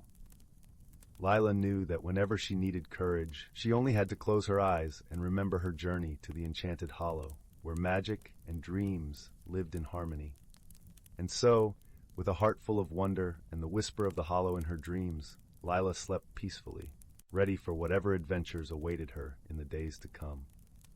In a quaint village nestled at the foot of the Misty Wood Mountains, where the air was sweet with the scent of blooming lilacs, and the gentle murmur of the river lullaby could be heard on quiet evenings, there lived a young woman named Isla. Isla was known far and wide for her kindness and gentle demeanor, yet she found herself struggling with the winds of change that seemed to swirl ever more insistently around her. Isla cherished her life in the village, where each day was a familiar pattern of tending to her flourishing garden and assisting the villagers with her herbal remedies. But as the seasons turned, she felt a stirring within her, a restlessness she couldn't quite name. It was as if her heart whispered of adventures beyond the fields she knew so well, yet her mind clung to the comfort of the known. One particularly serene afternoon, as golden rays of sunlight filtered through the rustling leaves, Isla sat by the riverbank, her fingers trailing lazily through the cool water. It was here she often found solace and clarity, and today was no different. For as she watched the play of light on the ripples, a curious thing happened. The water began to shimmer with an ethereal glow, and from its depths emerged a small, luminescent creature, a water sprite, no taller than a foot, with wings that glinted like moonlit dew. The sprite, whose name was Sylvie, was a guardian of the river, entrusted with maintaining its harmony. "Dear Isla," Sylvie chimed in a voice as melodic as a chime, "I sense your heart's yearning for something beyond. Change is a part of life's grand tapestry, and it need not be feared." Startled yet comforted by Sylvie's presence, Isla listened intently as the sprite continued.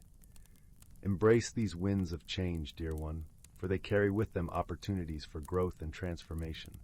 Despite Sylvie's words, Isla felt a knot of uncertainty tighten within her. "But what if I'm not ready? What if I fail?" she murmured, gazing into the sprite's wise eyes. Sylvie smiled, her glow warming the air. "Remember, Isla, you are never alone. The forest itself is alive with those who care for you, ready to lend their wisdom and aid." Heartened by Sylvie's assurance, Isla thanked the sprite, who vanished with a soft splash into the river, leaving a trail of sparkling droplets in her wake. With a newfound resolve, Isla rose and made her way back to the village, determination blossoming alongside the lilacs. The following morning, Isla awoke with the sun's first light, a gentle breeze carrying the scent of pine and promises of new beginnings. She decided to seek counsel from Elder Rowan, the village's wise sage, whose wisdom was as deep as the roots of the ancient trees. The path to Elder Rowan's cottage wound through lush meadows and under arching boughs, where birds sang of dawn's beauty. As Isla approached, she noticed the warm glow of a fire crackling within, its smoke curling up like a dragon's breath into the morning sky. Elder Rowan greeted her with a kind smile, his eyes twinkling like stars in the twilight. "Ah, Isla, I've been expecting you," he said, gesturing for her to sit beside the hearth. "The winds of change have whispered of your coming." Isla poured out her heart, speaking of her fears and the sprite's counsel. Elder Rowan listened with the patience of a timeless oak, nodding thoughtfully. My dear, change is indeed daunting, but it is also a great teacher, he mused, his voice a soothing balm. Consider the caterpillar, who must surrender its form to become a butterfly. It is through transformation that we discover our truest selves. Ela pondered his words, the flickering fire casting gentle shadows that danced across the walls. But how do I find the courage to embrace it? She asked softly. Elder Rowan handed her a small, intricately carved wooden box. Within this box is a seed, he explained.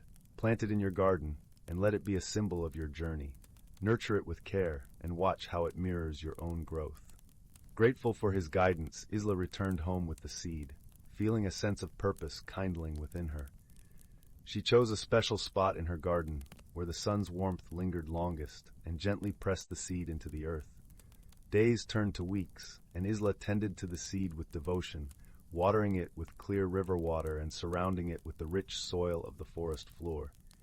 As she cared for it, she found herself changing too, her heart opening to the possibilities that lay beyond her comfort zone. During this time, Ela often visited her dear friend Aiden, a gentle-hearted blacksmith whose laughter was as infectious as springtime. Aiden had faced his own fears of change when he took up his father's smithy, and he offered Isla his unwavering support. "You're stronger than you know, Isla," Aiden said one afternoon, the rhythmic clang of his hammer a steady backdrop. Just as iron must be tempered by fire to become steel, so too must we face challenges to grow. As the village cycled through the seasons, Isla's seed began to sprout, its tender leaves unfurling toward the sky. With each new leaf, Isla felt her confidence bloom, and the knot of uncertainty within her began to loosen. One moonlit night, as Isla sat in her garden, the air heavy with the fragrance of night-blooming jasmine, she heard a soft rustle among the leaves. Sylvie, the water sprite, appeared once more, her wings casting a silvery glow. "Look at how you've grown, Isla," Sylvie remarked, her voice a gentle whisper. "Just like this plant, you've stretched beyond your limits, reaching for the light." Isla smiled, a quiet joy filling her heart. "I think I'm ready now," she said, her voice steady, ready to embrace whatever lies ahead. Sylvie nodded, her wings fluttering softly. "Remember, dear one, the journey is as important as the destination. Trust in yourself and in the friendships that support you." With those parting words, Sylvie vanished into the night, leaving behind a shimmering trail that lingered in the air like a promise. As dawn broke the next day, Ela awoke with a sense of peace and clarity. She knew she could face the unknown, for she had grown stronger and wiser through her journey. With her heart open to the possibilities of the world beyond the village, Isla embraced the winds of change, ready to spread her wings and soar. And so in the gentle embrace of the Mistywood Mountains, a young woman discovered the beauty of transformation, guided by wisdom, friendship, and the magic of her own heart. As she stepped into the world, she carried with her the lesson that change, though daunting, was the very essence of life's wondrous journey. The crackling fire paints dancing shadows on the walls as the chill wind whispers against the window pane. Tonight, little one, let me tell you of Finn, a boy whose heart held a quiet ache, and the journey sparked by a single, impossible ember.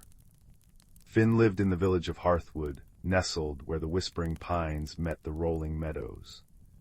It was a place of warm bread, chimneys puffing steady smoke, and laughter echoing from sturdy wooden houses.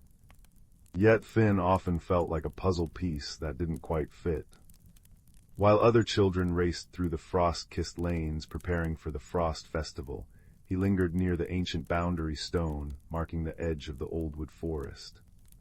The Oldwood was vast and deep, a place of tangled roots and hushed secrets, where villagers ventured only in the brightest daylight. Finn felt a strange pull towards its shadowed depths, a pull he couldn't explain, a quiet yearning that mirrored the low, mournful wind sighing through the pines. One crisp afternoon, just as the weak winter sun began its descent, Finn wandered closer than usual to the Oldwood's edge. The air held a bite sharp and clean, carrying the scent of snow yet to fall and the rich, damp perfume of decaying leaves beneath the trees. A flicker of orange light, low amidst the gnarled roots of an ancient oak, caught his eye. It wasn't the steady glow of a hearth, nor the sharp spark of flint. It pulsed softly, warmly, like a tiny, living heartbeat nestled in the gloom. Curiosity, a stronger force than caution, drew him forward. He knelt, the frozen moss crunching faintly under his knees, and gently brushed aside a layer of crisp, brown leaves. There it lay, an ember, but no ordinary ember. It was the size of a robin's egg, perfectly round, and glowing with a deep, internal warmth that seemed to breathe. Its light wasn't harsh, it was the soft, inviting glow of a banked fire promising comfort. Hesitantly, Finn reached out. Instead of searing heat, a gentle, profound warmth radiated from it, seeping into his chilled fingers, spreading up his arm like a comforting embrace. It felt alive.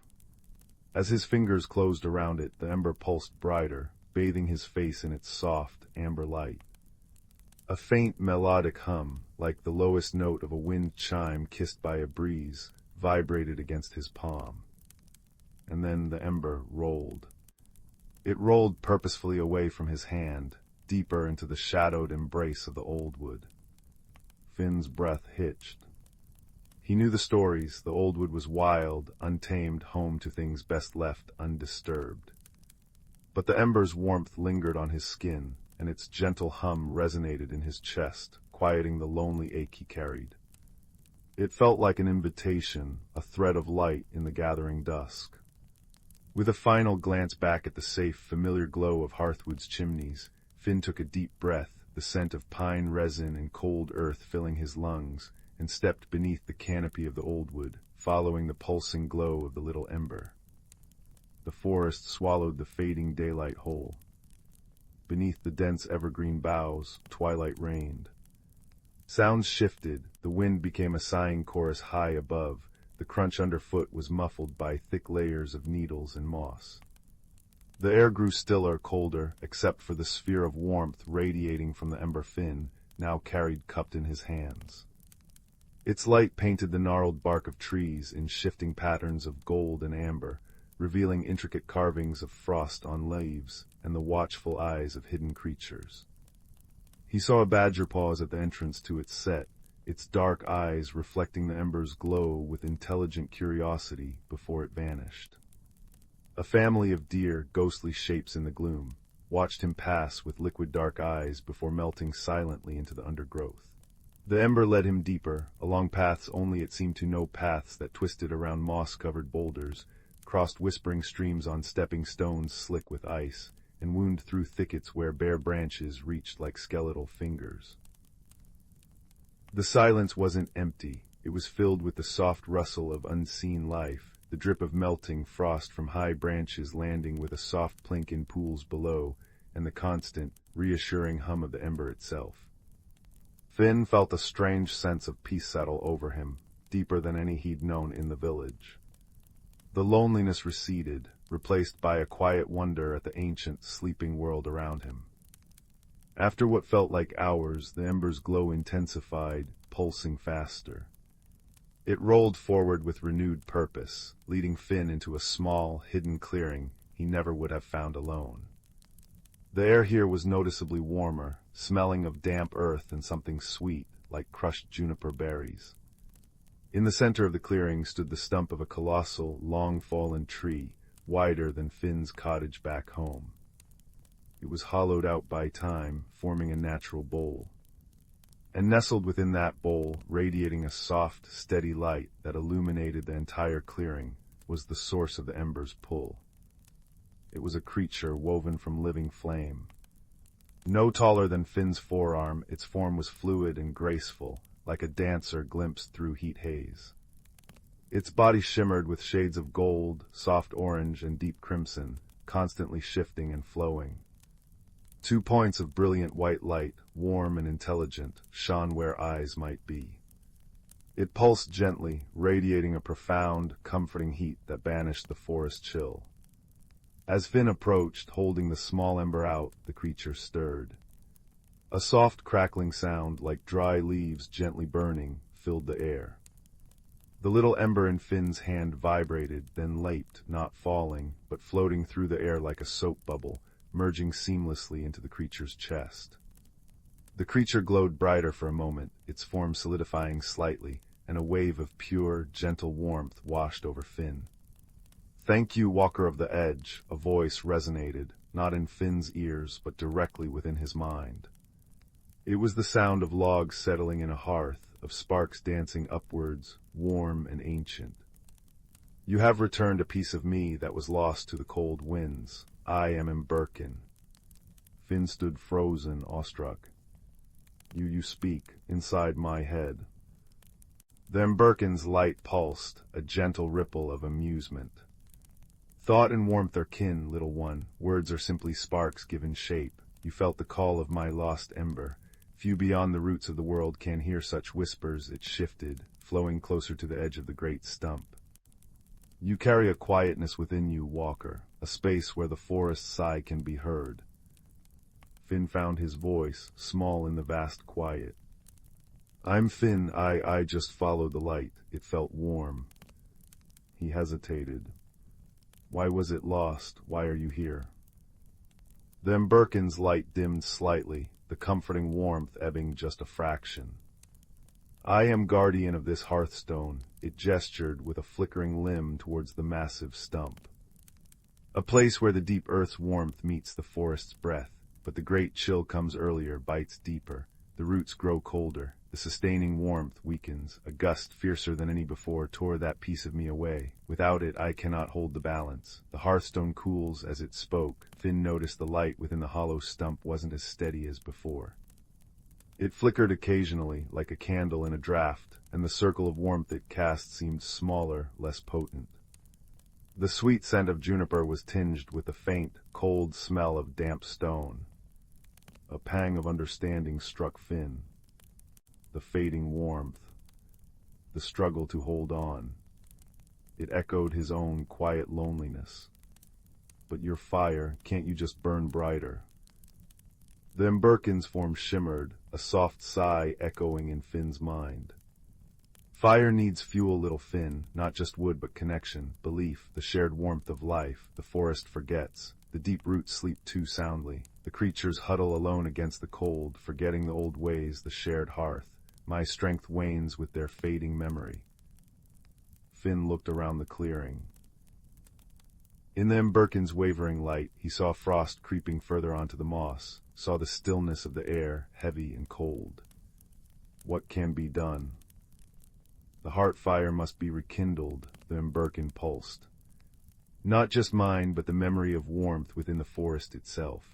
The source lies deep at the wellspring of roots where the earth's first heat still sleeps, but the paths are forgotten, grown cold and treacherous, and I am bound to this stone. I grow dim. Finn felt the warmth of the little ember that had merged back, still a faint echo in his palm. He thought of the village, preparing for the frost festival, celebrating warmth together. He thought of his own quiet ache. "I could go," he said, the words surprising even him. "I could find this wellspring. I'm good at finding things, quiet things." He remembered the badger, the deer, the hidden paths the ember had shown him. The Emberkin's light flared, a surge of warmth washing over Finn. "You offer this, Walker. The journey is long. The old wood holds mysteries and shadows. The cold bites deep where the wellspring sleeps." Finn met the creature's brilliant gaze.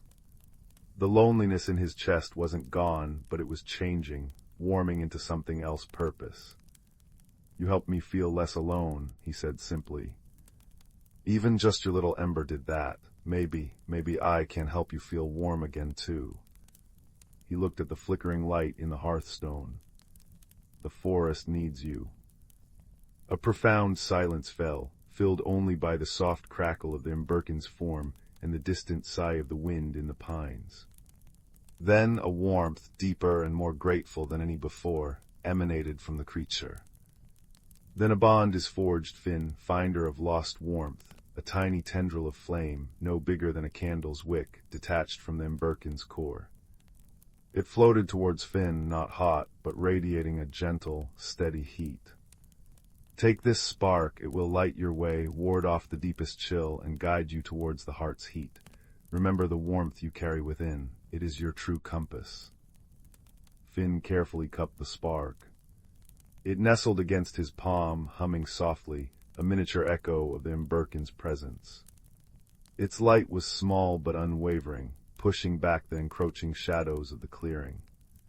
He felt a connection, thin but strong, stretching back to the guardian at the hearthstone. He took a deep breath, the scent of pine and cold earth now mixed with the faint, comforting smell of wood smoke from the spark. Which way? The Emberkin's form flowed, pointing a shimmering limb deeper into the forest, towards where the land began to slope downwards into even deeper shadow. Follow the sigh of the stones, listen for the water that runs warm beneath the frost, trust the spark and trust the quiet knowing that led you here. With a final look at the Emberkin, its light flickering bravely in the cooling hearthstone, Finn turned. Holding the spark aloft like a tiny lantern, he stepped beyond the clearing, leaving the circle of fading warmth and venturing into the deeper, colder embrace of the old wood. The spark's light painted a small, golden path before him, illuminating frost ferns on fallen logs and the watchful eyes of owls high above. The journey had truly begun. The descent was slow and careful. The path the Emberkin had indicated wasn't a path at all, but a way through thickets of holly that scraped against his coat with a sound like dry whispers, across ravines spanned by fallen giants of trees, their bark rough and icy under his hands, and down slopes where frost-slicked roots threatened to send him tumbling. The spark's warmth was a constant comfort against the deepening cold that seeped through his clothes, a cold that felt ancient and heavy, pressing in from the shadowed earth. The air grew stiller, damper, smelling less of pine and more of deep, cold stone and undisturbed loam.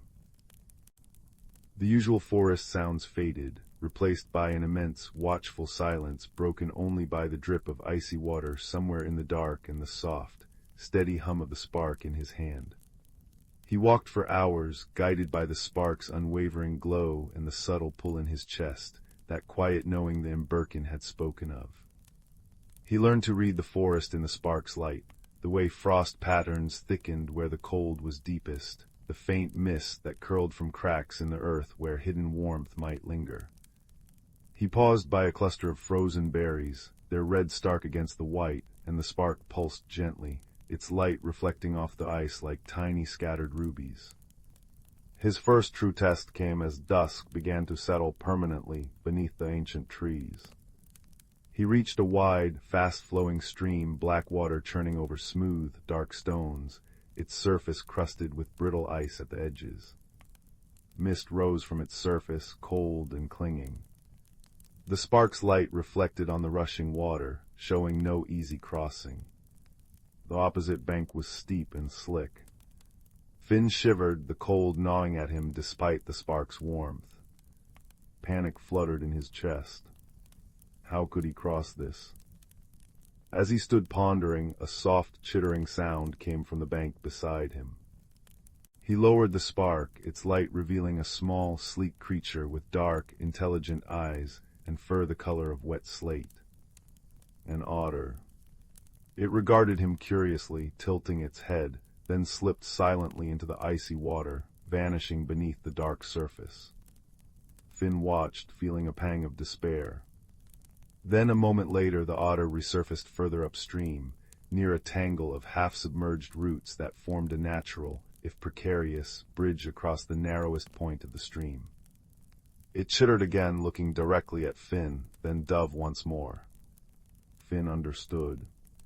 Holding the spark carefully, he scrambled over the slippery rocks towards the roots. They were slick and uneven, but strong. Taking a deep breath, he began to cross, using his free hand to grip the cold, wet wood. The water roared below, sending sprays of icy mist onto his face. Halfway across, his foot slipped. He cried out, scrabbling for purchase, the spark held high. Just as he felt himself falling, something nudged his leg firmly from beneath the water. The otter. It braced him, giving him the precious second he needed to regain his balance. Heart pounding, Finn scrambled the rest of the way to the far bank. He turned, breathing heavily, steam puffing from his mouth in the cold air. The otter popped its head up, gave one final, soft chitter, and vanished downstream. "Thank you," Finn whispered into the gloom, his voice small but sincere. The spark pulsed warmly in his hand, as if acknowledging the otter's help. He felt a flicker of something new, not just gratitude, but a sense of belonging within the forest's intricate web. He wasn't entirely alone. The land sloped ever downwards. The trees grew taller, their trunks massive and twisted, draped in curtains of gray-green lichen that glowed faintly in the spark's light like ghostly lace. The air grew thick with the smell of minerals and deep earth. The cold intensified, a dry, penetrating cold that seeped into his bones despite the spark's valiant efforts. Frost coated everything in thick, feathery crystals that sparkled like diamonds in the tiny lantern's glow. Finn's breath plumed white, and his steps became slower, heavier. Doubt began to creep in, cold and insidious. What was he doing? A boy lost in the deepest woods, chasing a fire sprite's dream. The wellspring seemed like a myth. The quiet ache of loneliness threatened to return, colder than the air around him. He stumbled into a small, icy hollow, ringed by sheer walls of frozen rock. Exhaustion washed over him. He sank down onto a frost-covered boulder, pulling his knees to his chest, holding the spark close. Its light seemed dimmer now, struggling against the oppressive, ancient cold of this deep place. The silence was absolute, heavy, suffocating. He felt very small, very lost. A tear hot against his frozen cheek traced a path downwards. Was then Birkin fading away even now, alone at the hearthstone? Had he failed before he'd even truly begun? Remember the warmth you carry within. Then Birkin's words echoed softly in his memory. Finn closed his eyes, shutting out the oppressive gloom. He focused not on the biting cold, but on the small, steady warmth of the spark against his palm. He thought of the otter's helpful nudge, its sleek head popping up in the black water. He thought of the badger's curious glance, the deer's watchful eyes. He thought of them Birkin's profound gratitude, its light flaring when he offered to help. He thought of the village, yes, even the village, the smell of baking bread, the sound of laughter during the frost festival preparations, the warm glow of hearths seen through windows. He didn't quite fit there, but the warmth was real. It existed. It was part of him, too. He focused on that feeling, not the absence of belonging, but the presence of connection, however small. The warmth of kindness offered, of purpose accepted. He poured that feeling, that memory of warmth, into the spark cupped in his hands. He imagined it feeding the tiny flame, strengthening it with his own quiet courage. A soft gasp escaped him. The spark flared. Not violently, but significantly. Its light, which had been dwindling to a faint amber glimmer, suddenly brightened, pushing back the shadows of the hollow. Its warmth intensified, a wave of comforting heat washing over him, banishing the chill that had settled in his core. The hum grew stronger, clearer, a resonant chime in the silence. And as the light grew, it illuminated something on the far wall of the hollow he hadn't seen before, a narrow fissure in the rock, barely wider than his shoulders. From within that fissure drifted the faintest whisper of air, warm air. And beneath the roar of his own pulse in his ears, he heard it, the sigh of stones the Birkin had spoken of, a low, deep, resonant hum coming from the earth itself, and the faint, musical trickle of flowing water. Not icy water, but water carrying the promise of warmth. Hope, warm and bright, surged through Finn, stronger than the spark's renewed glow. He scrambled to his feet, renewed energy coursing through him. The path wasn't gone, it was hidden. He had found it not just with his eyes, but with the warmth inside him. He approached the fissure. The warm air flowing from it smelled different, like wet stone, yes, but also like minerals and something ancient and comforting, like sun-warmed rock from a deep place. The spark pulsed eagerly in his hand, its light streaming into the dark crack. Taking a deep breath of the surprisingly warm air, Finn squeezed into the fissure. The rock was cold and smooth against his back and chest, but the air flowing past him was blessedly warm. He edged forward, the spark held before him, illuminating damp, glistening walls that narrowed and then widened. The sigh of the stones grew louder, a deep, resonant vibration he could feel in his bones, mingling with the growing sound of trickling water. The air grew warmer, damper, smelling strongly now of minerals and heat. After a tense, cramped journey, the fissure opened abruptly. Finn stepped out into a cavern.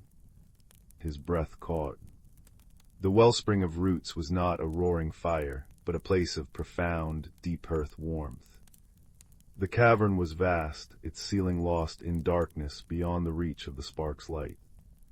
The walls and floor were smooth, dark stone, glistening with moisture. In the center bubbled a pool, not of water, but of thick, viscous liquid that glowed with a soft, internal light, molten earth, perhaps, or some primordial spring. It shimmered with hues of deep gold, burnt orange, and rich crimson, casting shifting, warm reflections on the cavern walls. Steam rose gently from its surface, curling in the still air, carrying the scent of hot stone and ancient minerals. This was the source, the deep heart fire the Emberkin needed. But the warmth here felt dormant, sleeping, like a banked fire waiting for a breath. The pool bubbled sluggishly. The light it cast was gentle, but not vibrant. The cavern, while warm compared to the frozen hollow outside, held a stillness, a sense of waiting. Finn approached the edge of the pool cautiously. The heat radiating from it was intense but not scorching. It was the deep, penetrating warmth of a healing stone. He looked at the spark in his hand. The Emberkin's instructions echoed, rekindle the heart fire. Rekindle the memory of warmth. He understood. It wasn't just about bringing the spark here. It was about awakening the connection. He needed to share the warmth. He carried the warmth of the Emberkin's hope, the otter's kindness, his own quiet courage, and the memory of all warmth he had ever known. He knelt by the glowing pool, the heat warming his face. He cupped the spark carefully, feeling its eager pulse against his skin. Closing his eyes, he didn't just think of warmth, he felt it. He felt the comforting heat of the spark. He felt the profound gratitude of the Emberkin. He felt the sturdy helpfulness of the otter. He felt the watchful presence of the forest creatures. He felt the cozy glow of Hearthwood's hearths, the laughter of children, the smell of baking bread. He felt his own determination, the quiet strength that had brought him here.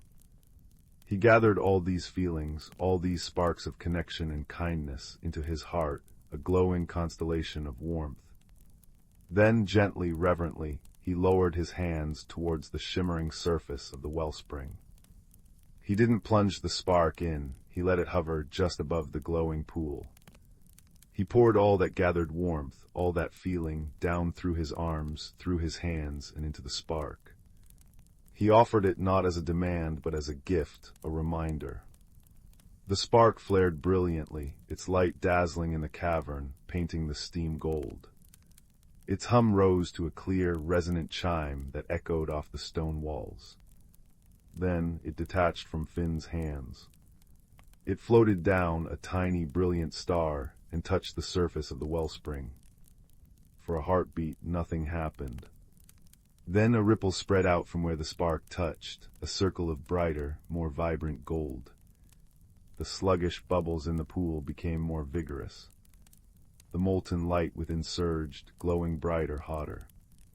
The deep, resonant sigh of the stones intensified, becoming a powerful, welcoming hum that vibrated through the entire cavern, shaking loose tiny crystals of mineral that sparkled like falling stars in the renewed light. Steam billowed more thickly, carrying the intensified scent of hot stone and life. The warmth radiating from the pool deepened, becoming a palpable, enveloping embrace that chased away the last vestiges of cold from Finn's body. The wellspring wasn't just awake, it was alive, pulsing with renewed, vibrant energy. Finn watched, awestruck, tears of relief and wonder warming his cheeks. He had done it. He had rekindled the heart fire.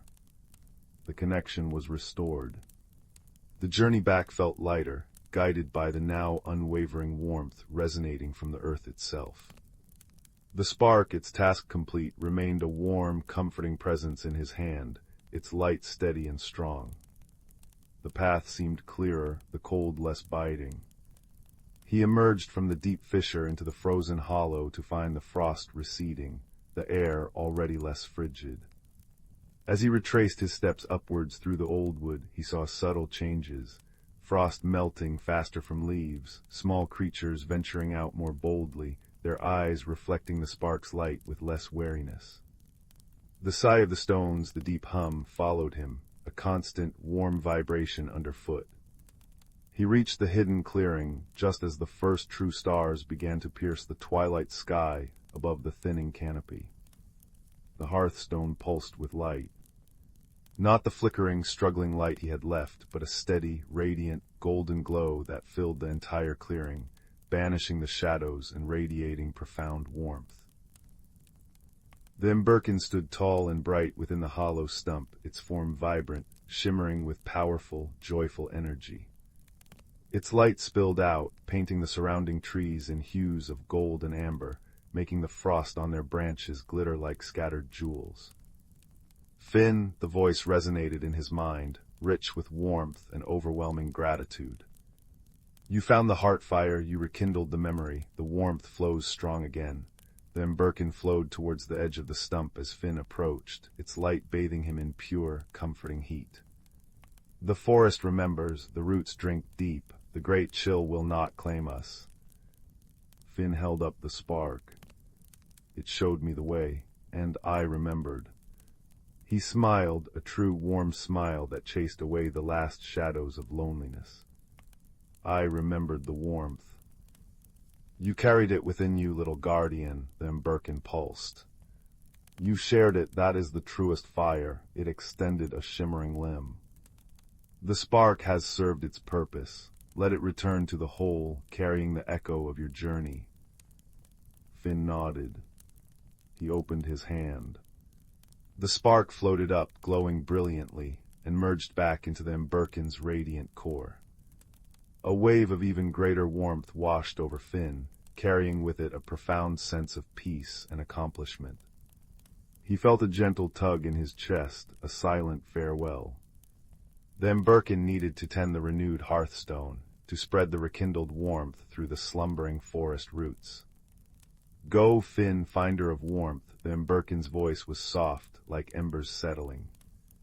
Carry this feeling with you, the village awaits its frost festival. Go and share the true warmth you have found not just in hearths, but in connection, in quiet courage, in remembering. Finn looked back towards the village. Through the trees, he could see the warm, welcoming pinpricks of light from Hearthwood's windows. The pull towards home was strong now, but different. He didn't feel like the puzzle piece that didn't fit anymore. He felt like a bridge. He turned back to the emberkin, bathed in its golden light. Will I ever see you again? The emberkin's light pulsed gently, affectionately. Look to the hearth fire, Finn, see the dance of the flames, that is the forest breathing. Feel its warmth, that is the heart fire shared. I am in every spark, in every comforting glow. And you carry the memory of the deep warmth within you now. You will always find me there. With a final, grateful nod, Finn turned and walked back through the trees, towards the village lights. He carried no physical ember, but his heart felt full, glowing with a quiet, steady warmth that radiated outwards. The loneliness was gone, replaced by a profound sense of belonging not just to the village, but to the whispering forest, to the ancient stones, to the intricate web of life he had touched and been touched by. He slipped back into Hearthwood just as the Frost Festival was beginning in earnest. The village square was alive with light and laughter. Lanterns hung from poles, casting pools of warm yellow light on the snow-dusted ground. A great bonfire crackled merrily in the center, its flames leaping towards the starry sky, filling the air with the sweet scent of burning pine. People laughed, talked, shared spiced cider and warm pastries. Music fiddles and pipes wove a cheerful tune through the crisp night air. Finn stood at the edge of the square for a moment, watching.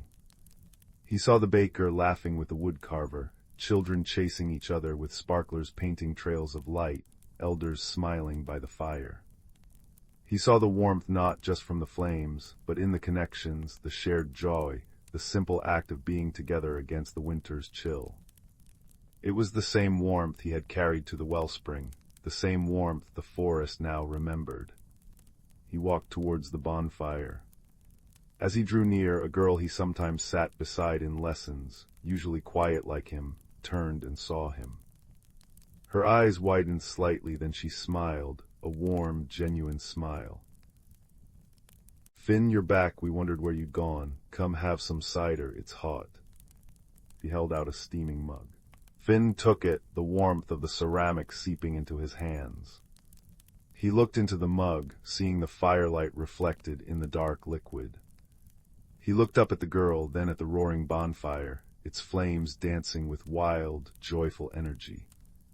In their flickering shapes he saw the flowing form of the emberkin, the pulse of the wellspring, the watchful eyes of the forest creatures.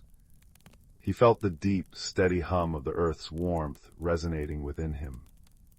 He smiled back, a smile that held the quiet wisdom of the deep woods and the simple joy of coming home. "Thank you," he said, his voice clear and warm. He raised the mug slightly towards the fire. "It feels just right." He took a sip, the hot, spiced cider warming him from the inside out, mingling with the profound, peaceful warmth glowing steadily in his heart. He settled onto a log near the fire, the crackling flames painting patterns on his face, the laughter and music wrapping around him like a cozy blanket. The Frost Festival wasn't just about the cold outside, it was a celebration of the warmth within and between them all.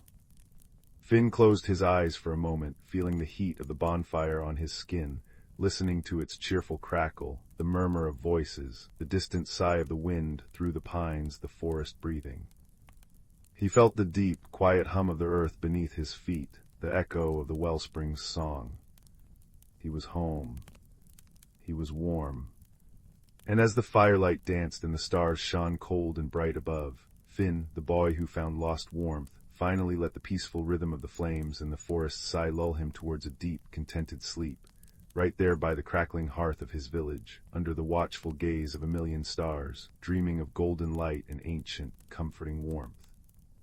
The journey was done. The warmth was found. And all was well. Deep in the heart of the Whisperwood, where ancient trees stood as sentinels of time and moonlight pooled like liquid silver on mossy clearings, the boundaries between the ordinary and the magical dissolved like sugar in tea. Here the rustle of leaves carried secrets older than rivers, and the air hummed with the quiet harmony of unseen lives. On this particular evening, as autumn's amber light faded into twilight, a young hedgehog named Pippin scurried along a root-ribboned path. His spines glistened with dew, and his nose twitched at the earthy perfume of decaying leaves and sweet, damp soil. He was late for his lesson with Elder Rowan, the great oak whose bark was etched with centuries of wisdom. "Pip, pip, pip," chirped a voice from above. Bramble, a squirrel with fur the color of toasted acorns, leaped from a sycamore branch, landing softly beside him. "Elder Rowan's waiting," said it's about the frost whisper, the first winter wind that's late this year. Bramble's tail flicked anxiously. "The forest feels too still." Pippin nodded, his small paws crunching through fallen maple keys. "I know, the cricket stopped singing days ago, and the river's voice is thinner than spider silk." He paused, sniffing the air. Beneath the familiar scents of pine and loam, something cold and sharp lingered, a scent like frozen starlight. It was unnatural, a discordant note in the forest's symphony. They found Elder Rowan in a moon-drenched clearing, where the oak's gnarled roots cradled a circle of velvety moss. Fern, a sturdy badger with gentle eyes, already sat listening, her striped fur silvered by the moonlight. The great oak's voice rumbled like stones tumbling in a distant brook. "Children," he began, leaves rustling softly, "tonight we speak of the heartstone, the gem of seasons buried deep beneath our roots. It spins the wheel of the year, spring's bloom, summer's warmth, autumn's sigh, and winter's rest, but the frost whisper has not come. The heartstone sleeps too deeply, trapped by ice that should not be." As Elder Rowan spoke, Pippin closed his eyes, imagining the heartstone, a luminous crystal pulsing with the colors of cherry blossoms, sunflowers, maple flames, and snowdrifts. He felt its rhythm in his own heartbeat, a steady drum echoing through the soil.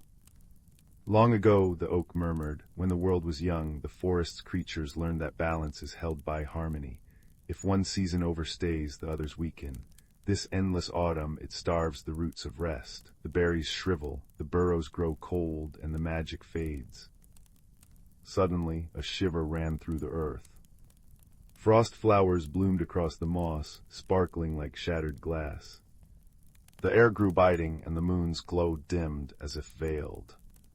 The ice spreads, Fern whispered, her breath misting. "It's reaching for the heartstone." Pippin's spines bristled. "What can we do?" "The legends say," Elder Rowan replied, his voice a low, steady anchor, "that three things can melt unnatural ice: the warmth of friendship, the light of courage, and the memory of summer's song.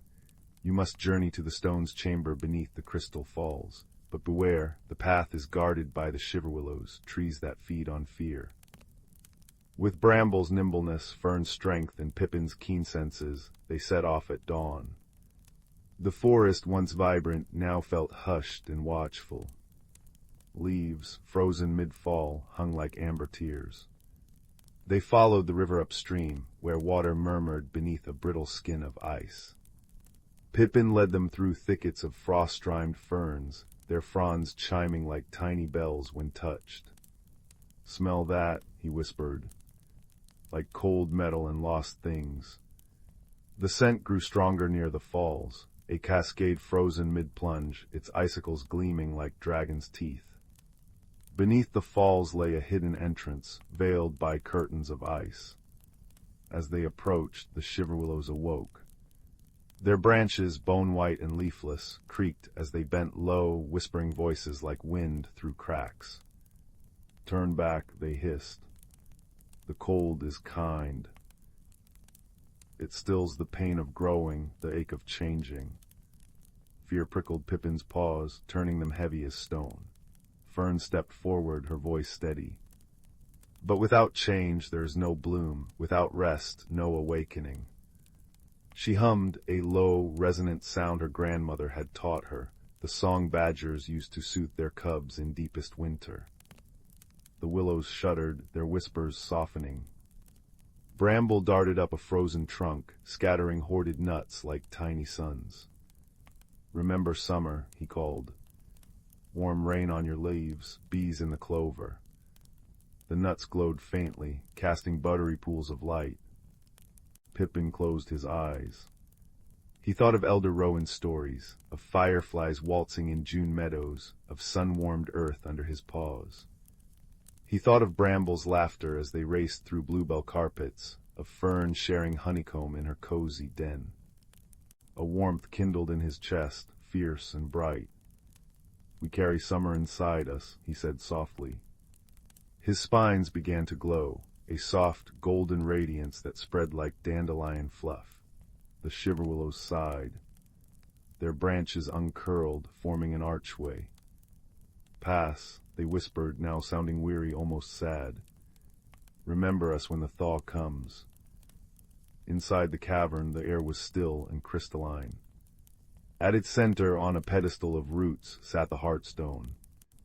But it was encased in ice thicker than oak bark, its light smothered to a feeble flicker. Frost crackled over the walls, and the cold bit deep, stealing their breath. "Now what?" Bramble chattered, his fur frosted white. The legend spoke of a song, Fern said. But how do we sing for summer? Pippin touched the ice. It burned with cold, but beneath it he felt the heartstone's faint pulse, a memory of heat. Together, he whispered, like Elder Rowan said. He began to hum Fern's lullaby, low and steady. Bramble joined, his voice a bright chitter like sun on streams. Fern rumbled the deep notes of the earth. Their voices wove together, rising and falling like the forest's own breath. Pippin poured his warmth into the song, his glowing spines reflecting in the ice like captured sunlight. Slowly the ice wept. Drips became trickles, then streams. The Heartstone's light swelled, first a blush of dawn, then the gold of noon, finally the fiery crimson of autumn's last leaf. With a soft chime the ice shattered, falling like diamond rain. The stone pulsed once powerfully, and warmth bloomed through the cavern. Above, the frozen falls groaned. Ice cracked and fell in great sheets, and water roared free, tumbling into the river below. Sunlight, true buttery sunlight, pierced the cavern entrance. Outside, the forest sighed. Frost melted from leaves, revealing emerald beneath. Snowdrops pushed through the soil, and somewhere a cricket tentatively chirped. They returned to Elder Rowan as heroes. The great oak's leaves shimmered with dew, not ice. "You've done more than mend the seasons," he rumbled, his voice rich with pride. "You've woven your courage into the forest's memory. Now, rest." That night, as the first true snowflakes of winter drifted down, soft, fat, and gentle, the creatures gathered. Pippin, Bramble, and Fern curled in the mossy hollow beneath Elder Rowan. The snow muffled the world, wrapping them in a blanket of silence. Fireflies, woken by the Heartstone's warmth, danced in the pines like living stars. Pippin breathed in the scent of wood smoke from distant burrows and cold, clean snow. He felt the forest's heartbeat in the earth beneath him, steady and strong. "Balance is not stillness," Elder Rowan murmured, his branches creaking contentedly. "It is the dance of giving and receiving, of waking and sleeping. Remember this when seasons change, little ones. Carry summer in your hearts, and winter will always be kind." As sleep claimed them, the frost whisper finally sighed through the trees, a soft, lullaby wind carrying the promise of spring in its chill. And in the heart of the whisperwood, where magic and reality embraced, all was warm, all was safe, and all was deeply, peacefully well. The first frost of autumn painted silver cobwebs across the whispering woods that morning, and Leela felt its crisp breath kiss her cheeks as she slipped away from the bustling village of Oakhaven. Down in the valley, chimneys puffed cheerful smoke, and the clang of the blacksmith's hammer rang like a bell, but Leela craved the quiet symphony of the woods. Here, beneath the ancient, gnarled oaks draped in cloaks of russet and gold, the world felt hushed and full of secrets. She was a quiet child, often overlooked amidst her boisterous siblings, finding solace not in chatter, but in the rustle of leaves, the gurgle of the hidden stream, and the intricate patterns of moss on stones. Her worn boots crunched softly on the frosted path as she ventured deeper than usual, drawn by a flicker of light, a glint of impossible gold that seemed to dance just beyond the next bend. It vanished when she blinked. Curiosity, a warm ember in her chest, urged her forward. She pushed aside a curtain of cascading ivy, its leaves stiff with cold, and gasped. The path hadn't ended, it had transformed. Before her stretched a hidden glade bathed in perpetual twilight, untouched by frost. Luminescent mushrooms like scattered sapphires and emeralds carpeted the soft earth, casting an ethereal glow. Flowers the size of teacups bloomed in impossible hues of violet and silver, their petals shimmering as if dusted with starlight. The air hummed with a soft, musical warmth, smelling of honey and damp earth. In the very center of this secret sanctuary, resting on a moss-covered stone that pulsed faintly, lay a locket. It was unlike anything Leela had ever seen. Crafted from a pearlescent shell that shimmered with internal light, it was shaped like a spiraling nautilus. Its surface was etched with impossibly fine patterns resembling constellations and unfurling ferns. As Leela drew closer, her breath catching, the locket seemed to welcome her. A gentle warmth radiated from it, brushing against her fingertips as she hesitantly picked it up. It felt alive, humming softly against her palm. With trembling fingers, she found a tiny clasp and opened it. Inside, nestled on a bed of softest moss, lay a single, perfect dewdrop that glowed with captured moonlight. As she watched, mesmerized, the dewdrop shimmered, and within its liquid heart she saw a reflection not of her face, but of the glade itself, teeming with tiny, darting lights she hadn't noticed before. A soft gasp escaped her, not her own. Leela whirled around. Perched on a glowing mushroom cap was a creature barely taller than her hand. It had delicate, translucent wings like dragonfly gossamer, shimmering with iridescent greens and blues. Its skin was the color of polished walnut, and large, luminous eyes, the shade of deep forest pools, regarded her with startled curiosity. It wore a tunic woven from spun cobwebs and dried petals. Behind it, peeking from behind flower stems and under mushroom caps, were dozens more, tiny beings with wings of butterfly silk, bark-like skin, or mossy hair. Their collective presence filled the air with a soft, chiming whisper. You can see us," the little creature on the mushroom asked, its voice like the tinkling of tiny bells mixed with the rustle of leaves. I think so," Leela breathed, clutching the locket tighter. Its warmth spread up her arm, a comforting anchor in the overwhelming wonder. "Are you spirits?" "We are the Glimmer folk," the creature announced, puffing out its tiny chest. "Guardians of the Whispering Glade, I am Tobin." It fluttered closer, landing lightly on the stone beside her. Its large eyes fixed on the locket. "And you hold the heart's echo, it chose you." "The heart's echo," Leela whispered, looking down at the glowing dewdrop. "Our world, the Veiled Vale, lies hidden within these woods," Tobin explained, gesturing with a tiny hand towards the shimmering air around them. "It is sustained by the great heart tree, ancient and wise. The heart's echo is a shard of its purest magic, a key and a beacon. It only reveals itself and us to one whose own heart resonates with the quiet magic of the deep woods, one who listens." Leela thought of her hours spent sitting silently by the village stream, watching water striders, or tracing the veins of fallen leaves. She thought of the feeling of being unseen, unheard. "Why me?" Tobin's luminous eyes softened. "Because you see, Leela, you see the patterns in the bark, the dance of the dust motes in sunlight. The heart tree feels its strength waning. The veiled veil grows dimmer. The echo called out for a keeper, a bridge between our hidden world and yours, to help us before the veil fades entirely." A shiver ran through Leila, not of cold, but of profound awe and a sudden, heavy responsibility. "Fades, how? What can I do?" "The heart tree is weakening," Tobin said, his tiny voice grave. "A shadow creeps into its roots, a sickness born of forgetting. The world outside grows louder, busier, drowning out the ancient songs that nourish it. To heal it, we need 3 rare essences, scattered deep within the veiled veil, places even we glimmer folk find perilous to reach alone.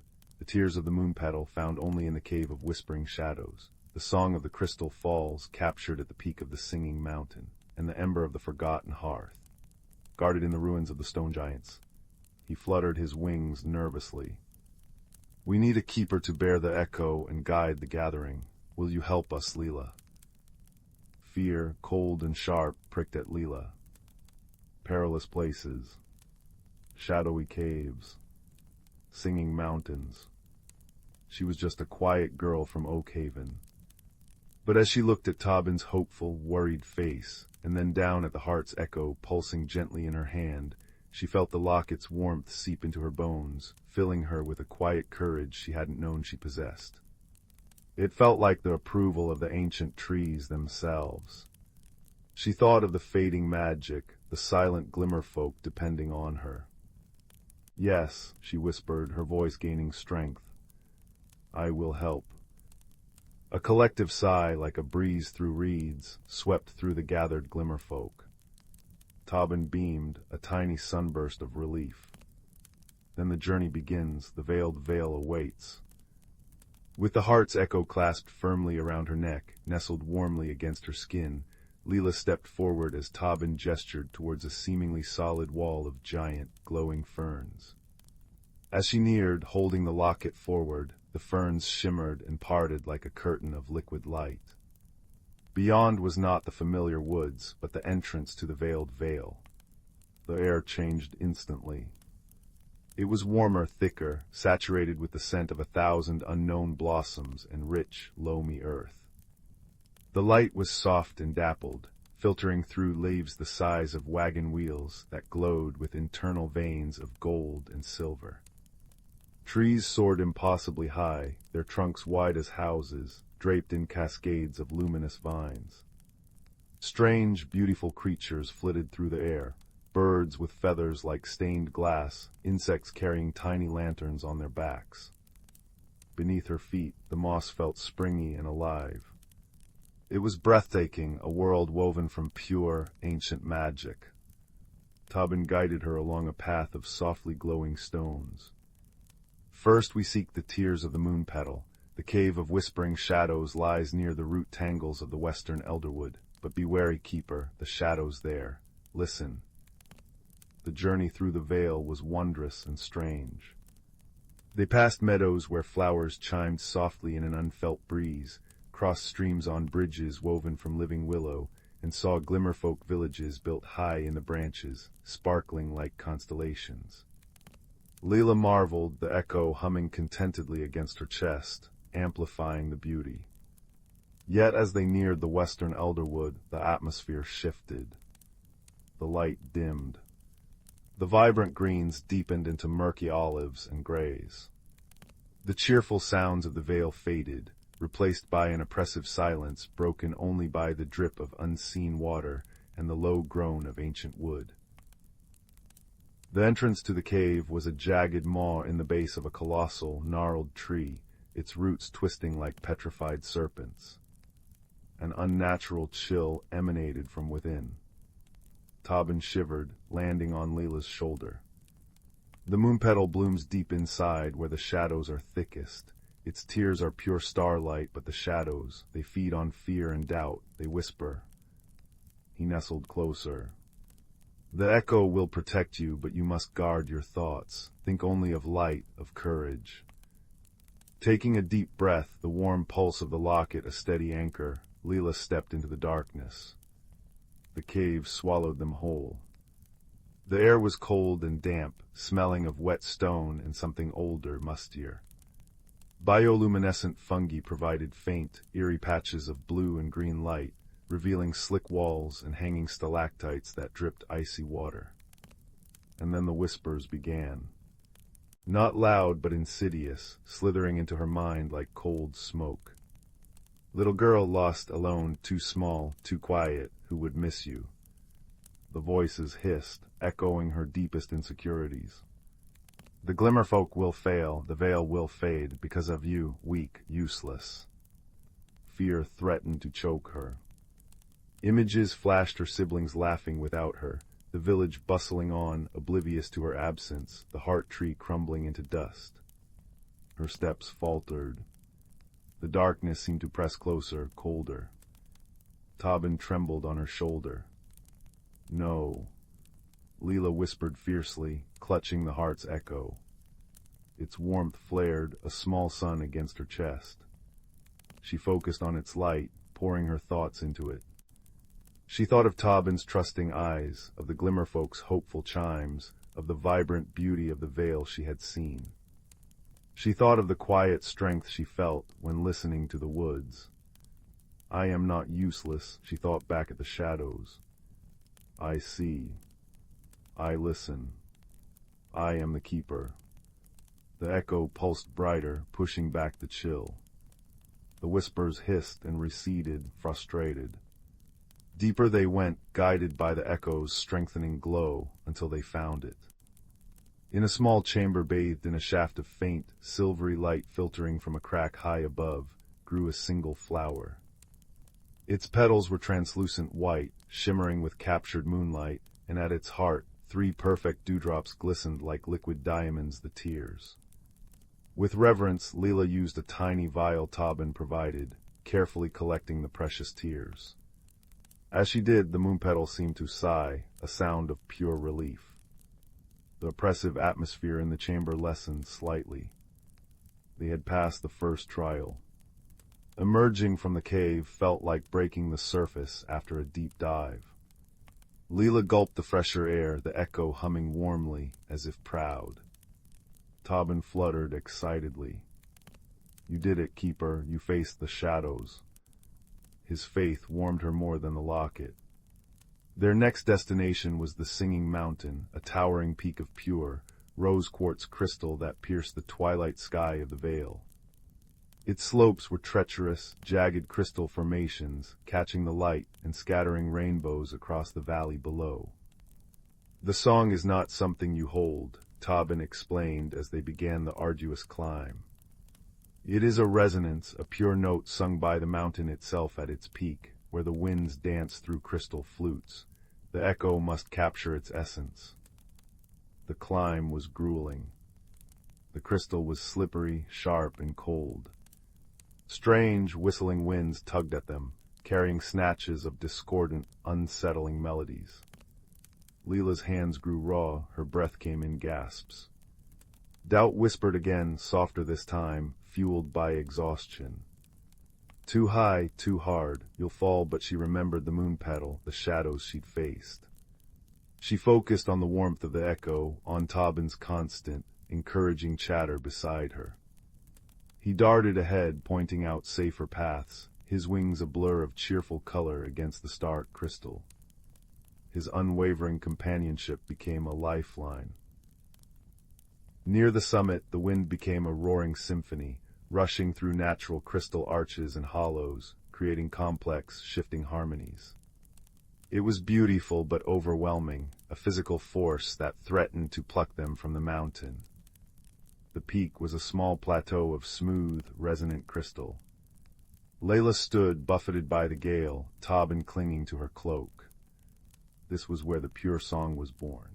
Holding the heart's echo aloft, Leela closed her eyes. She didn't try to fight the wind, instead she listened. She filtered out the roar, seeking the core melody, the single, pure note that underpinned the symphony, the true song of the Crystal Falls. It was like finding a single, clear voice in a roaring crowd. The echo began to vibrate in her hand, humming in perfect resonance with that pure note. Light streamed from the locket, weaving around the captured sound, drawing it in. The dewdrop inside pulsed with a new, vibrant light, now holding the essence of the song. They had succeeded, their bond strengthened by the shared struggle. The final quest led them to the ruins of the stone giants. It was a desolate place on the edge of the vale, where colossal, moss-covered statues of ancient beings lay toppled and broken, half swallowed by the encroaching forest. A deep silence hung heavy here, a silence of forgotten ages. At the center of the ruins stood a crumbling stone archway, within which flickered a single, stubborn ember of deep red fire, the ember of the forgotten hearth. The hearth fire was the heart of the giant's long-lost home, Tobin murmured, his voice hushed with reverence. Its ember holds the warmth of memory, of stories untold, but it is guarded by the sentinel spirits of stone bound to protect it. As they approached the archway, the ground trembled. From the rubble around them, figures began to coalesce. They were humanoid shapes formed from shifting stone and moss, their eyes glowing with dull, amber light. They moved with grinding slowness but immense power, blocking the path to the ember. They didn't attack, merely stood, impassive and immovable walls. The sentinels test worthiness, Tobin said. They require proof that the seeker understands the value of memory, of the past. Words are stone to them, they need to feel it. Leela looked at the stoic stone figures, then at the fragile, enduring ember. She thought of the heart tree, ancient and fading. She thought of the whispering woods she loved, full of stories in every ring of bark. She thought of her own quietness, her habit of observing, of remembering the small things others overlooked. The echo warmed against her chest, resonating with her understanding. She didn't speak. Instead, she knelt on the cold stone before the nearest sentinel. She placed her hand, warm from the echo's glow, gently on its moss-covered leg. Closing her eyes, she poured her feelings into the touch. She sent images of the heart tree's majestic branches, the glimmerfolk's sparkling villages, the vibrant life of the vale. She sent the sorrow of its fading, the hope for its renewal. She sent her own memories, the quiet joy of discovering a bird's nest, the comforting smell of leaf mold, the sound of the village stream. She sent gratitude for the ancient giants, whose forgotten hearth still held warmth. She sent a promise, to remember, to cherish. A deep, resonant hum vibrated through the stone beneath her hand, traveling up her arm. The sentinel's amber eyes flickered, then softened. It slowly, ponderously stepped aside. One by one, the other sentinels did the same, creating a path to the archway. The grinding sound ceased, replaced by a low, approving rumble that seemed to come from the earth itself. With reverence, Layla approached the ember. Using a small, heat-resistant crucible Tobin provided, she carefully scooped the glowing fragment. It pulsed with a gentle, ancient heat. As she placed it within the crucible, the heart's echo flared brilliantly, drawing the ember's essence into its glowing dewdrop, which now shimmered with captured moonlight, resonant song, and ancient fire. They had all three essences. Hope, bright and fierce, surged through Layla and Tobin as they raced back towards the whispering glade, the gateway to the heart tree. The journey back felt faster, the veil seeming to brighten in anticipation. But as they burst into the hidden glade, their elation turned to ash. The once vibrant sanctuary was dim. The luminous mushrooms were fading, their light guttering. The starry flowers drooped, their colors muted. The air hung heavy and silent, the musical hum gone. At the center, the moss-covered stone pulsed erratically, weakly. And the heart tree, visible now through the shimmering veil as they approached the gateway, was a sight of profound sorrow. Its immense trunk, once glowing with vibrant life, was dull and gray. Great cracks marred its bark, leaking a thin, dark vapor, the shadow sickness. Its mighty branches sagged, leaves falling like silent tears. The glimmerfolk gathered at its base were hushed, their lights dimmed, their faces etched with despair. "The shadow, it deepens faster than we feared," Tobin whispered, his voice thick with grief. Leela clutched the heart's echo, the three captured essences swirling powerfully within its core. "We have the cure, how do we use it?" "The essences must be poured onto the heartstone." Tobin pointed to the large, flat stone embedded at the very base of the giant tree's trunk. It was the color of dried blood and pulsed faintly, weakly. "But the shadow, it clings fiercely. Pouring the essences requires pure intent, unwavering belief, and the shadow, it will try to stop you, it will show you despair." Leela approached the heartstone. The air grew colder with each step. The dark vapor swirling around the tree seemed to thicken, coiling towards her. As she raised the open locket above the stone, the shadow struck not physically, but mentally. Visions flooded her mind, vivid and crushing. She saw Oakhaven, but empty and silent, covered in gray dust. The whispering woods were dead, skeletal trees clawing at a leaden sky. The veiled vale was gone, replaced by barren rock. The glimmerfolk were faded ghosts, dissolving into mist. Tobin lay still, his wings broken, his light extinguished. A voice colder than the cave's shadows hissed, "Foolish child. Your efforts are dust. All is already lost. Everything fades. Your quietness, meaningless. Your courage. A spark easily snuffed. Give up. Let the silence take you. The despair was suffocating, a physical weight pressing down. It whispered the truth of her deepest fears, that she was insignificant, that her actions didn't matter, that darkness always won. The locket trembled in her hand. The swirling essences within flickered. Her arm felt leaden, impossible to move. To pour the cure felt futile against such overwhelming, inevitable decay. Tears welled in her eyes, blurring the dying tree. Give up. But then, through the crushing despair, she felt it. A tiny, persistent warmth against her chest. The heart's echo. It pulsed, faint but stubborn. It wasn't just a tool, it was a mirror. It reflected her quiet strength, her ability to see wonder, her courage in facing the cave, the mountain, the stone giants. It resonated with the friendships forged Tobin's unwavering trust, the Glimmerfolk's quiet hope. It echoed the beauty she had witnessed, the moon petal's tears, the crystal mountain's song, the ancient embers' enduring warmth. The shadows showed her endings. The echo reminded her of beginnings found in quiet moments, in courage mustered, in bonds formed. It reminded her that she was the keeper, chosen not for loudness, but for depth. Her quietness wasn't weakness, it was the space where true listening, true seeing happened. Her courage wasn't the absence of fear, but action taken despite it. I choose light, she thought, pouring every ounce of her will into the locket. I choose hope. I choose to remember the beauty. I choose to fight for the quiet wonders.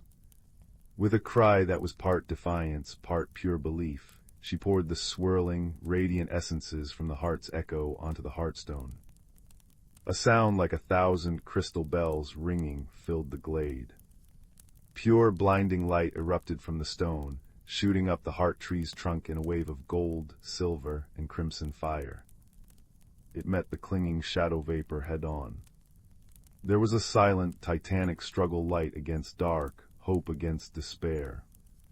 The dark vapor hissed and recoiled, fighting back with visions of decay, but the combined power of the three essences, amplified by Leela's unwavering belief and the echo's resonance, was overwhelming. The light surged pure and triumphant, washing over every crack, every branch, every leaf. The transformation was breathtaking. Color flooded back into the heart tree's bark, richer and more vibrant than before, pulsing with golden light. New leaves shimmering with emerald and silver unfurled from the branches. The cracks sealed seamlessly. The dark vapor dissolved into nothingness, replaced by a warm, golden glow that radiated outwards, washing over the entire glade. The luminous mushrooms blazed with renewed sapphire and emerald fire. The starry flowers lifted their heads, petals shimmering brilliantly. The air filled again with the gentle, musical hum, louder and sweeter than ever. The Glimmerfolk erupted in a chorus of joyous chimes and fluttering dances, their lights blazing like tiny suns. The veiled veil pulsed back to life, brighter, more magical, more real than Leela had ever seen it. Tobin zipped around her head, laughing his bell-like laugh. "You did it, Keeper. You saved the heart. You saved the veil." He landed on her shoulder, radiating pure happiness. Layla stood, breathing in the revitalized air, the echo warm and content against her skin. She looked at the magnificent heart tree, now a beacon of life, and then at the celebrating Glimmerfolk. She hadn't just healed a tree, she had affirmed the power of quiet courage, the strength found in deep connection, and the vital importance of preserving the hidden wonders. She felt different, taller somehow, filled with a serene confidence that hadn't been there before. As twilight deepened in the world outside, Layla knew it was time to return. Standing once more in the hidden glade, the gateway shimmering, Tobin hovered before her. "You will always be our keeper, Layla," he said softly. "The veiled veil remembers its friends, and the whispering woods will always listen for you." He placed a tiny, perfectly formed acorn cap, glowing faintly, into her palm. A piece of the veil to remember. With a final, grateful look at the vibrant glade and the majestic heart tree visible beyond, Leela stepped back through the shimmering curtain of ferns. She emerged into the familiar whispering woods. It was night now. A full moon silvered the frost-kissed branches. The village lights twinkled distantly, but the woods felt different, richer, deeper. She could feel the vibrant life of the veiled vale humming just beneath the surface, a secret warmth in the cool air. The heart's echo rested warmly against her chest, its captured essences now a soft, steady glow within the dewdrop, a constant reminder of the hidden world and her place within it. Walking back towards Oakhaven, Leela didn't feel small or overlooked. She felt connected, vast. She paused, listening. The rustle of leaves sounded like glimmerfolk laughter. The gurgle of the stream echoed the song of the crystal falls. The scent of pine carried the ancient warmth of the ember. She held the glowing acorn cap tightly. She was still quiet, still observant. But now she knew the profound power in that quietness. She was the listener, the seer, the keeper of the echo. And as she stepped into the circle of firelight from her cottage window, the comforting smell of wood smoke welcoming her home, she carried the magic of the hidden world within her, a quiet ember of wonder and courage that would glow brightly for all her days. The woods whispered their secrets, and Leela, finally, knew she belonged to them. In the velvet-hued valley of Willowbrook, where chimney smoke curled into shapes of sleeping dragons, and the cobblestones remembered every footstep, there came a winter when the teacups began singing. Not the rowdy tavern songs that made apples ferment in their barrels, but soft, shivery melodies that left frost patterns on windows. Young Leela first noticed it while scrubbing the hearth in her aunt's bookshop, a porcelain cup trembling on its shelf, its handle quivering as it hummed a tune like wind through icicle teeth. By week's end, the entire village murmured with peculiarities. Milk pitchers filled with starlight instead of cream. Bootprints appearing on ceilings. The great copper weather vane at the town square spun not with the wind, but with the rhythm of distant laughter. "The frost fairies are restless," declared old Granny Heddleworth, her knitting needles clicking like beetle mandibles. But Leela, whose braids perpetually smelled of pine needles and curiosity, noticed the clues others missed, how the singing always began near the abandoned clock tower, how the frost patterns formed tiny arrowheads pointing northwest. Her investigation began with a lantern carved from a winter melon, its light smelling faintly of candied rind. The trail led past Mrs. Bramble's bakery, where raisin buns levitated in apologetic formations, to the edge of the whispering woods.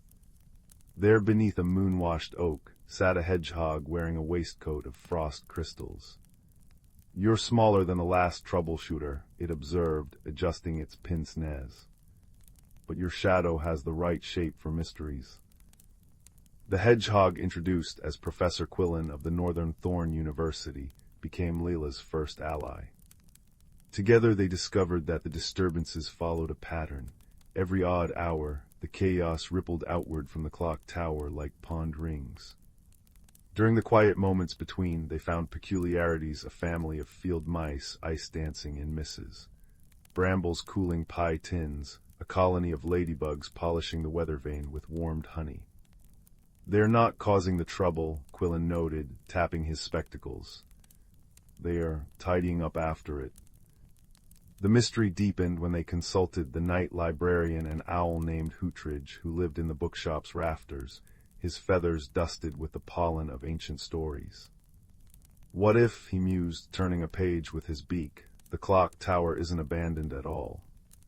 His talon tapped an illustration of frost sparrows, shy winter spirits who nest in forgotten places, their fluttering wings stirring up harmless mischief. Midnight found Leela and her companions at the clock tower's ivy-choked door. The stones hummed beneath her mittened palm, not cold but thrumming like a sleeping cat's purr. Inside, gears glimmered with hoarfrost constellations.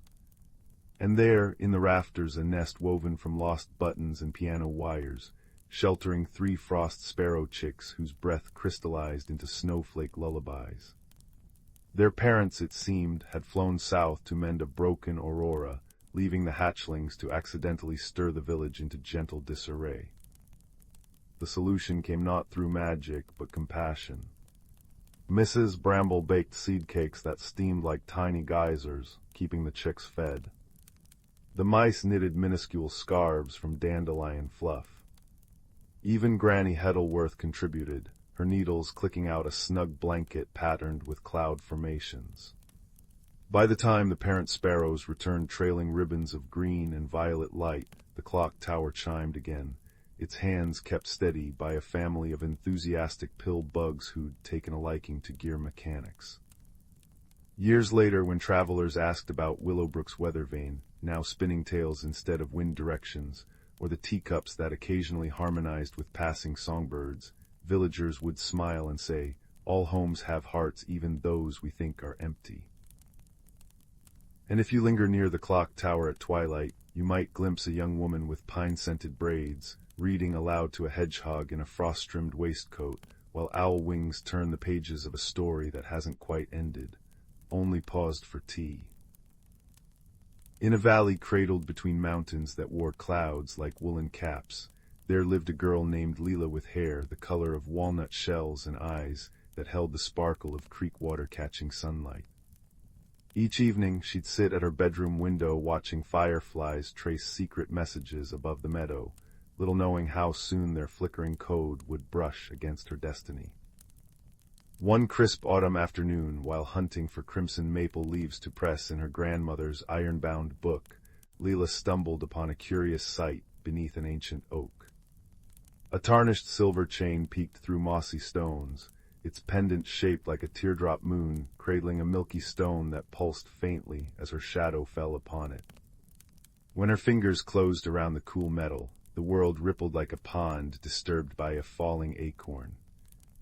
The forest breathed differently now, richer, deeper, as if the air had turned to honey. A red fox emerged from the ferns, its coat gleaming like polished copper. What startled Leela wasn't its sudden appearance, but the fact that when it opened its mouth, words emerged in a voice like wind through barley fields. "Took you long enough," it said, flicking a ear adorned with 3 silver rings.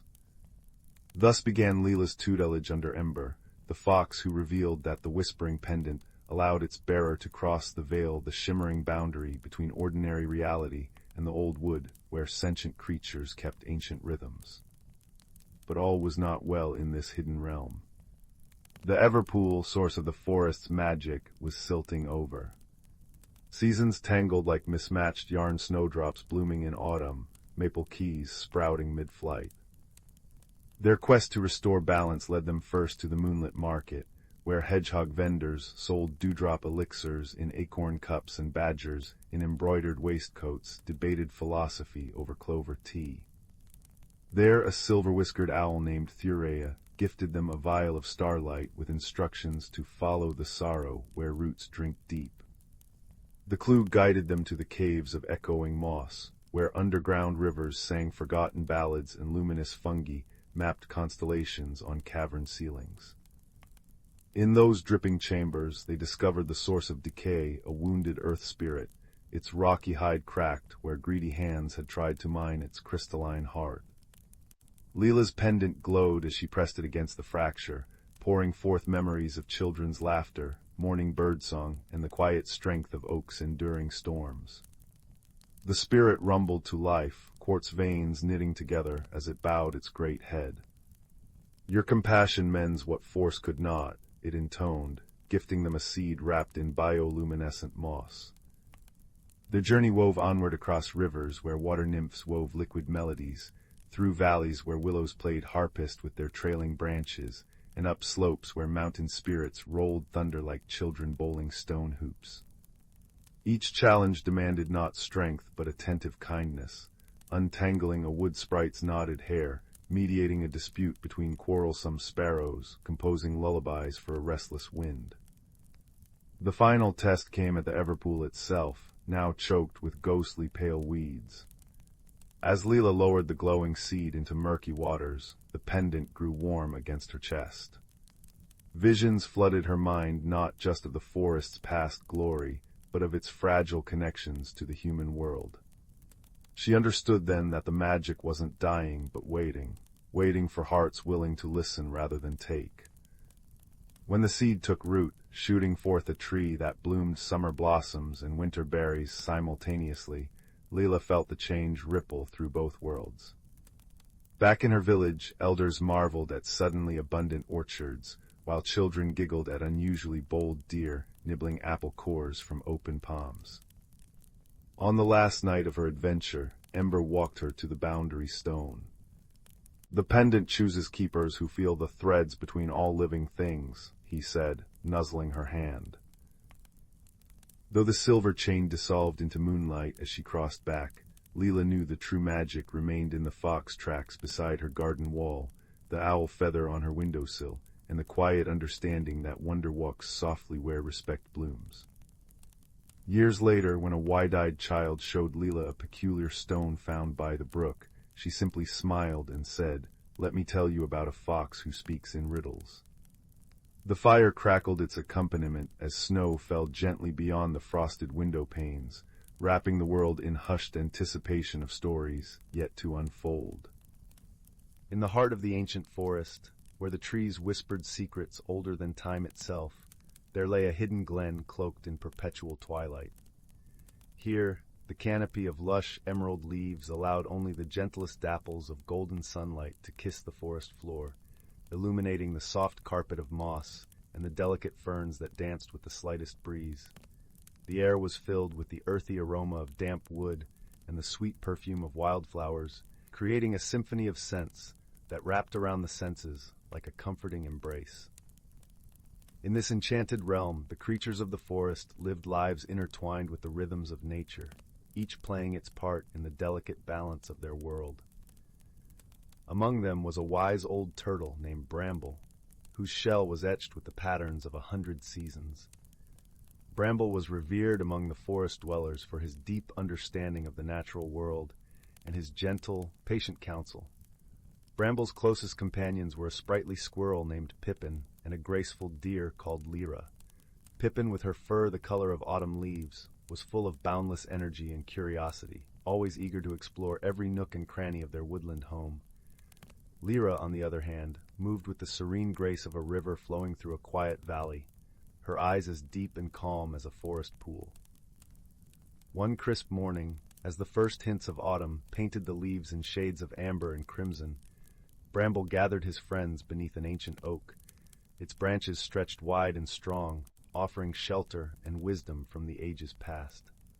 "The time has come," Bramble began, his voice as steady and soothing as the rustle of leaves in the wind, "for us to prepare for the changing of the seasons. We must ensure that the balance of our forest is maintained." Pippin's eyes sparkled with anticipation. "What must we do, Bramble?" she chirped, her tail flicking with excitement. Bramble smiled, his eyes crinkling at the corners. "Each season brings its own magic and challenges. Autumn is a time of harvest and preparation. We must gather the bounty of the forest and ensure that all creatures have what they need to sustain them through the winter." Lyra nodded thoughtfully, her ears twitching as she listened to the gentle hum of the forest around them. "And how do we maintain the balance, Bramble?" The wise turtle looked out across the glen, where sunlight danced through the leaves, casting intricate patterns on the ground. "We must work together, each of us using our strengths to support one another. Pippin, your nimble paws can gather the acorns and berries that will feed many. Lyra, your keen senses will guide us to the hidden caches of food and safe havens for the colder months." With their roles clear, the friends set about their tasks, moving through the forest with a sense of purpose and unity. Pippin scampered up and down the trees, her cheeks full of acorns as she chattered happily to herself. Lyra glided silently through the underbrush, her hooves barely making a sound on the soft earth as she searched for hidden treasures among the leaves. As they worked, the forest seemed to come alive around them. Birds sang sweet melodies that echoed through the trees, and the gentle rustle of leaves created a peaceful harmony with the bubbling of a nearby brook. It was as if the forest itself was lending its magic to their endeavors, guiding them with unseen hands. Days passed in a blur of golden light and rustling leaves, each one bringing them closer to the heart of autumn.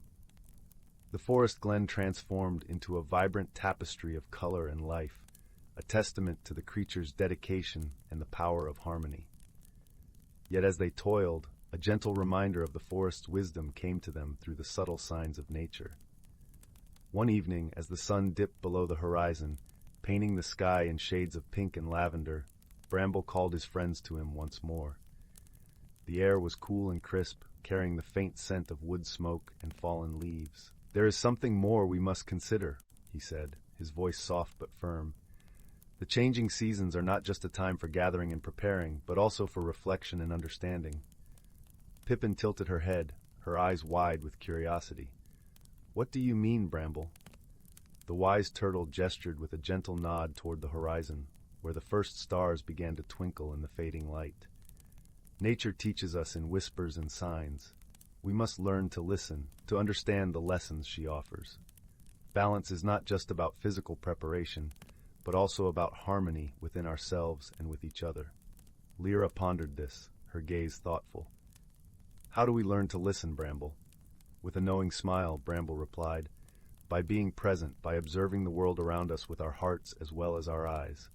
The forest speaks to those who are willing to hear its song." And so, as the seasons continued their dance, the companions embraced this new wisdom. They spent their days not only gathering and preparing, but also pausing to appreciate the beauty and magic of their forest home. They watched as the leaves fell in a gentle cascade of color, listened to the songs of the wind through the trees, and felt the cool touch of the earth beneath their feet.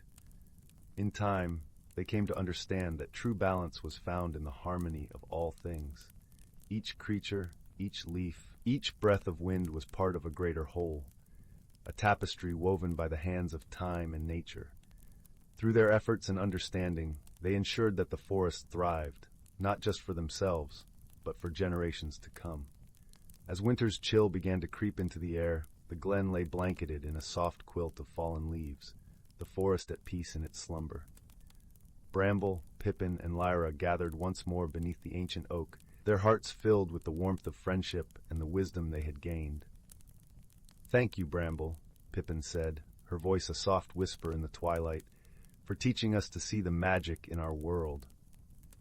Lyra nodded, her eyes reflecting the soft glow of the setting sun, and for showing us that we are part of something much greater than ourselves.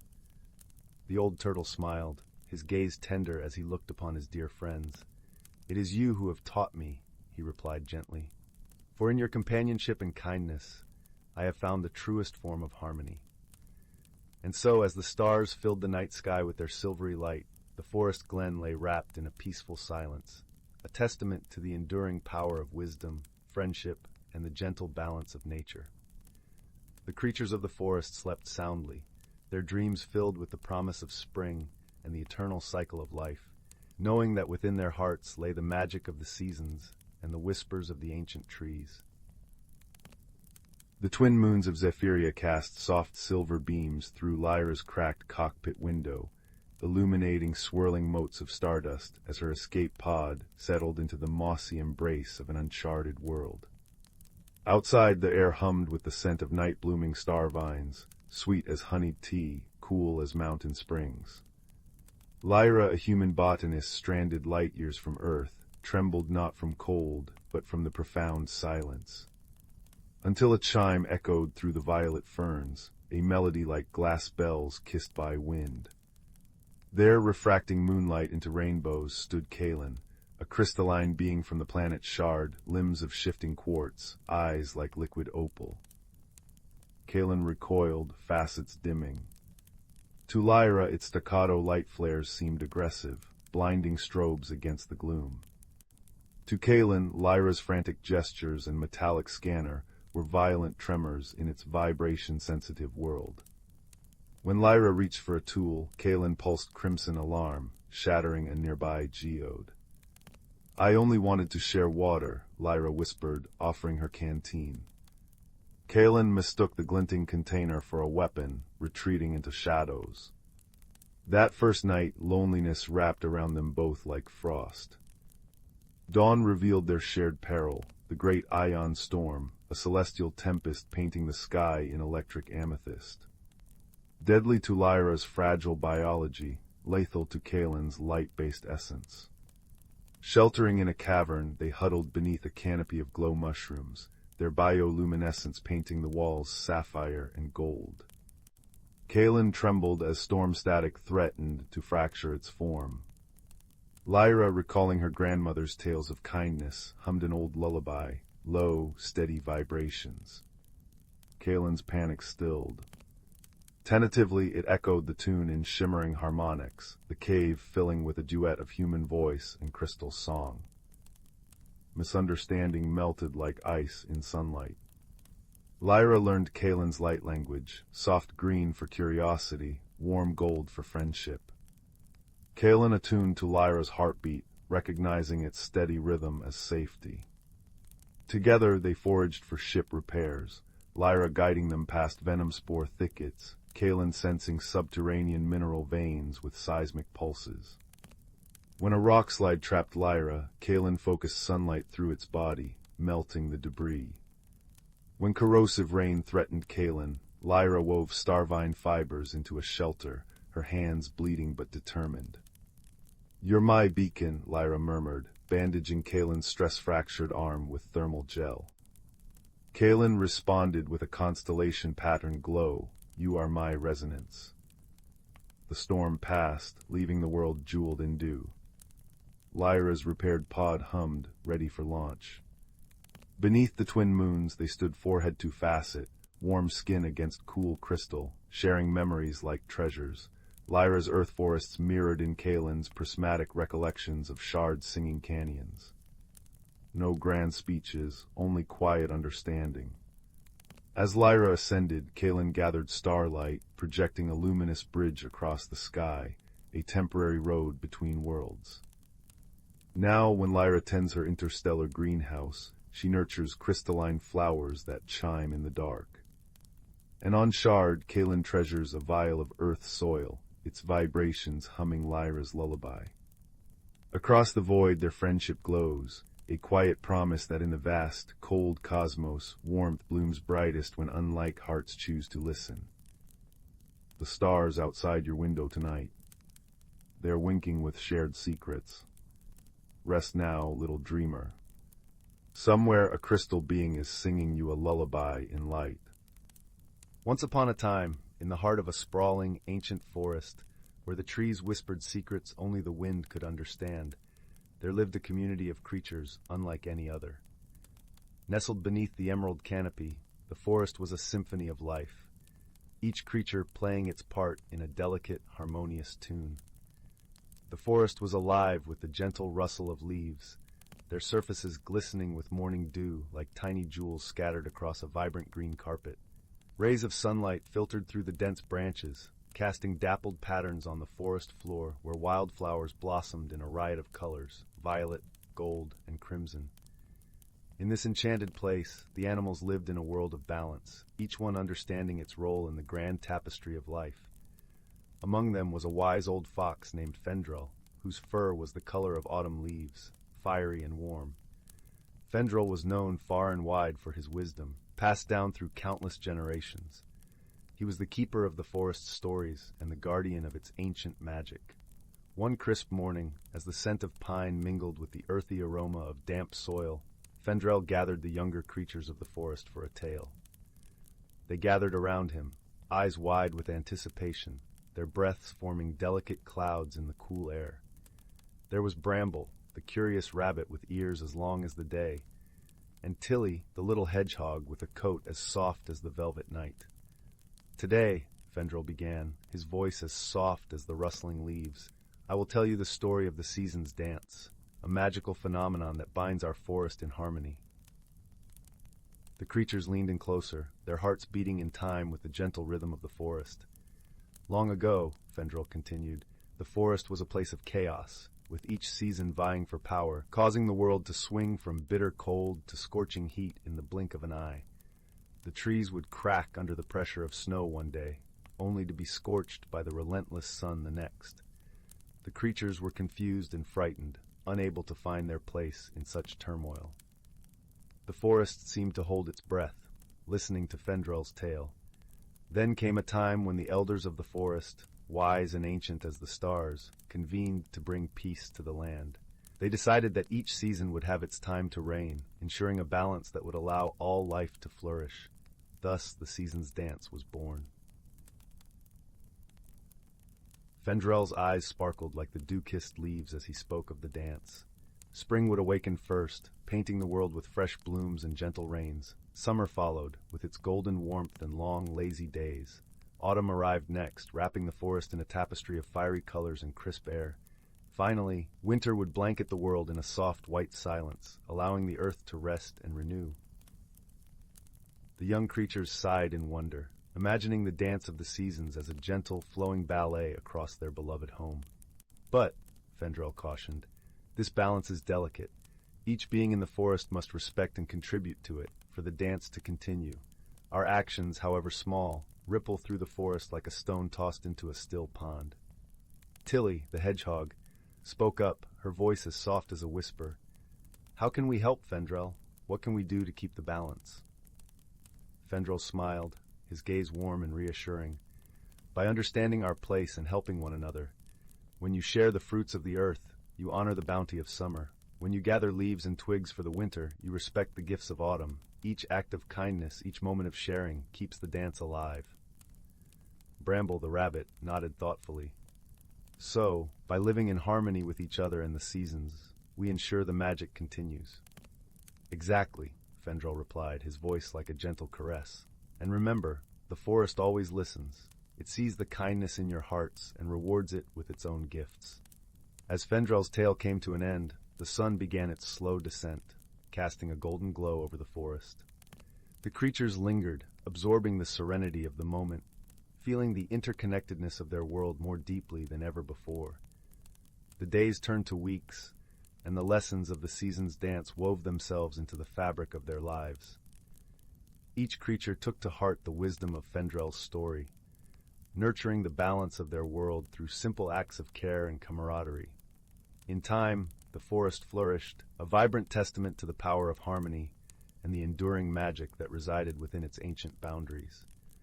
The creatures thrived, their lives an intricate tapestry of friendship and wisdom, woven together by the timeless dance of the seasons.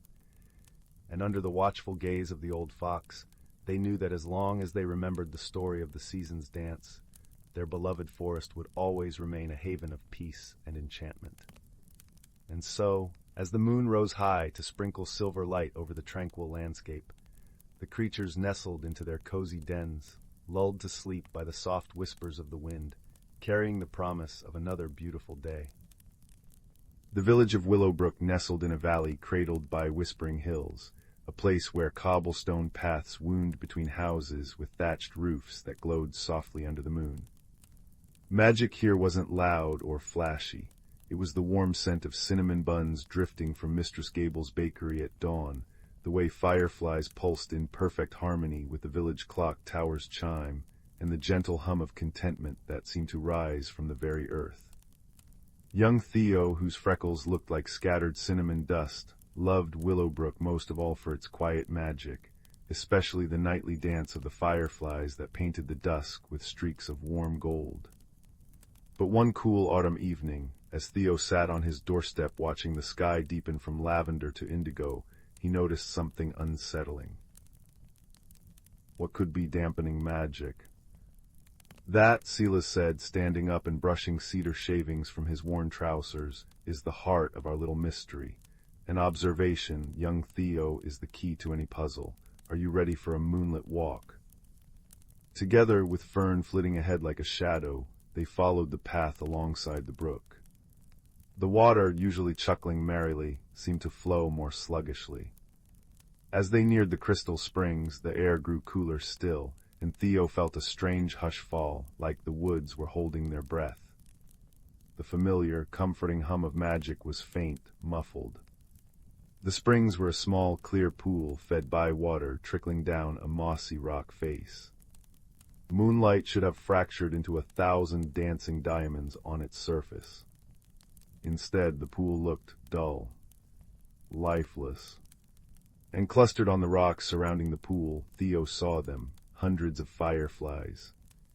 But they weren't flying.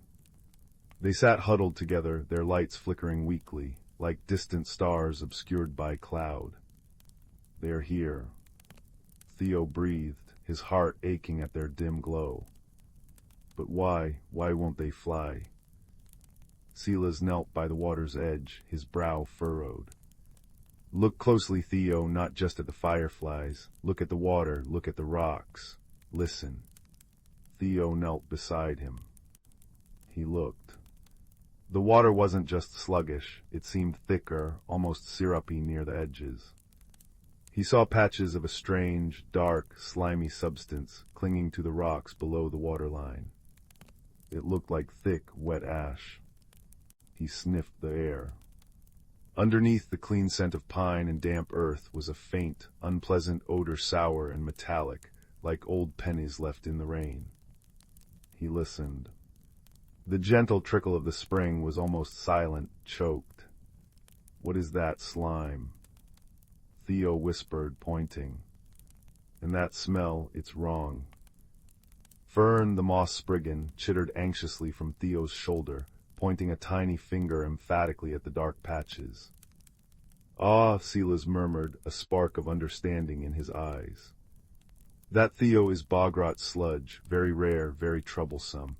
It seeps up from deep underground where minerals clash poorly. It's like a heavy blanket thrown over magic. It dampens sound, dims light, and makes the water heavy and lifeless. It explains everything. The fireflies need the pure, lively water and the bright magic of the springs to power their flight and light, Theo realized, the pieces clicking together. The sludge is smothering it, but how do we get rid of it? It looks stuck fast. Silas smiled gently. Bogrot sludge is stubborn, but it has a weakness. It fears pure vibration, clear sound, like laughter or music, especially music played with true heart, which carries its own kind of magic, but it needs to be focused right at the source. Theo thought hard. He wasn't much of a musician. He patted his pocket, his fingers closing around his smooth, worry stone. Then he remembered something. Silas, the village bell, the harmony bell in the clock tower. It rings pure and clear every hour. Could its sound reach here? Silas's smile widened. An excellent thought, Theo. The harmony bell's sound carries far on the night air, but it needs a little encouragement to reach this deeply into the woods with enough strength. We need an amplifier, a conductor for its pure note. Fern suddenly leapt from Theo's shoulder and scurried towards a cluster of tall, slender reeds growing near the spring. Moonlight glinted off their smooth stalks. Fern tapped one reed, then another, making a soft, hollow talk sound. The whisper reeds, Silas exclaimed. Of course, they channel sound, make it travel farther and clearer. Fern, you clever sprout, if we can get the sound of the harmony bell to resonate through these reeds, aimed right at the sludge. The plan formed quickly. Silas knew the woods and could move silently. He would hurry back to the village square, timing his arrival just before the next hour. He would explain the plan to Old Man Hemlock, who tended the clock tower. When the bell struck, Silas would focus all his quiet intention, his deep connection to Willowbrook's magic, on sending that clear, resonant bong towards the crystal springs. Theo's job was to stay with Fern. As the bell's sound approached, Silas assured him he would feel it coming.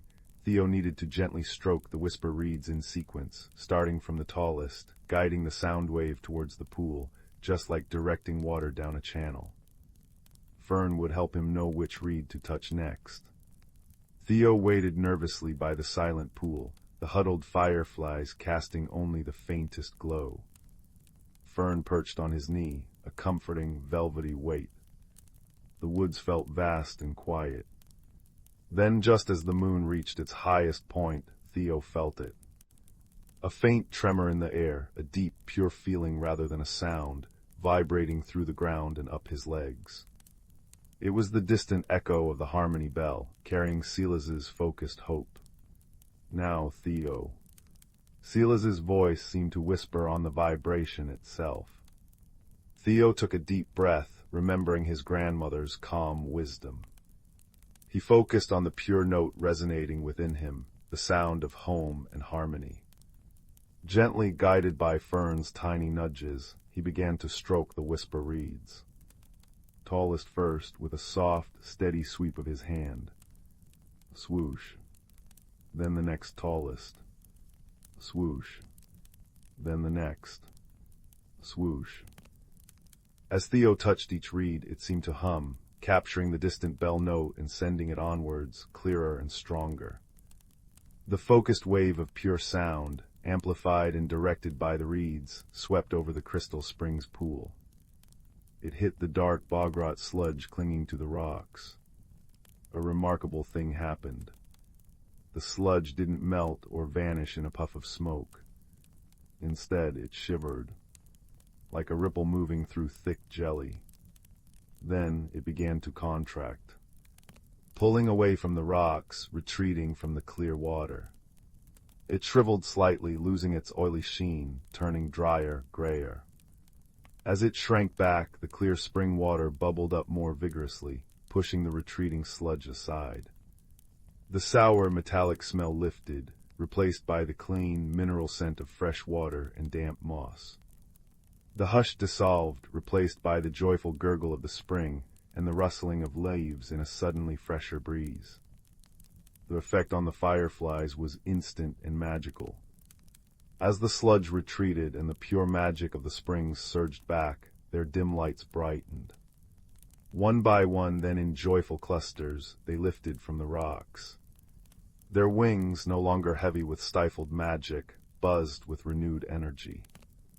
Their lights pulsed first tentatively, then stronger, brighter, warmer, until the clearing was filled with a swirling constellation of gold. They danced above the now sparkling, diamond-dusted pool, their light reflecting brilliantly in the pure water. Theo laughed, pure relief and wonder bubbling up inside him. Fern chittered happily, doing a little jig on the moss. The fireflies swirled around them in a silent, luminous thank you. Silas appeared at the edge of the clearing, a broad smile on his face. "Well done, young observer, well done indeed. You listened, you looked, you thought, and you acted with a calm heart. That's the best kind of magic." Walking back towards Willowbrook, Theo, Silas, and Fern were accompanied by a glorious escort. The fireflies flew ahead and alongside, a river of golden light flowing back towards the village. As they emerged from the woods, the villagers, drawn outside by the returning glow, gasped in delight. The golden light washed over the meadow, touching the tightly closed buds of the night-blooming glories. As the fireflies pulsed in their familiar, comforting rhythm, the beautiful white flowers began to slowly, gracefully unfurl, releasing their sweet, calming perfume into the night air. A collective sigh of peace settled over Willowbrook. Restless dreams were soothed away. Later, sitting again on his doorstep with a cup of warm milk, Theo watched the fireflies dance. He held his worry stone, now warm not from worry, but from contentment. The mystery had been solved not with force, but with careful watching, kind help from friends like Fern and Silas, and the pure, shared magic of their home amplified by a bell and some clever reeds. He learned that sometimes the quietest things, a strange smell, a dim light, a hush in the woods, hold the biggest clues. And that solutions often lie in connection, connecting observations, connecting with wise friends, and connecting with the gentle, resilient magic all around. The air was sweet with night-blooming glory, the fireflies painted golden paths on the velvet dark, and the soft chime of the harmony bell echoed faintly, a reminder of the pure note that had cleared the shadows. Theo smiled, the cozy magic of Willowbrook wrapping around him like a soft blanket, and knew that all was well. The gentle hum of the sleeping village was the most comforting sound of all. The village of Willowvale nestled in a valley where moonlight pooled like liquid silver and dawn arrived in a hush of peach and lavender. Chimneys puffed sleepy spirals of wood smoke that carried the scent of cinnamon and damp earth. In a cottage with ivy-laced windows, young Clara stirred beneath her patchwork quilt, listening to the familiar morning chorus, the chirp of sunfinches, the rustle of the old oak outside, and the distant chime of the village baker's bell. But today, a murmur of unease threaded through the air. Clara's grandmother, Alara, stood at the garden gate, her brow furrowed as she surveyed the chaos. Overnight, their lovingly tended plot had become a tapestry of upheaval. Marigolds lay uprooted, their golden heads drooping in the dirt. Carrot tops peeked haphazardly from furrows torn asunder. Even the protective charm Alara had woven from moonbeam threads and rosemary sprigs, a shimmering net draped over the soil, lay in tatters, glinting weakly in the pale light. Third morning in a row, Alara sighed, her voice as soft as crumbling autumn leaves. An old man Hemlock's prize pumpkins were scattered clear across the brook yesterday. Whatever's causing this slips through magic like water through a sieve. Clara pulled on her woolen socks, the mystery coiling in her chest like a curious kitten. Willowvale was a place where dew fairies polished cobwebs at dawn and hedgehogs delivered lost thimbles, but this felt different, an anxious rustle beneath the valley's usual peace. After breakfast, oatmeal sweetened with honeycomb from the bees who hummed lullabies, Clara tied her cloak and ventured out. The village green buzzed with puzzled voices. Mrs. Gable's herb spirals were unraveled into tangles, and the miller's daughter wept over trampled moon petals, their luminous blooms crushed into the mud. "No tracks bigger than a field mouse," said Benji the blacksmith, kneeling by his flattened cabbages. But mice don't shred moonbeam charms. A collective shiver ran through the crowd. Magic was Willowvale's bedrock. Its failure felt like a stone skipping across their pond of tranquility. That afternoon, Clara sought the wisdom of the whispering woods. Beneath ancient pines whose needles muffled sound into a velvet hush, she found the mossy burrow of thistleback, a silver-muzzled badger whose eyes held the patience of centuries. His den smelled of loam and dried chamomile. "Ah, little observer," he rumbled, stirring a clay pot of steaming root tea over glowing emerald crystals. "Trouble in the valley I scented on the wind. Sit, warm your bones." Clara described the gardens, the stealth, the defiance of spells, the peculiar lack of large footprints. Thistleback's claws tapped thoughtfully on an acorn cup. "Magic unseen often hides in plain sight, child. The strongest wards guard against force, not fragility. Perhaps the culprit isn't breaking through, but slipping between." He nudged a dried firefly husk toward her. "Watch when the world sleeps, not with spells, but with stillness. Let the night show you its secrets." So Clara prepared. She bundled herself in quilts on the porch swing, a thermos of lavender milk beside her. The moon rose, casting long Inkai shadows. Crickets sang their rhythmic ballads. Hours drifted by, filled only with the creak of the swing and the sigh of wind through the apple orchard. Doubt began to nibble at her resolve, until a faint shimmer caught her eye near the radish patch. Not a glow, but a disturbance, like heat rising from sun-baked stones. Peering closer, Clara gasped. Delicate footprints no larger than her thumbnail dappled the soil. They sparkled with minute, iridescent dust, visible only when moonlight struck them just so. They led toward the brook. Silent as a shadow, Clara followed. The prints wove through ferns heavy with dew, across moss-slicked stones, and into a thicket of weeping willows. There beneath a gnarled tree whose bark peeled like parchment, she heard tiny, frantic voices, a chorus of chitters and squeaks laced with despair. Peering through a curtain of leaves, she saw them, 6 creatures no taller than her hand, with fur like spun starlight and wings like crumpled holly leaves. their eyes, wide and anxious, reflected the moon. They scurried around the willow's roots, digging frantically with shimmering claws, scattering soil and uprooting bluebells. One clutched a withered acorn, weeping silvery tears that hissed where they struck the ground. "Too deep, always too deep," whimpered one, its wings drooping. "The heartnut must find soil before the roots turn to dust." Another tugged at a root, sending a clod of earth flying. But the digging wakes the big ones, their glowing nets sting. Clara's heart softened. These weren't vandals, they were terrified, grieving. She stepped forward slowly, hands open. "Please," she whispered, "I won't hurt you." The creatures froze, then huddled together, trembling.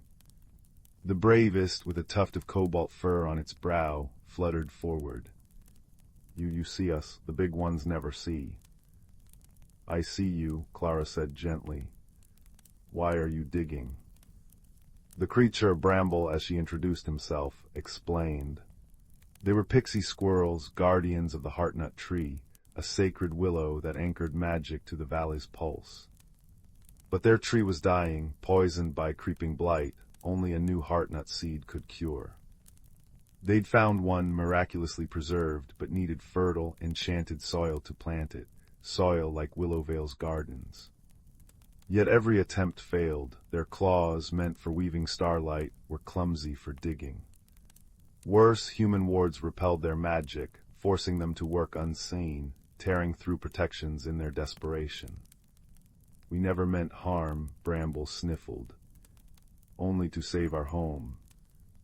Dawn's first blush painted the sky as Clara led the pixie squirrels to Thistleback's den.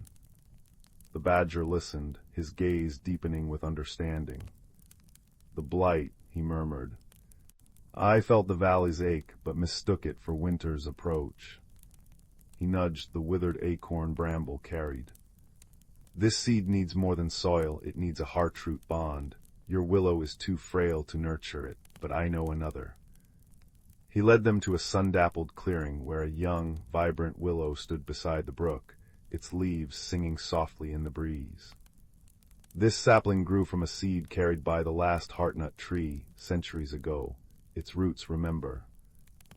With Thistleback's guidance and Clara's gentle hands, the pixie squirrels planted the seed at the sapling's base. Villagers gathered, drawn by whispers of the solution. Benji brought a tiny, polished trowel. Ilara wove a new charm, not a barrier, but a bridge of moonbeams and goodwill that shimmered like a welcoming path. As the seed settled into the rich, dark earth, Bramble and his kin danced upon it, their wings casting prismatic sparks. The soil glowed faintly, pulsing like a heartbeat. Days later, Willowvale's gardens bloomed with unnatural vigor, roses as big as teacups, tomatoes gleaming like rubies. But the true wonder was the new heartnut tree, already sprouting emerald shoots under the pixie squirrels' devoted care. At dusk they flitted through village plots, not as intruders, but as helpers. With delicate precision they aerated soil, whispered encouragement to seedlings, and polished dewdrops on petals, leaving gardens more beautiful than before. The torn moonbeam nets were replaced with garlands of glowing friendship, strung between fence posts by human and pixie squirrel alike. That night Clara lay in bed, her window open to the symphony of the valley, the chuckle of the brook, the rustle of the thriving willows, and the faint, musical chitter of grateful guardians tending their tree. The mystery hadn't been one of malice, but of unseen sorrows and tangled needs. As sleep wrapped around her like a familiar quilt, she smiled. In Willowvale, even the deepest troubles could be untangled with kindness, a watchful heart, and the quiet wisdom found in moonlit footprints. And high above, the new heartnut tree cradled its precious seed, its roots already weaving magic into the dreaming earth, gentle and deep as a lullaby. The first frost had painted silver cobwebs on Lily's window pane that morning. Now, as twilight deepened into a velvety indigo outside, the familiar shapes of her room, the sturdy oak wardrobe, the bookshelf crammed with well-loved tales, the rocking chair draped with a worn quilt seemed to hold their breath, waiting for the night's story to unfold. Lily burrowed deeper under her patchwork duvet, the scent of lavender sachets mingling with the faint wood smoke drifting from the hearth downstairs. Her gaze drifted to the small, smooth stone resting on her bedside table. It wasn't much to look at by daylight, just a gray river pebble. But in the fading light it held a secret, a faint, pulsing warmth deep within its core, like a captured ember. She'd found it weeks ago, washed up on the bank of the Whispering Creek, and it felt alive. Tonight the stone hummed softly against her palm when she picked it up. A gentle vibration, almost a purr, resonated through her fingers. Lily closed her eyes, breathing in the quiet. That's when she heard it, a sound woven into the silence itself. Not the creak of the house settling, nor the distant hoot of an owl. This was a melody, faint and ethereal, drifting on the cool night air like the scent of moonflowers. It seemed to come from inside the stone, a song of longing and forgotten paths. Curiosity, a familiar friend, nudged Lily. Slipping out of bed, the polished wood floor cool beneath her bare feet, she padded to the window. The melody grew clearer, not from the stone now, but seemingly from the ancient oak tree that stood sentinel at the bottom of her garden. Its gnarled branches, silhouetted against the star-strewn sky, seemed to beckon. The stone pulsed warmly in her hand, its inner light flaring briefly, illuminating tiny veins of gold and amber within its gray surface. It felt like an answer, a key. Pulling on her thickest woolen socks and wrapping her faded dressing gown tightly around her, Lily slipped out of her room. The house was quiet, filled only with the rhythmic ticking of the grandfather clock in the hall. The cool night air kissed her face as she opened the back door, the scent of damp earth and decaying leaves sharp and inviting. Holding the glowing stone aloft like a tiny lantern, its soft amber light casting long, dancing shadows, she made her way down the dew-kissed garden path towards the old oak. As she approached, the melody swelled, no longer faint but rich and complex, the sound of wind through crystalline leaves, of water trickling over ancient stones, of laughter echoing down long corridors of time. It emanated from the massive, moss-covered roots that erupted from the earth like petrified serpents. Nestled between two particularly large roots, half hidden by curtains of ivy, Lily saw something she'd never noticed before, a gap. Not a crack, but an opening, dark and inviting, shaped like an arched doorway. The stone in her hand flared brightly, its warmth intensifying, pulling her gently forward. Taking a deep breath, the song filling her ears and the stone's light guiding her way, Lily stepped through the root arch. The air changed instantly. It became warmer, thicker, tasting faintly of ozone and damp moss. Instead of the expected darkness of a hollow tree, she found herself on a winding, downward path. It wasn't earth or wood beneath her feet, but smooth, cool stone, worn by time and countless unseen footsteps. Bioluminescent fungi clung to the walls, casting an eerie, beautiful blue-green glow that mingled with the warm amber light from her stone. Giant luminous mushrooms like parasols spun from moonlight dotted the path. The air hummed with unseen life, a soft chorus of chirps and rustles accompanying the haunting melody. She had stepped into the gloaming. The path descended gently, spiraling deeper. Strange, luminous flowers unfurled petals like spun glass. Tiny winged creatures, no larger than fireflies but shaped like miniature birds with iridescent scales, darted through the air, leaving trails of shimmering dust. Lily walked in wide-eyed wonder, the stone clutched tightly, her heart pounding not with fear but with a thrilling sense of discovery. She was in a hidden world, a secret heart beating beneath her own garden. The path opened into a vast, subterranean cavern. It took Lily's breath away. Above, the ceiling shimmered with constellations of embedded crystals, reflecting the soft light below. Below, a network of canals wound through the cavern floor, filled not with water, but with liquid light, a shimmering, golden substance that flowed silently, illuminating everything with a warm, buttery radiance. Buildings, if you could call them that, were carved directly into the cavern walls or built from luminous fungi and woven vines. They looked like giant, intricate bird nests or clusters of glowing gourds. Bridges made of woven light spanned the canals, and everywhere moved the inhabitants of the gloaming. They were small, perhaps knee-high to Lily, with skin the color of polished walnut or smooth river stones. Large, luminous eyes, like pools of liquid moonlight, dominated their gentle faces. Some had delicate, moth-like wings shimmering on their backs, others had fur like soft moss, and still others seemed woven from shadow and starlight. They moved with a quiet grace, tending luminous gardens, weaving strands of light on intricate looms, or simply sitting by the canals, their reflections shimmering in the golden flow. The melody Lily had followed was everywhere here, woven into the very air, sung by the people and echoed by the cavern itself. Lily stood frozen at the cavern's edge, a giant in this miniature world. Her presence hadn't gone unnoticed. The gentle activities ceased. Hundreds of luminous eyes turned towards her, wide with shock, and Lily feared suspicion. A ripple of silence spread outwards from her. She felt enormous, clumsy, and utterly alien. Then a small figure detached itself from the shadows near a cluster of giant, glowing toadstools.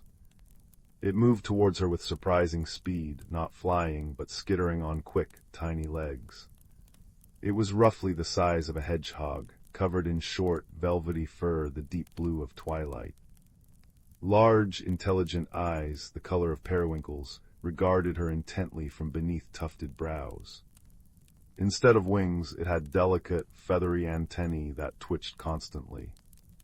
It stopped a few feet away, puffing itself up slightly, and let out a series of high-pitched chirps and clicks that sounded remarkably like a question. "Hello," Lily whispered, crouching down slowly, trying to make herself less imposing.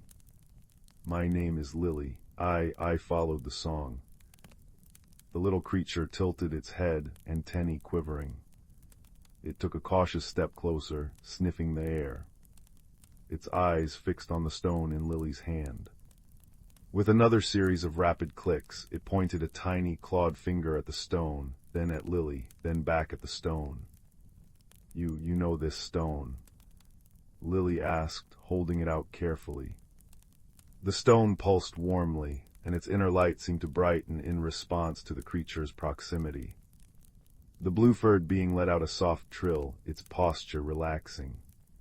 It skittered closer, reaching out a tentative paw to touch the stone. As its tiny claws brushed the surface, the stone flared brilliantly, bathing both of them in warm, amber light. A wave of understanding, wordless but profound, washed over Lily. She felt the creature's surprise, its curiosity, and beneath it, a deep, resonant sadness. She also felt its name, Pip. Pip, Lily thought, the name feeling right. "You're Pip." Pip's large eyes widened further. It chirped excitedly, a sound like tiny bells. It touched the stone again, then pointed urgently towards the center of the cavern, where a magnificent structure rose, a towering spire, seemingly grown from a single, colossal crystal, pulsating with a soft, internal light. Pip's clicks and chirps grew frantic, laced with unmistakable worry. It pointed to the crystal spire, then made a gesture like something breaking, accompanied by a mournful whine. It then mimed holding something precious and looking around desperately. The song. Lily breathed, understanding dawning. "The melody I heard, it came from there, and it's fading. Something's wrong." Pip nodded vigorously, antennae drooping. The beautiful melody that filled the cavern was changing. Where it had been rich and full, now thin, discordant threads wove through it, like a tapestry beginning to unravel. A murmur of unease ran through the watching, gloaming folk. Their luminous eyes were no longer fixed solely on Lily, but darted nervously towards the central spire. Pip tugged gently on the hem of Lily's dressing gown, chittering insistently. It pointed again towards the spire, then back at Lily's stone, its tiny face etched with desperate hope. Lily looked from the anxious Pip to the troubled faces of the gloaming folk, then to the pulsing crystal spire whose light seemed to flicker uncertainly. The humming stone in her hand felt like an anchor, its warmth spreading courage through her. This hidden world, this fragile, beautiful place beneath her feet, was in trouble.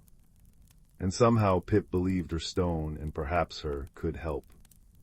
"I don't know how," Lily whispered, more to herself than to Pip, "but we have to try." She straightened up, meeting Pip's determined gaze. "Lead the way, Pip." A collective sigh, like wind through reeds, seemed to ripple through the cavern. The suspicion in the luminous eyes softened into wary curiosity and a flicker of desperate hope. Pip gave a determined little chirp and scampered off along a path of smooth, glowing stones that wound towards the crystal spire. Lily followed, her bare feet silent on the cool surface, the stone held aloft like a beacon. The gloaming folk parted silently before her, their watchful gazes now carrying the weight of their world's fragile song. The path led to the base of the immense crystal spire. Close up, it was even more breathtaking. Veins of gold, silver, and deepest amethyst ran through its translucent heart, pulsing slowly with light that seemed to breathe. The discordant notes in the cavern's melody were stronger here, jarring against the spire's inherent harmony. At the spire's base was an arched opening, leading into its cool, shimmering interior. Inside, the air hummed with power. The walls glowed softly, casting shifting patterns of light on the smooth floor. In the very center of the chamber stood a pedestal carved from the same living crystal. Resting upon it wasn't a grand gem or a complex machine, but something surprisingly simple. A large, perfect seashell, spiraled like a unicorn's horn, crafted from mother-of-pearl that shimmered with all the colors of dawn and dusk. This, Lily understood instinctively, was the heart shell. It was the source of the gloaming's song, the focus of its harmony. But its light was dim, flickering erratically. Fine cracks like spiderwebs of shadow marred its luminous surface. The beautiful melody emanating from it was strained, thin, and punctuated by jarring silences. Surrounding the pedestal were three elderly gloaming folk, their fur or skin etched with deep lines, their large eyes clouded with worry. They were singing, their voices high and pure, weaving intricate harmonies aimed at the heart shell. But their song seemed weak, unable to penetrate the shadowy cracks or mend the fraying melody. One of them, a being with bark-like skin and hair like silvery moss, looked up as Lily and Pip entered. His eyes, ancient and weary, widened slightly at the sight of Lily, then fixed on the stone in her hand. A spark of something recognition, disbelief, flickered within them. Pip skittered forward, chattering urgently at the elders, pointing emphatically at Lily and her stone. The elder with bark-like skin listened, his gaze never leaving the pulsing pebble. He raised a gnarled hand, silencing Pip. His voice, when he spoke, was surprisingly deep and resonant, like stones shifting in a deep riverbed, yet Lily understood its meaning through the same wordless connection the stone seemed to provide. The songstone, he murmured, his voice thick with emotion. It returns after so many turnings of the great wheel. He stepped towards Lily, his movements slow and deliberate. Child of the surface, bearer of the sun's echo, you hold a fragment of the first light, a piece of the world heart that birthed both our realms. The heart shell weakens, the veil between worlds thins, and shadow seeps in, stealing our harmony. He gestured towards the cracked shell. Our song alone is not enough. The songstone, it remembers the first song. It can mend what is broken, but only if its light can reach the heart. Lily looked down at the warm stone in her hand, then at the faltering heart shell. The weight of responsibility settled on her small shoulders, but it felt less like a burden and more like a purpose. "What must I do?" she asked, her voice steady.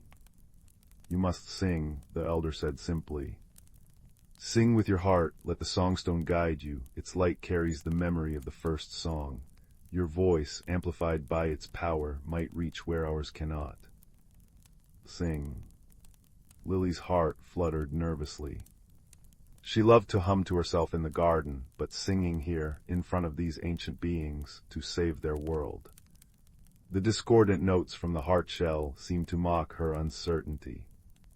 Pip nudged her ankle, chirping softly, its large eyes filled with unwavering trust. Lily looked at her small friend, then at the worried faces of the elders, and finally at the beautiful, suffering heart shell. This hidden world, discovered through wonder and a strange stone, needed her. Taking a deep breath, Lily stepped closer to the pedestal. The air vibrated with the strained song of the heart shell and the weakening harmonies of the elders. She closed her eyes, shutting out the enormity of the crystal chamber and the watchful eyes. She focused instead on the warm, pulsing stone in her hand. It felt like holding a tiny sun, a fragment of pure, ancient light. She remembered the melody that had drawn her here, the song of the gloaming, the song of the heart shell in its strength. It was a song of roots delving deep, of stars reflected in underground rivers, of quiet growth and enduring peace. She opened her mouth. No practiced melody came out, just a single, clear note. It was hesitant at first, thin as a spider's thread. But as the note hung in the air, the songstone in her hand flared. Its warm amber light intensified, bathing her and the pedestal in its glow. The light didn't just illuminate, it seemed to resonate with her voice, amplifying it, enriching it, weaving threads of golden sound around her simple note. Encouraged, Lily sang another note, then another. She didn't think about words or complex tunes. She poured her feelings into the sound, her awe for this hidden world, her worry for Pip and the gloaming folk, her hope for the heart shell. She sang of the cool garden earth, the rustling leaves of the old oak, the comforting crackle of the fireplace, the vast, starry sky above. She sang of connection, of light finding its way through darkness, of strength found in kindness. The songstone blazed. Its light streamed from her hand, not as a beam, but as tendrils of liquid gold, flowing towards the cracked heart shell. Where the light touched the shadowy cracks, they hissed faintly, like ice meeting fire. The darkness recoiled. Lily's voice, amplified and transformed by the stone's power, filled the crystal chamber. It wasn't loud, but it was profound, rich with the warmth of the surface world and the ancient memory held within the stone. It wove around the faltering song of the elders, strengthening it, guiding it. The discordant notes faltered. The jarring silences shortened. The heart shell itself began to glow brighter, its internal light fighting back against the invading shadows. The mother of pearl shimmered fiercely, the colors deepening. Lily felt the resistance, a cold, clinging darkness that fought the warm light pouring from the songstone and her voice. It felt like singing against a gale. Her throat ached. Doubt whispered, could she hold on? Then a new sound joined hers. A soft, determined chirping.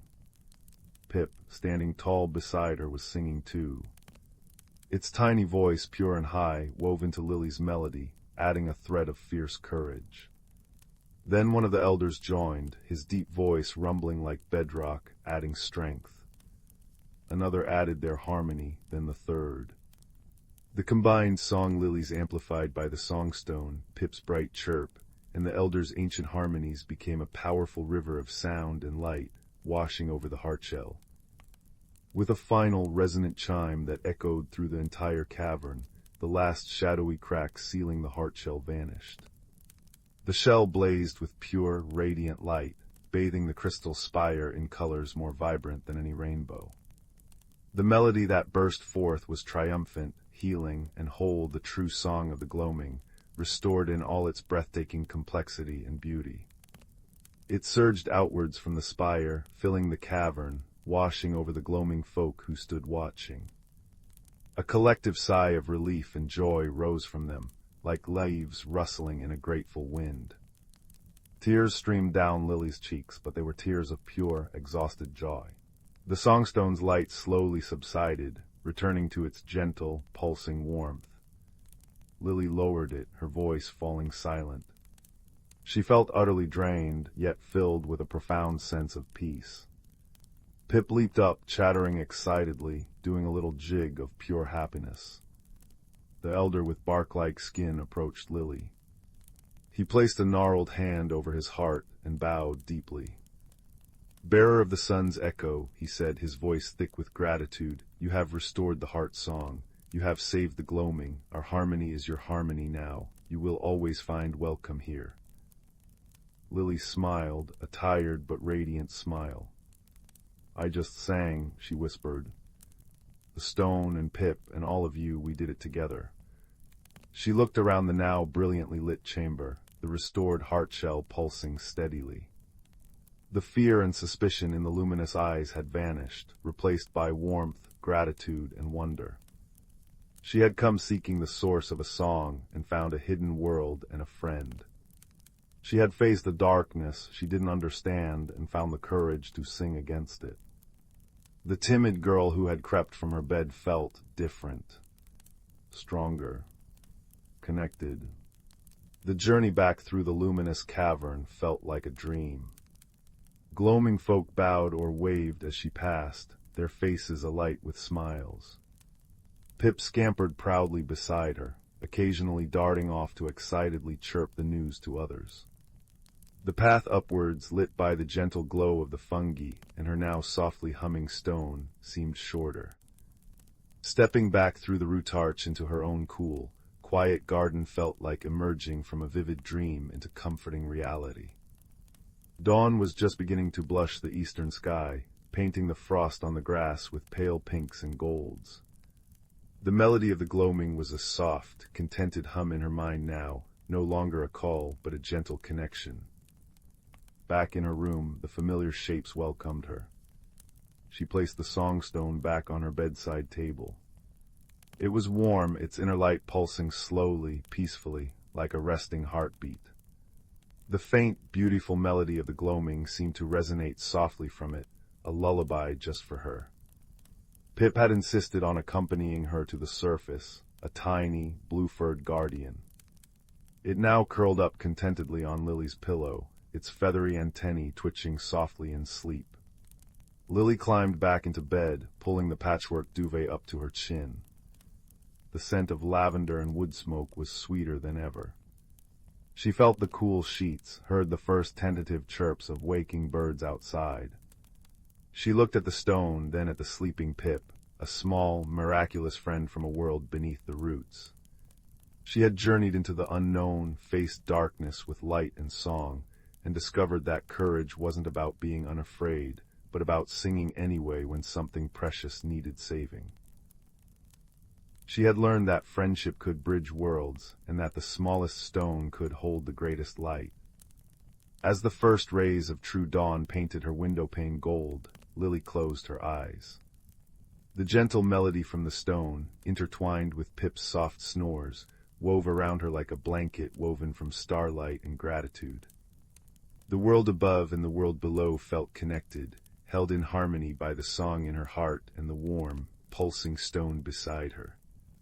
Sleep deep and peaceful claimed her, filled with the quiet certainty that she was part of something vast and beautiful, a guardian of light and song, forever changed by the wonders hidden just beneath the surface. And somewhere deep below, in the heart of the gloaming, the restored heart-shell pulsed with a melody of enduring peace, a silent thank you echoing through the roots of the ancient oak, reaching up to the girl who had sung their world whole. The embers in the hearth glowed like sleepy fireflies as the chill of twilight settled over the village of Willowbrook. Young Finn, whose quiet footsteps barely disturbed the dew-kissed grass, paused at the edge of the whispering woods. His fingers traced the smooth surface of the pebble of embers nestled in his pocket, a curious stone passed down from his grandmother, cool to the touch by day, but pulsing with gentle warmth by night. Tonight it glowed faintly through the worn fabric, casting amber shadows on his palm. "Guide me," he whispered, though he knew not what he sought.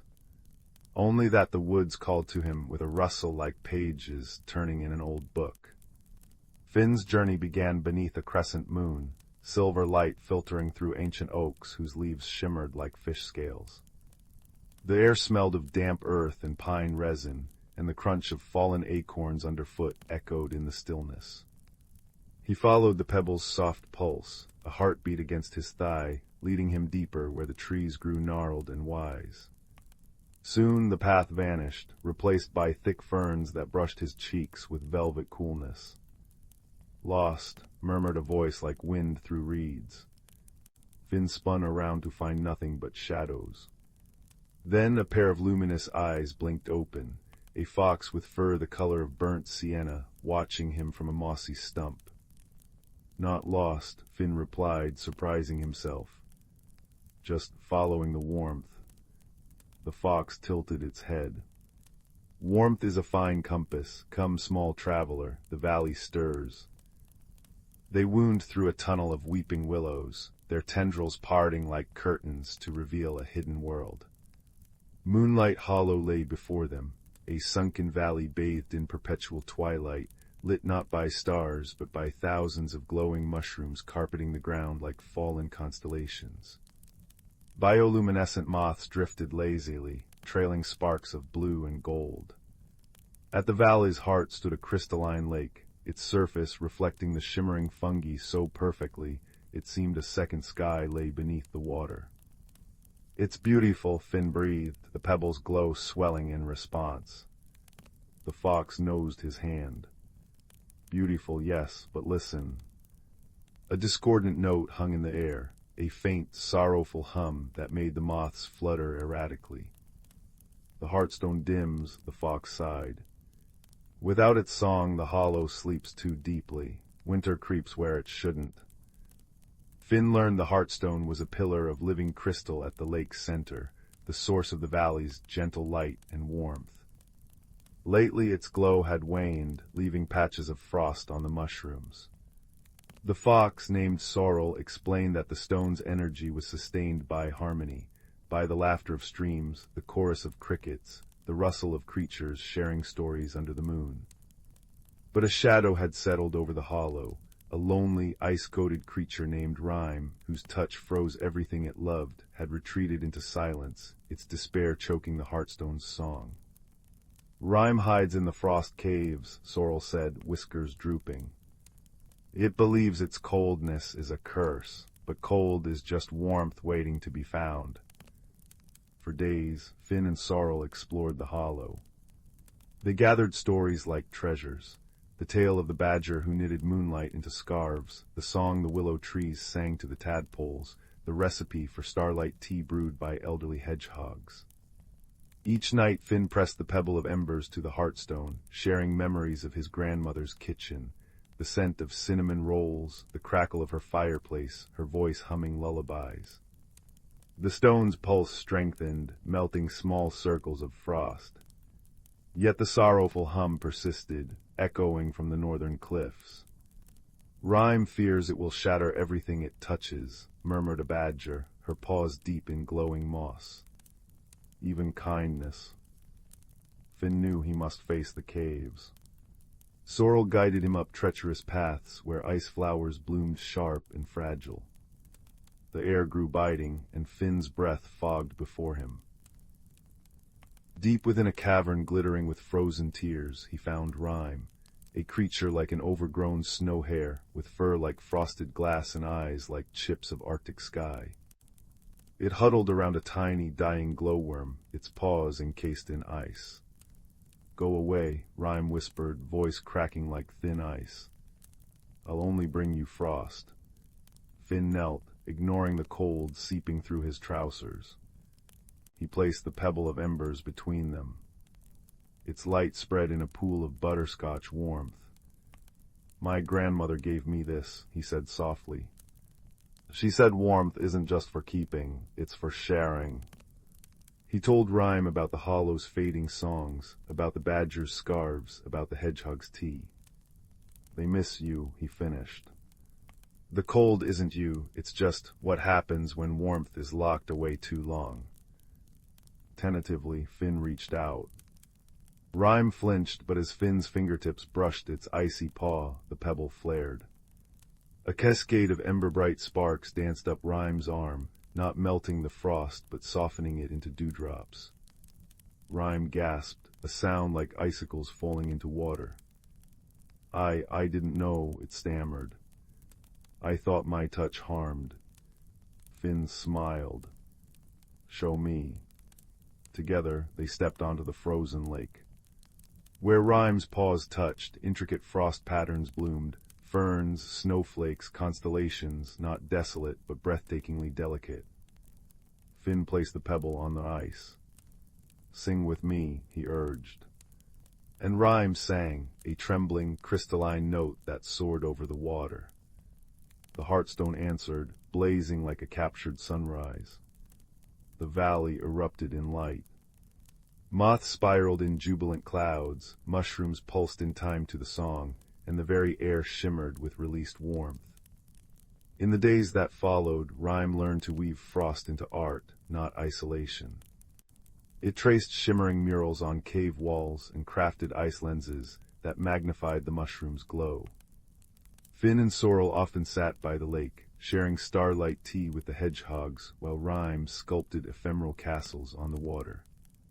The pebble of embers, now nestled in a niche of the Heartstone, pulsed steadily, a testament that even the smallest warmth could thaw the deepest cold.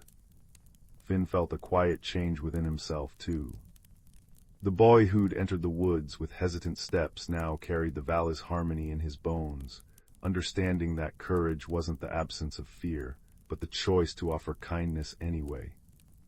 When it was time to leave, the willow curtains parted once more. Sorrel nuzzled Finn's hand. "Remember," she said, "warmth returns to those who carry it." Finn walked home under a dawn-streaked sky, the pebble's absence light in his pocket, replaced by a profound stillness. Back in Willowbrook, he knelt by his grandmother's rose bush, touched a frost-nipped bud, and breathed softly. A tiny, perfect ice crystal bloomed on the petal, a fragile, fleeting gift. That night, as he drifted to sleep, the hearth's embers winked like familiar eyes. In his dreams, he heard a fox's chuckle, the chime of ice melodies, and the deep, resonant hum of a stone singing the world awake. And in that warmth, woven from friendship and quiet courage, Finn slept, a boy forever changed, cradled by the gentle certainty that no heart is too cold to be reached, and no night too dark to hold a hidden glow. The Whispering Grove. In the quaint village of Willowbrook, nestled amidst rolling hills and dense whispering forests, there was a legend that had been whispered from generation to generation, the tale of the Whispering Grove. It was said that hidden deep within the heart of the ancient woods lay a grove where the trees had the ability to speak, their voices carrying the wisdom of ages. The villagers believed that whoever could find this grove would be granted insight and wisdom beyond their years. It was a crisp autumn evening when a gentle breeze carried the scent of pine needles and damp earth through the village. The sky was a canvas of fading golds and purples, and as the sun dipped below the horizon, a fiery-haired girl named Leora sat by the fireplace in her cozy cottage. The flames danced merrily, casting a warm glow that flickered off the walls and painted shadows that seemed to breathe with life. Leora was known throughout Willowbrook for her insatiable curiosity and her heart that yearned for adventure. Her eyes sparkled like the stars on a clear night, and her laughter was a melody that brought joy to all who heard it. But beneath her cheerful exterior, Leora felt a longing for something more, something beyond the gentle life of the village. Her grandmother, wise and kind-hearted, sat across from her in a rocking chair, knitting with nimble fingers. The soft click-clack of needles was a soothing rhythm that punctuated the cozy silence. "Grandmother," Leora began, her voice barely above a whisper, "do you believe the stories about the Whispering Grove are true?" The old woman paused, her eyes twinkling with a knowing light as she looked up from her knitting. "Ah, the Whispering Grove," she mused, her voice rich with the cadence of 1,000 stories. "Many have sought it, my dear, but few have found it. The grove reveals itself only to those who seek wisdom not for themselves, but for the world." Leora pondered her grandmother's words, feeling a spark of determination ignite within her chest. "I want to find it," she declared softly, her voice tinged with a mix of excitement and resolve. Her grandmother chuckled, a sound like the gentle rustle of leaves in the wind. "Then you must listen to the whispers of the forest, Leora. Follow them with an open heart." The next morning, Leora set off at dawn, the air crisp and invigorating against her face. She dressed warmly in a cloak the color of autumn leaves and carried a small satchel filled with provisions. As she stepped into the forest, the world seemed to hold its breath. The only sound, the gentle crunch of leaves beneath her boots. The forest was a tapestry of vibrant colors, leaves painted in shades of amber, crimson, and gold.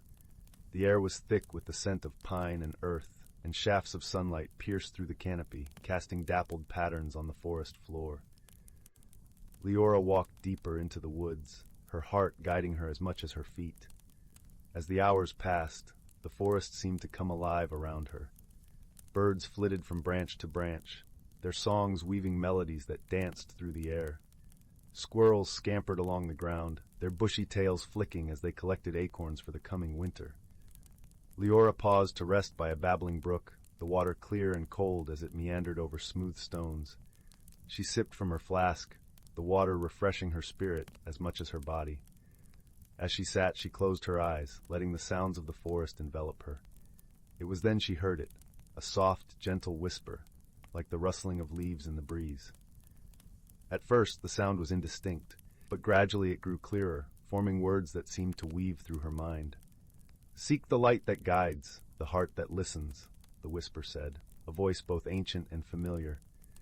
Leora's heart quickened, a thrill of excitement coursing through her veins. She rose to her feet, her senses attuned to the whispers that seemed to guide her deeper into the forest. She followed the sound, her footsteps light and sure. The day turned to dusk, the forest bathed in the soft glow of twilight. Leora's path led her to a clearing, and there, standing tall and majestic, was the entrance to the Whispering Grove. The trees here were ancient, their trunks wide and gnarled, their branches reaching skyward like outstretched arms. As she stepped into the grove, a feeling of peace and wonder enveloped her. The air was alive with the soft murmur of voices, a chorus of whispers that seemed to sing in harmony with the rustling leaves. Leora closed her eyes, letting the grove's magic wash over her. "Welcome, seeker of wisdom," the grove seemed to say, its voice a gentle caress. "You have come with an open heart, and for that you shall be a gift." Leora felt a warmth spread through her chest, a sense of understanding and clarity that was both comforting and profound. The grove's whispers spoke of the interconnectedness of all things, the importance of kindness and compassion, and the beauty of the world that lay beyond the surface. As the last light of day faded, Leora knew it was time to return home. She left the grove, her heart filled with gratitude and a newfound sense of purpose. The journey back through the forest was a journey of reflection, the whispers of the grove echoing in her mind. When she returned to Willowbrook, Leora found that the world seemed both familiar and new. The village was the same, yet her perception had changed. She noticed the small acts of kindness that wove through daily life, the strength in the bonds of friendship and the beauty in simplicity. Her grandmother greeted her with a knowing smile, her eyes filled with pride. "You have found the grove," she said, her voice a gentle embrace. Leora nodded, her heart full of gratitude. "Yes, and I understand now that wisdom is not just knowledge, but the love and compassion we share with others." The days in Willowbrook passed gently, each one filled with the warmth of community and the joy of simple pleasures. Leora's journey had transformed her, and in turn she shared the wisdom of the grove with those around her, weaving a tapestry of kindness and understanding that enriched the lives of all who heard it. And so, the legend of the Whispering Grove continued to be whispered through the village, a story of wonder and transformation, a reminder that the greatest journeys are those that lead us back to ourselves, with hearts open and spirits renewed. As the years passed, Leora grew older, her hair silvered with wisdom, her spirit as vibrant as ever. The village of Willowbrook thrived, a place where the whispers of the grove lived on in the actions and hearts of its people. On quiet evenings, as the sun set and the stars began to twinkle in the night sky, Leora would sit by the fire with the village children gathered around her. With a voice as soothing as the forest breeze, she would tell them the story of the Whispering Grove, her eyes sparkling with the light of countless adventures. The children listened with rapt attention, their imaginations painting vivid pictures of the magical grove and the ancient trees that whispered secrets of the universe. Leora's tales kindled a spark of curiosity and wonder in their young hearts, a spark that would guide them on their own journeys of discovery and growth. One day, as Leora wandered through the village, she noticed a young girl standing at the edge of the forest, her eyes filled with the same longing for adventure that Leora herself had once felt. The girl's name was Arya, and she was known for her gentle spirit and her love of stories.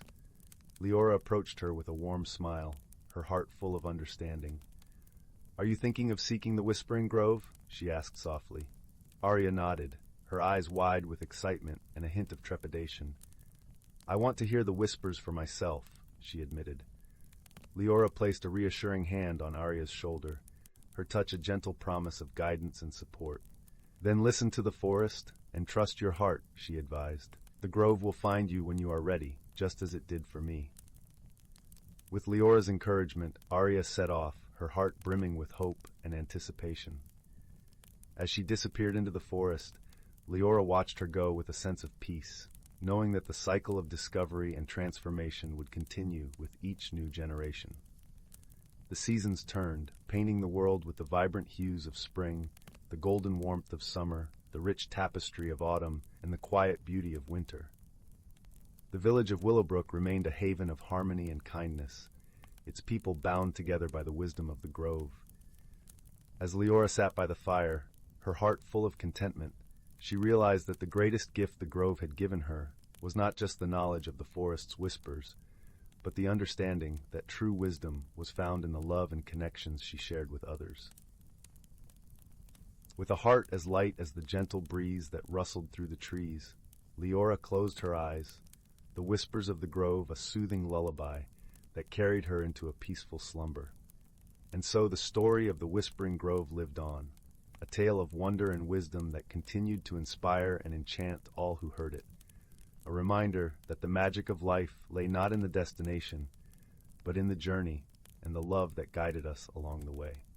In a quaint village nestled between the lush, rolling hills and a gentle stream that sang softly as it wound its way through the countryside, there lived a young woman named Linnea. Her home was a modest cottage, its roof adorned with moss and ivy, and its windows framed by cheerful boxes bursting with lavender and daisies. Linnea was known for her kind heart and gentle spirit, yet she was often troubled by the winds of change that seemed to blow ever stronger in her life. Each morning she would awaken to the sweet melody of birdsong, the air alive with the scent of dew-kissed grass and blooming wildflowers. But beneath this serene surface, Linnea felt an unease growing within her, like a vine creeping through her soul. She feared the unknown changes that loomed in the distance, much like the approaching autumn wind that rustled through the trees, turning their leaves to gold. Her life had been simple and predictable, revolving around the village and its gentle rhythms. She tended her garden, baked bread, and often helped her neighbors with their daily tasks. However, as the seasons turned, she felt a stirring within her, a yearning for something beyond what she knew, yet she was hesitant to embrace it, fearing what it might bring. One crisp, clear morning, as Linnea wandered through the village square, she noticed an unfamiliar figure setting up a colorful stall draped with vibrant silks and shimmering trinkets. This was Marisol, a traveling enchantress known for her wisdom and the magical wonders she carried in her caravan. Intrigued yet apprehensive, Linnea approached, her curiosity piqued by the mystical aura that surrounded Marisol. Marisol welcomed her with a warm smile, her eyes twinkling like stars. "Ah, dear Linnea," she said, her voice like a gentle breeze, "I see in you a heart that longs for growth and transformation, yet fears the journey it may require." Linnea nodded, her voice barely a whisper. "I feel something inside me changing, but I don't know what to do. How can I embrace what I don't understand?" With a knowing look, Marisol reached beneath her counter and retrieved a small, intricately carved box. "This," she said, presenting it to Linnea, is a seed of transformation. Plant it under the full moon, and it will guide you on your path to discovery. Clutching the box to her chest, Linnea thanked Marisol and returned home, her heart alight with a mix of hope and uncertainty. That evening, as the silver moon hung like a lantern in the sky, she ventured into her garden, the cool earth soft beneath her feet. With a deep breath, she planted the seed, feeling a strange warmth spread through her fingers as she covered it with soil. In the days that followed, Linnea tended the spot with care, watering it with love and anticipation. Slowly, a delicate sprout emerged, its leaves unfurling like tiny green hands reaching for the sky. As it grew, Linnea found herself drawn into a world of wonder, for the plant was unlike any she had ever seen, its petals shimmering with colors that danced in the sunlight. With each passing day, Linnea noticed changes within herself, mirroring the plant's growth. She became more attuned to the whispers of the wind, the rustle of leaves, and the songs of the birds. Her heart, once heavy with doubt, began to lighten, filled with a newfound sense of purpose and connection to the world around her. The villagers, too, noticed the change in Linnea. Her eyes sparkled with a vitality that seemed to brighten even the cloudiest days. Encouraged by her transformation, they sought her advice, drawn to her warmth and wisdom. Linnea, in turn, found joy in sharing her journey, realizing that by helping others, she was also nurturing her own spirit. One afternoon, as she sat beneath the shade of an ancient oak, her friend Tomas joined her. Tomas was a gentle soul with a love for stories and a knack for seeing the world in hues of wonder. "Linnea," he said, his voice soft and thoughtful, "the changes in you are like the seasons, inevitable and beautiful. You've learned to dance with them, and that is the true magic." Linnea smiled, her heart swelling with gratitude. "The seed Marisol gave me was just the beginning," she replied. "It taught me that change is not something to fear, but to embrace. Every leaf that falls, every blossom that blooms, carries a lesson if we're willing to listen." As the seasons continued to turn, Linnea's garden flourished, a testament to her journey of growth and self-discovery. She had learned that change, like the gentle flow of the stream, could lead to new and wondrous places. Her fears had dissolved like morning mist, replaced by a deep-seated belief in the beauty of life's ever-unfolding path. And so, in the heart of the village where magic and wisdom mingled beneath the starlit sky, Linnea found her place. She had become a beacon of hope, reminding all those around her that the most profound transformations often begin with a single, daring step into the unknown. As the sun set over the hills, painting the sky with hues of lavender and rose, Linnea stood in her garden, surrounded by the soft hum of twilight. She whispered a silent thank you to Marisol and the seed that had set her on this path of discovery, for in the gentle embrace of nature and the kindness of others, she had found the courage to grow, to change, and to truly become herself. And so, dear reader, as you drift into the gentle embrace of sleep, remember that, like Linnea, you too can find magic in the changes life brings. For every challenge holds the promise of growth, and every ending is but the beginning of a new and wondrous journey. In the velvet hush hour between twilight and true night, where fireflies scribble secrets across the air, there existed a village called Bramble Hollow. Its cobblestone streets wound like cinnamon threads between cottages with roofs of living time, windows glowing with lanterns shaped like tulip blossoms. Yet something peculiar had begun unfolding beneath the crescent moon's silver nail. Every morning, villagers awoke to find their doorknobs frosted with salt, their milk pitchers filled with lavender instead of cream, and their weather vanes pointing insistently toward whispering wood despite the absence of wind. Young Tansy, whose freckles held the exact pattern of the Orion constellation, first noticed the pattern. While her neighbors tutted about mischievous pixies, she observed the salt-formed tiny arrowheads pointing north, the lavender milk never soured, and the weather vanes trembled like compass needles near something magnetic. On the third night, armed with a pocketful of blackberry tarts and her late grandmother's magnifying glass, whose lens revealed the fingerprints of magic, Tansy followed the clues toward the wood's edge. Beneath ancient oaks wearing beards of lichen, she found a badger in a waistcoat pacing between toadstools. "Late," he muttered, polishing his monocle. dreadfully late. His name was Professor Thistledown, scholar of celestial mechanics and part-time keeper of twilight harmonies. When Tansy showed him the magnifying glass, its handle carved with the same spiral symbol on his pocket watch, the badger's whiskers quivered. "Ah, you're Matilda Weatherby's descendant. She and I once calibrated the village dream clock after the great snooze of 1723. The mystery deepened as Thistledown revealed the salt was stardust, the lavender a remedy for nightmares, and the weather vanes detecting a rip in the quiet fabric between realms. Together they trekked to the Chronoglade, a clearing where time pooled in amber puddles and fireflies carried tiny hourglasses in their tails. There they discovered the source, a young nightingale, her feathers shimmering with trapped starlight, caught in a web of fractured moments. "She's a tempest singer," Thistledown breathed. "Her song stitched tomorrow to yesterday, but see how her wings are tangled in snapped timelines." Tansy, recalling her grandmother's stories, gathered four things: spider silk for mending, dewdrops from dawn's first hour for clarity, a thimble of shadow borrowed politely from a passing moth, and laughter stored in an acorn cap. As Thistledown conducted the moonbeams like golden violin strings, Tansy carefully wove the materials into a glimmering net. The nightingale's fearful chirps softened as the net lifted her gently, untangling the knotted hours. With a triumphant trill, she soared upward, trailing ribbons of mended time.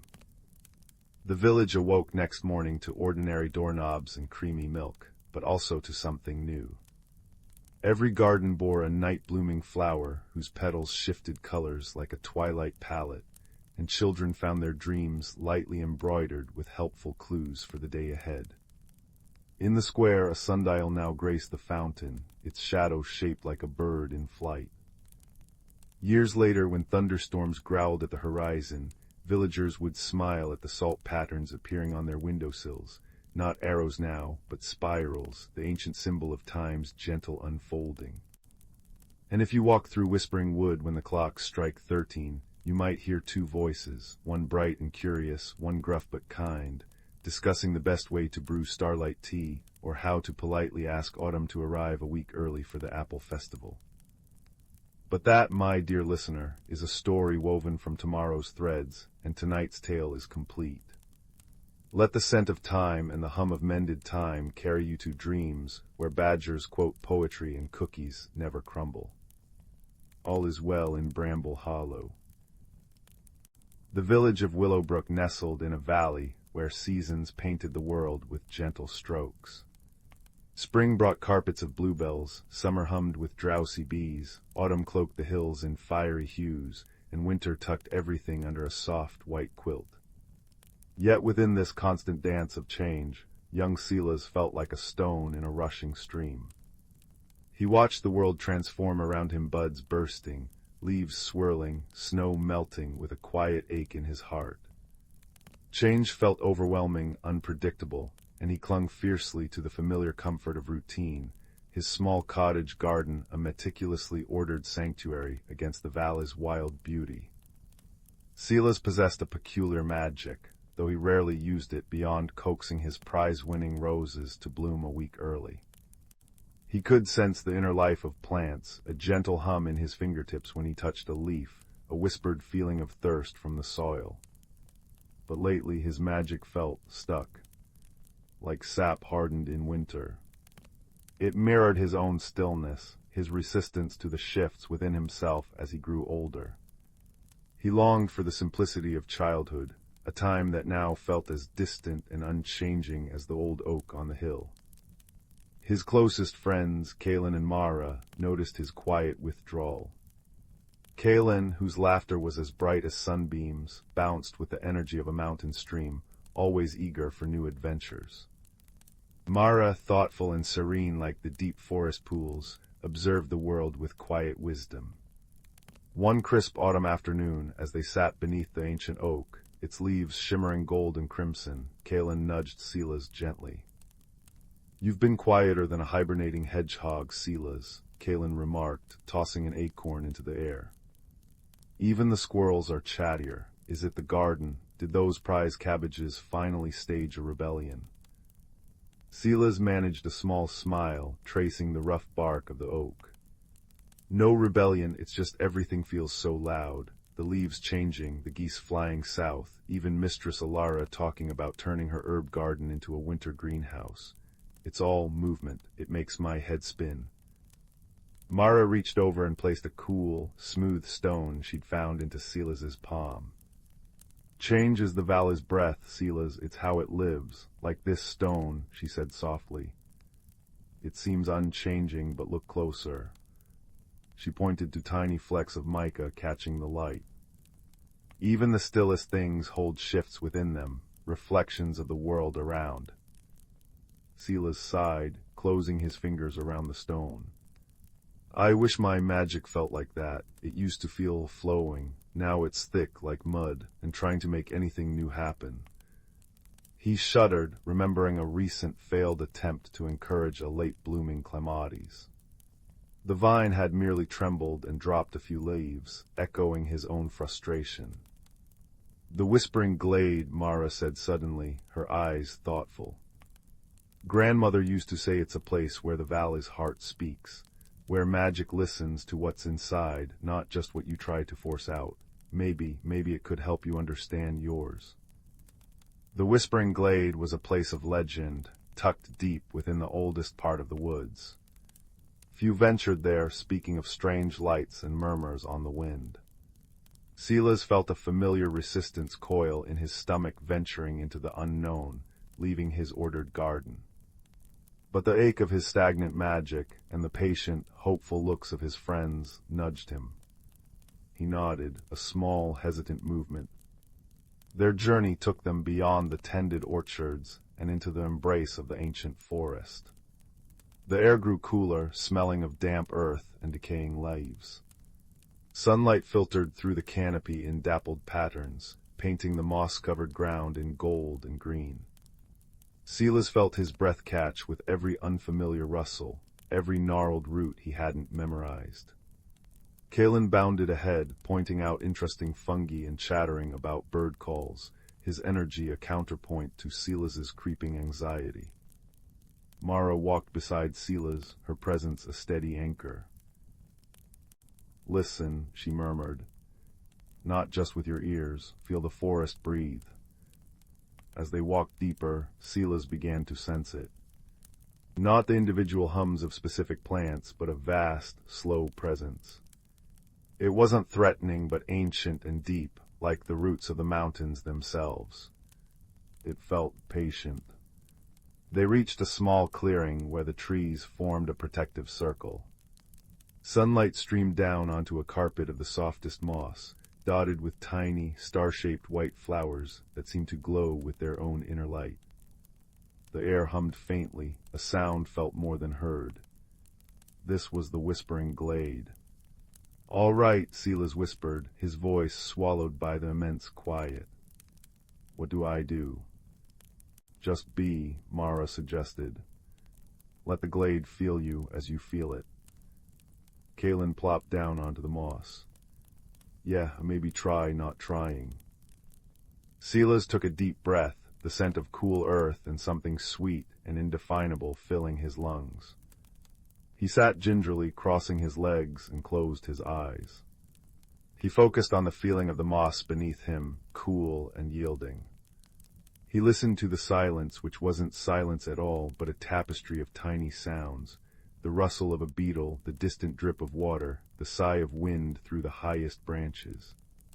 He felt the vast, slow pulse of the forest life around him. He thought about his fear. The fear of becoming someone he didn't recognize, of losing the comfort of the known. He thought about his magic, feeling stuck like a seed that refused to sprout. As his anxieties swirled, a curious thing happened. The gentle glow of the starflowers near him dimmed slightly. A patch of moss under his hand felt cooler, almost damp with sadness. He gasped, opening his eyes. The glade seemed to mirror his inner state. When he felt a surge of frustration, a nearby fern curled its fronds inward defensively. When a wave of his old resistance rose, the air in the glade grew still and heavy. His magic wasn't gone, it was deeply connected to everything here, reflecting his inner landscape back at him. "It sees you, Silas," Mara whispered, her voice barely audible. "It shows you what you feel." Tears pricked Silas's eyes. He hadn't realized how much he'd been holding inside. He took another deep breath, focusing this time not on the fear of change, but on the memory of his garden's quiet joy. He thought of the first rosebud unfurling under his care, the satisfaction of rich soil between his fingers. He thought of Kaelen's infectious laugh, Mara's quiet wisdom, the unwavering support of his friends walking beside him into the unknown. As warmth spread through him, a feeling of gratitude replacing the icy knot of fear, the glade responded. The starflowers near him brightened, their glow pulsing softly like gentle fireflies. The moss warmed beneath him, feeling welcoming and alive.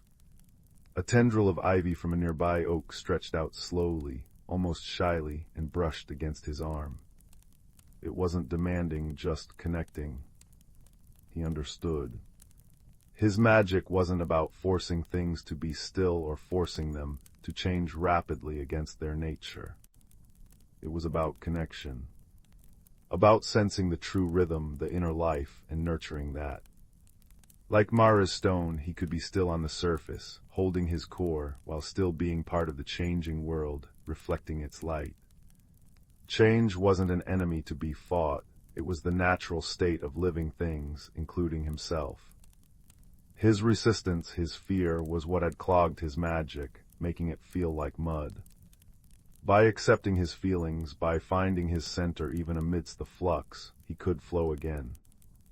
He reached out, not with a command, but with an open heart, towards a cluster of the glowing starflowers.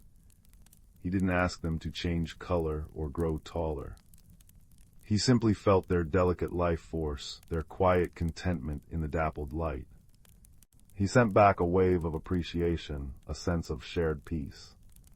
In response, the flowers pulsed brighter, and a soft, golden light, warm and comforting, drifted from their petals and settled over Silas like a gentle, shimmering cloak. It didn't transform him, it felt like an affirmation, a recognition of the shift within. The walk back to Willowbrook was different. Silas still noticed the changes, the deeper autumn hues, the sharper bite in the air, but they didn't overwhelm him. He felt the forest's pulse alongside his own, a rhythm that included both stillness and movement. He carried the warmth of the glade's golden light inside him, a quiet hum of acceptance. Days turned into weeks. Silas didn't become like Kaelen, bursting with constant new energy. He still cherished the quiet routines of his garden. But something fundamental had shifted. When Mistress Alara asked for help transforming her herb garden for winter, instead of feeling a spike of anxiety, Silas felt curiosity. He walked through her plot, sensing the lingering vitality of the summer herbs and the sleepy readiness of the soil for its winter rest. He didn't force anything. He simply helped her understand what the plants needed to transition comfortably, suggesting protective mulches and hardy winter varieties that resonated with the soil's quiet strength. His magic flowed easily now, a clear stream of connection guiding his actions. One frosty morning, Silas stood in his own garden. Winter was truly settling in. His prized roses were dormant, their stems bare. But in a corner, where he'd planted some late-blooming bulbs on a whim after returning from the glade, a cluster of deep purple crocuses had pushed bravely through the thin layer of frost. They glowed faintly, a soft echo of the starflower's light. He hadn't forced them, he'd simply planted them and trusted the season, trusted the life within them. Kaelen and Mara found him there, sipping steaming chamomile tea. "Look at that," Kaelen exclaimed, pointing to the crocuses. "Brave little things blooming in the cold." Mara smiled, her breath misting in the air. "They found their moment, didn't they? Just like someone else we know." Silas smiled, a deep, peaceful warmth spreading through him, more comforting than the tea. He looked at the crocuses, then at the dormant roses, then at the snow-dusted hills beyond. He felt the slow, sure pulse of the sleeping earth and the quiet hum of his own magic, no longer stuck, but flowing in harmony with the world's beautiful, inevitable rhythm. He didn't need to be a rushing stream or an unmoving stone. He could be Sela's, rooted yet flexible, finding his own unique way to grow and glow within the ever-changing, ever-beautiful dance of life. The frost sparkled, the crocuses glowed, and the quiet peace of acceptance settled over the garden like the softest blanket, promising that even in stillness, transformation was always possible, always beautiful, and never truly alone. The village of Willowbrook nestled in a valley where mist clung to the meadows like cobwebs at dawn. It was a quiet place where days unfolded with the gentle rhythm of rain on rooftops and the scent of baking bread. Young Theo, with eyes the color of storm clouds and a quiet disposition, often felt like a misplaced stitch in its comfortable tapestry. While others chased butterflies or built forts, Theo found solace in the dusty corners of his grandmother's attic, drawn to forgotten things. One rainy afternoon, while seeking shelter from a sudden downpour, Theo unearthed a small, unassuming wooden box tucked beneath a pile of yellowed lace. Inside, cushioned by velvet as soft as a moth's wing, lay a teacup. It wasn't grand porcelain or gleaming silver. It was simple earthenware, the color of warm honey, with a single hairline crack running from its rim.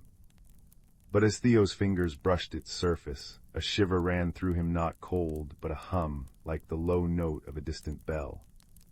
He felt a warmth spread up his arm, carrying with it the faint scent of cinnamon and sunshine. Curiosity, a quiet but insistent friend, tugged at him. Theo filled the cup with rainwater dripping from the eaves. As the first drop touched the crack, something extraordinary happened. The water didn't leak. Instead, the crack shimmered faintly like trapped starlight, and the water inside changed. It wasn't just water anymore. Looking into the cup, Theo saw not his reflection, but a miniature scene. A sun-drenched meadow he'd never seen, filled with flowers that pulsed with soft, internal light. A wave of profound peace washed over him, settling into his bones like warm honey. This was the cup of whispers, his grandmother later murmured, her voice hushed with reverence. It showed not just places, but the hidden heart of things, their truest, calmest essence. Theo felt a shift within himself, a connection to the cup's quiet magic. But the village began to change subtly.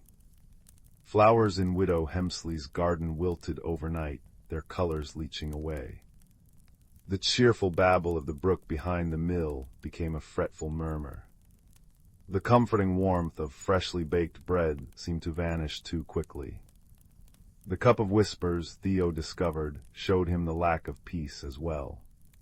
When he peered into it near the wilting flowers, he saw only gray mist and heard a faint, discordant sigh. The heart of Willowbrook was fading.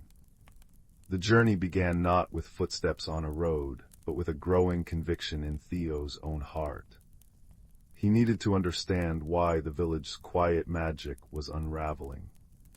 His first helper arrived unexpectedly. Bartholomew, a portly badger with spectacles perched precariously on his snout, emerged from the roots of the ancient oak by the brook one twilight. Bartholomew was the keeper of deep roots, possessing an encyclopedic, if somewhat slow and methodical, knowledge of the valley's hidden history and natural rhythms. He spoke in measured tones, punctuated by thoughtful snuffles. Disturbance, Bartholomew rumbled, adjusting his spectacles as he peered at the wilting flowers. The balance is askew, the ley lines beneath us, they hum a troubled tune. He explained that the valley's magic, woven from the land's natural peace, and the villagers' quiet contentment, was like a tapestry. A thread had snapped. The second helper was Pip, a skittish finch with feathers the color of spun gold and a voice like tinkling bells. Pip was the messenger of sunbeams, flitting everywhere, seeing everything in bright, fleeting glimpses. The old stone. Pip chirruped one morning, landing on Theo's windowsill. By the north field, it looks sad. Dark moss grows where sunlight used to kiss it. Pip's perspective was fragmented, but vital. She noticed the small things others missed. Theo, Bartholomew, and Pip became an unlikely trio.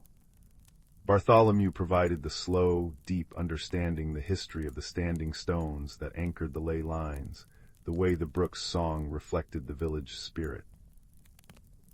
Pip brought bright flashes of insight, a patch of unnaturally dark earth near the mill, the way the wind soughed mournfully around the old well. Theo, guided by the cup of whispers, learned to interpret its visions. Near the standing stone Pip mentioned, the cup showed only jagged shards of darkness where once there had been a warm, amber glow. The heart of the stone was wounded. The challenge wasn't a dragon or a dark wizard. It was a fracture, a deep, unseen crack in the ancient foundation stone of the northern boundary, likely caused by a recent, unnoticed tremor.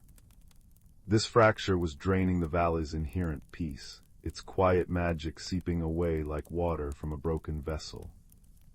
Force was useless. Trying to mend the stone physically would be like trying to glue back a shattered dream. Wisdom was needed. Theo gathered his friends under the gnarled branches of the oak. Bartholomew snuffled thoughtfully. The magic is the land's breath, the village's calm heart. The fracture is a wound in that calm. Pip flitted nervously. Can we sing to it, make it happy again? Theo looked into the cup of whispers. He saw the valley not as it was, but as it could be, vibrant, peaceful, whole. He saw the fracture not as a jagged scar, but as a line waiting to be filled with light. Not force, Theo murmured, understanding dawning. Connection, we need to remind the valley of its own peace, its own wholeness. We need to weave the calm back together. It wasn't about fixing the stone. It was about healing the feeling the stone represented. Bartholomew nodded slowly, a deep rumble of approval in his chest. Pip chirped excitedly. Their plan was gentle, woven from the very essence of Willowbrook. On the night of the full moon, when the hidden currents of the world flowed strongest, they gathered at the fractured stone. Theo placed the cup of whispers carefully on the ground before it. Bartholomew, connecting his paws to the earth, began a low, resonant hum, a sound like roots growing deep into bedrock, steady and grounding. Pip, fluttering above, sang a melody pure and bright as sunlight on dew, weaving threads of joy and hope into the air. Theo closed his eyes, holding the image of the valley's heart from the cup, the peaceful meadows, the singing brook, the warm kitchens. He poured his own quiet wish for wholeness into the cup. As he focused, the hairline crack on the cup of whispers began to glow, not with the trapped starlight of before, but with a soft, golden radiance. This light spilled out not as a beam, but as a gentle mist, flowing towards the fracture in the standing stone. It wasn't an explosion, but a sigh of relief. The golden mist seeped into the dark crack in the ancient stone. Where it touched, the jagged darkness softened, filled with a warm, honey-colored light that pulsed gently, like a heartbeat. Bartholomew's hum deepened, resonating with the stone. Pip's song soared, clear and sweet.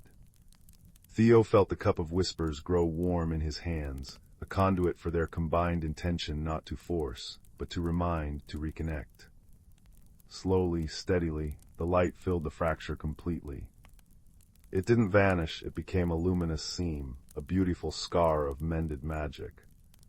As the last tendril of mist settled, a wave of profound peace washed outwards, silent but immense. It flowed through the grass, rustled the leaves, and settled over Willowbrook like a warm blanket. Theo opened his eyes.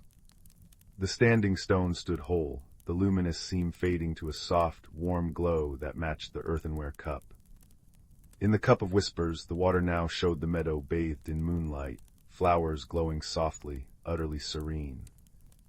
The heart of the valley was whole again.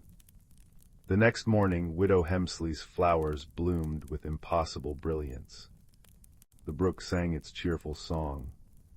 The scent of baking bread seemed richer, warmer, lingering longer. Willowbrook hadn't changed drastically. It was simply more itself. More peaceful. More content. More deeply woven with quiet magic. Theo understood now. His journey hadn't taken him far in miles, but deep within himself and his connection to the world. He learned that the greatest magic wasn't in grand displays, but in quiet attention, in gentle connection, and in the courage to mend what was broken with understanding rather than force. He learned that even a crack like the one in the cup or the stone could hold light and become a thing of beauty, a testament to healing.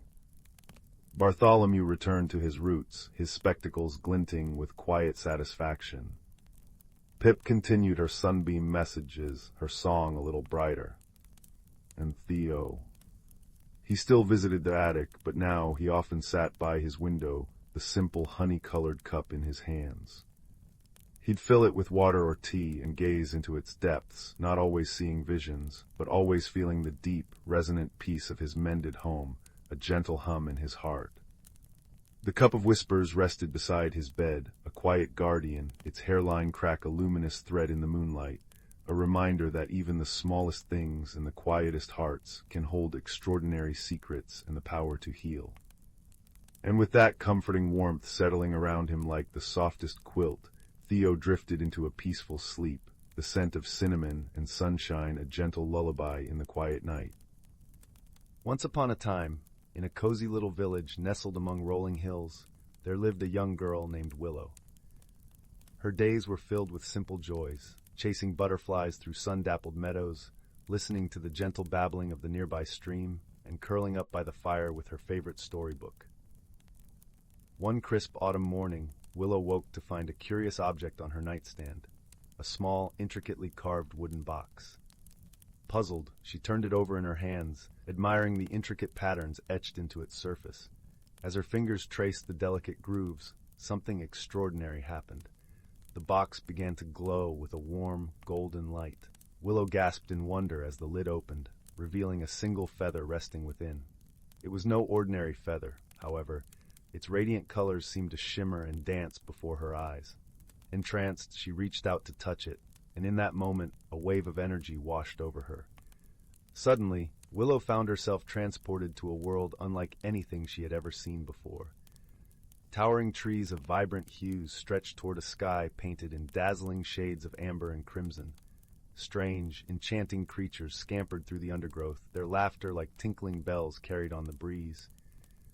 As Willow marveled at her newfound surroundings, a gentle voice called out to her, "Welcome, dear child, to the realm of wonders." Turning, she found herself face to face with a kindly old oak tree, its branches stretching wide and its trunk etched with ancient runes. "I am Elderwood, guardian of this realm," the tree continued. "The feather you found is a key, unlocking the door to a world of magic and adventure. But it is also a test, for only those with pure hearts and open minds can truly embrace its wonders." Willow listened, captivated, as Elderwood explained that a dark force threatened to consume the realm of wonders, casting its beauty into shadow. "You have been chosen, young Willow, to embark on a journey of self-discovery and courage, where you will face challenges that will shape your very soul." With a wave of his branches, Elderwood summoned two companions to guide Willow on her quest.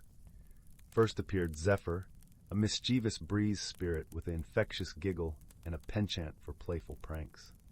Then came Ember, a wise and gentle salamander, whose flickering flames cast a warm, comforting glow.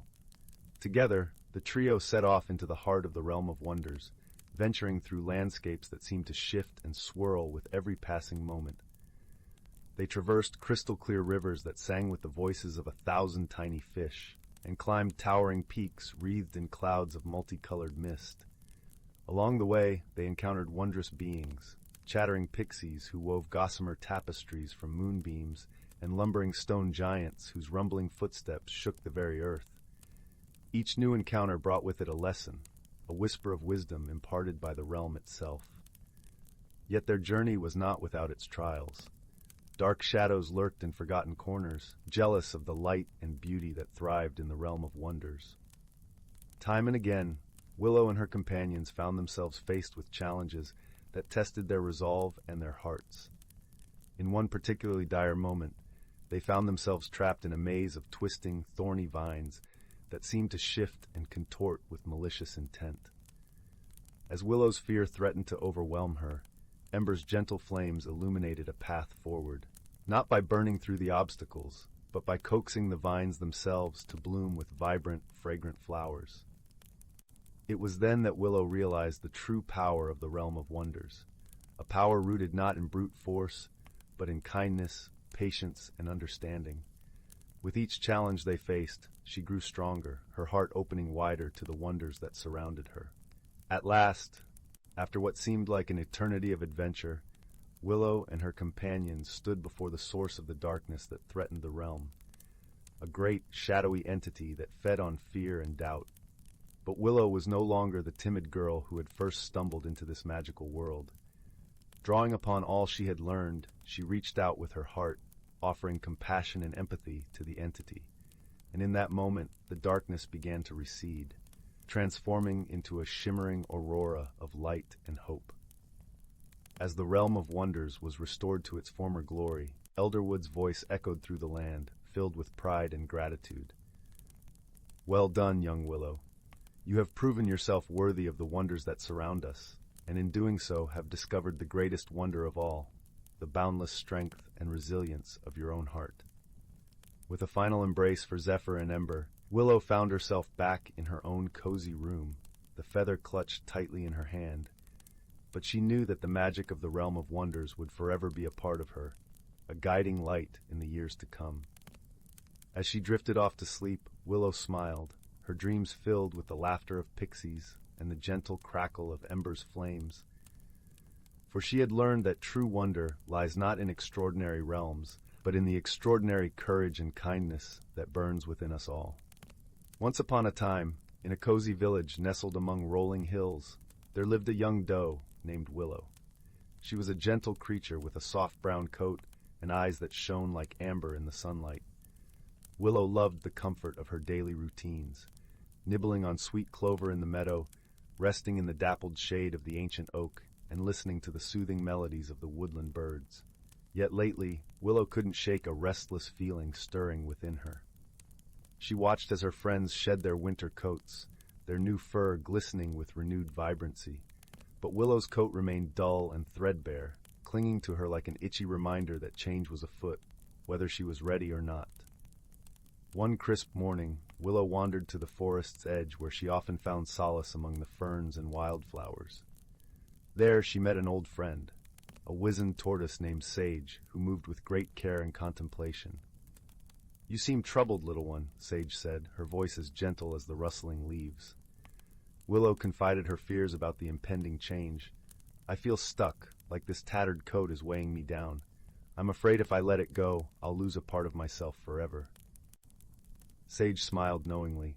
The cycle of rebirth can be daunting, but it's nature's way of helping us grow. Think of the butterfly emerging from its chrysalis. A wondrous transformation takes immense courage.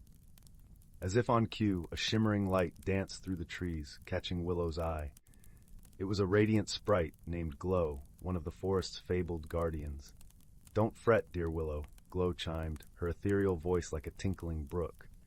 "Every ending is a new beginning in disguise." With a wave of her tiny hand, Glow conjured a glittering pool of water before them. Images began to swirl across its surface, a kaleidoscope of vibrant colors representing the stages of growth and renewal. Willow was transfixed, seeing reflections of her own journey mirrored in nature's eternal rhythm. Glow gestured toward the water. "You'll know when you're ready to embrace the change within you. Trust in the magic that guides all living things." Heartened by her friend's wisdom, Willow realized her fears were rooted in resistance to the unknown. As the days passed, she moved through the transition with newfound grace, allowing her tattered coat to shed naturally. Beneath the weathered exterior, a lustrous new coat emerged, its rich chestnut hues shimmering like sunlight on autumn leaves. Willow felt lighter, revitalized, as if she were seeing the world through fresh, wondering eyes. From that day on, she greeted each season as a wondrous teacher, honoring the continual cycle of transformation as the greatest magic of all. For in surrendering to change, Willow discovered her truest self, resilient, radiant, and beautifully renewed. The amber light of autumn afternoons had always been Layla's favorite time of year. It was when the forest behind her cottage seemed to hold its breath, leaves rustling secrets in hues of burnt umber and gold, and the air carried the crisp scent of apples and distant wood smoke. But this autumn felt different. The trees shed their leaves too quickly, the squirrels buried nuts with frantic urgency, and the river sang a lower, slower song than she'd ever heard. Layla clutched her woven basket of herbs tighter, her boots crunching over brittle ferns. She didn't like changes, not in her routines, not in her forest, and certainly not in herself. Lately her hands trembled when she tried to stitch her embroidery, and the tea she brewed, usually fragrant with mint and memory, tasted bitter, as if the plants themselves resisted her touch. That evening, as she sat by the hearth unraveling a knotted thread, a sound fluttered against her window, a moth with wings the color of twilight, tapping gently with antennae that glimmered like dewdrops. When she opened the pane, it alighted on her wrist, and she felt a strange warmth pulse through her veins. The moth led her gaze to the old oak desk by the wall, where her grandmother's journal lay open to a page she'd never seen before. The ink shimmered, words rearranging themselves. When the heart fears turning seasons, the roots must learn to bend. The next morning, Leela found the first crystal growing in her garden. It emerged from the soil where her rosemary plant had withered, a slender spire of amethyst humming faintly. By noon, 3 more had sprouted along the garden path, their facets catching the sunlight like prisms. She reached to touch one, and a vision flashed behind her eyes, a forest floor covered not in leaves, but in thousands of tiny crystals, each pulsing with soft light. A voice, deep and earthy, murmured, "You've forgotten how to listen." Panicked, Leela ran to the one person who might understand, old Bram, the beekeeper who lived at the forest's edge. His cottage smelled of honeycomb and pine resin, and his beard was dusted with pollen from his hives. He didn't look up from his carving as she burst in, breathless. "Ah," he said, smoothing the wooden owl in his hands. "The stones have been whispering about you." "What's happening to me?" she asked, her voice trembling. Bram set down his knife. "Same thing that happens to a hive when the queen is unsure. Everything gets stuck. You've been clinging to the way things were, Leela, but the forest and you are meant to grow." He pressed a jar of honey into her palms. "Take this to Maris by the willow grove, and listen on your way." The path to Maris's hut wound through the heart of the woods, where shadows danced longer than they should. Leela walked slowly, the honey jar warm against her chest. She paused where a creek giggled over stones, and there, beneath the water's surface, she spotted a pebble shaped like a crescent moon. As she fished it out, the crystal in her pocket vibrated, and the pebble's edges softened into a tiny silver bell. A laugh echoed, not her own, but bright and clear, like wind chimes. "That's for noticing," said a voice above her. Maris perched on a branch, her cloak stitched with feathers and spider silk. She swung down, landing light as a dandelion seed. "Bram's honey, is it? Good. We'll need sweetness for what's coming." "What's coming?" Leela asked. Maris tapped the bell now tied to Leela's basket. "Change, and not the easy kind, but you've got better guides than most." She nodded at the crystals now peeking from Leela's pockets, glowing in rhythm with her breath. Over the next week, the forest guided Leela through small, strange tasks. A family of foxes led her to a clearing where fireflies spelled out riddles in the air. A maple tree shed a single red leaf into her palm, which unfolded into a map of stars. Each time she solved a puzzle or followed an instinct, trusting the tug in her chest rather than her doubting mind, the crystals grew brighter and the bitterness in her hands faded. Yet the heart of her fear remained. One moonless night, she woke to find her garden transformed. Crystals towered like frozen flames, their light casting cobalt and topaz shadows. In their center stood a figure made of swirling autumn leaves, with eyes like molten amber. "Why do you resist?" it asked, its voice the crackle of a hearth. "I don't want to lose what I love," Leela whispered.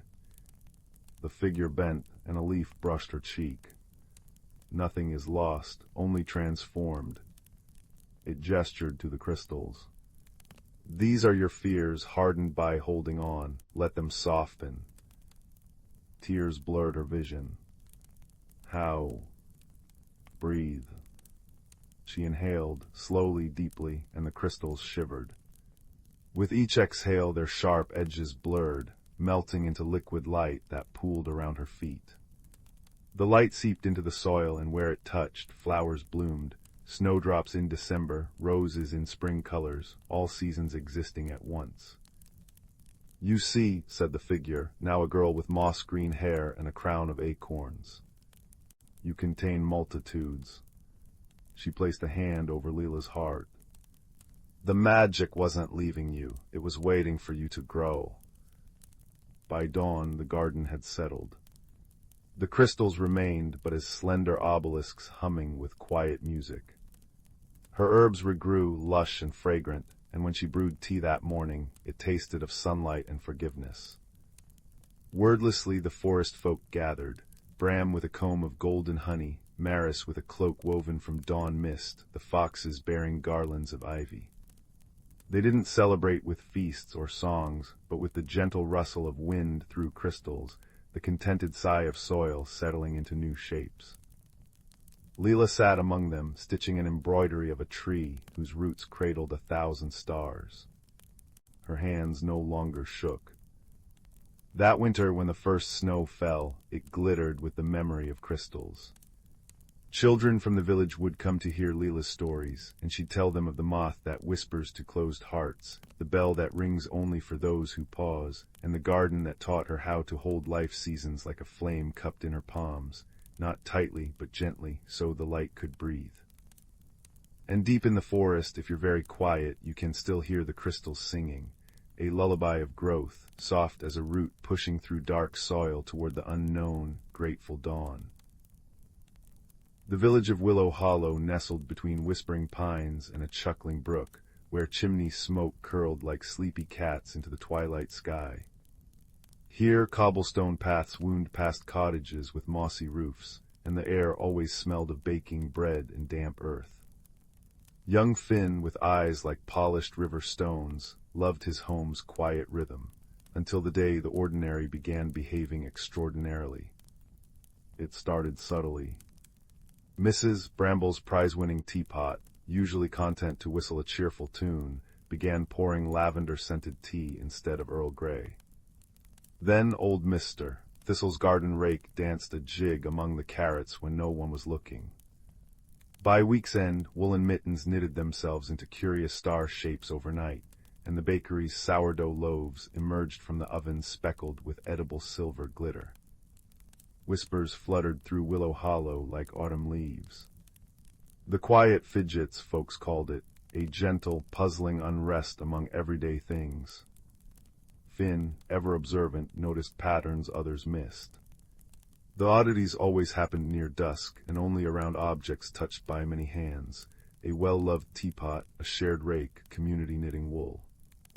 Determined to help, he visited the village's wisest soul, Ilara, who lived in a cottage shaped like a toadstool, its walls woven with living honeysuckle.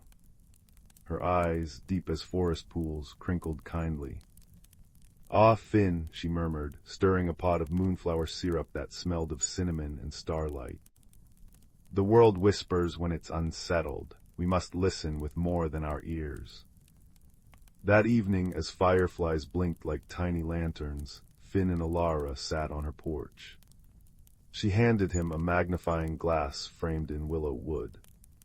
"Look closely, child. Magic leaves traces softer than cobwebs." Finn peered at a fidgeting knitting needle. There, glimmering faintly on its surface, were minuscule, iridescent footprints, like those of a tiny, nervous bird. "Pixie tracks," breathed Alara.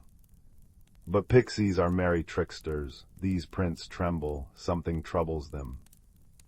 Their investigation led them to the heartwood tree, an ancient oak at the village center, its bark etched with generations of wishes.